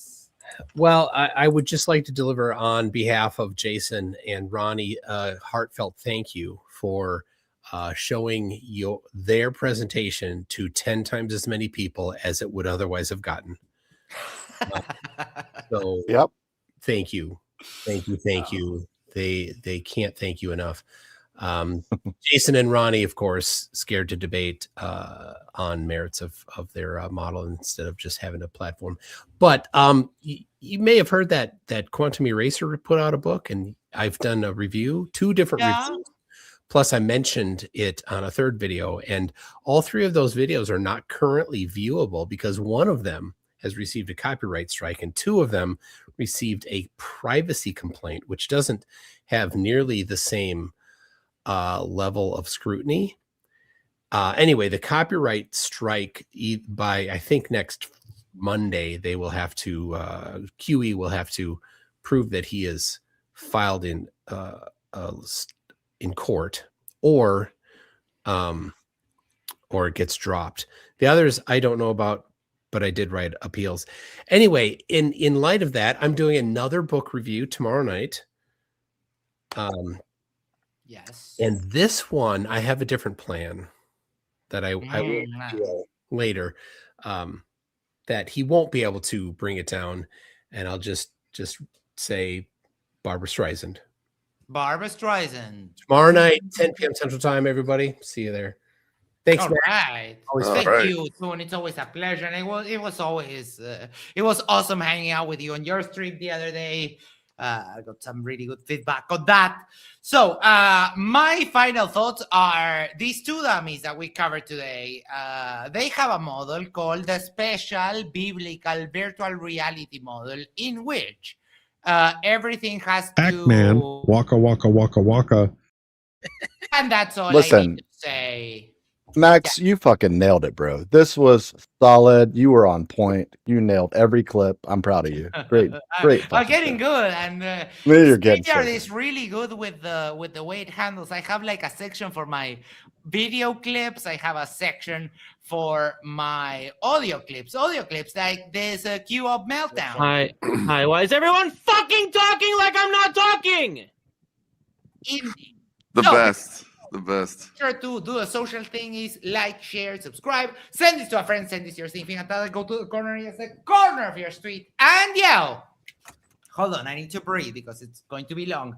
And yell, subscribe to PhD, Tony, IC Spin, MC Toon Live, and share about the talks. And that way we can share the love for the channel. Thank you so much, everyone. It's been real. It's been fun. We'll see you when we see you. Love you all. Take care. Have a great night. Bye-bye. And remember, magnet. Later.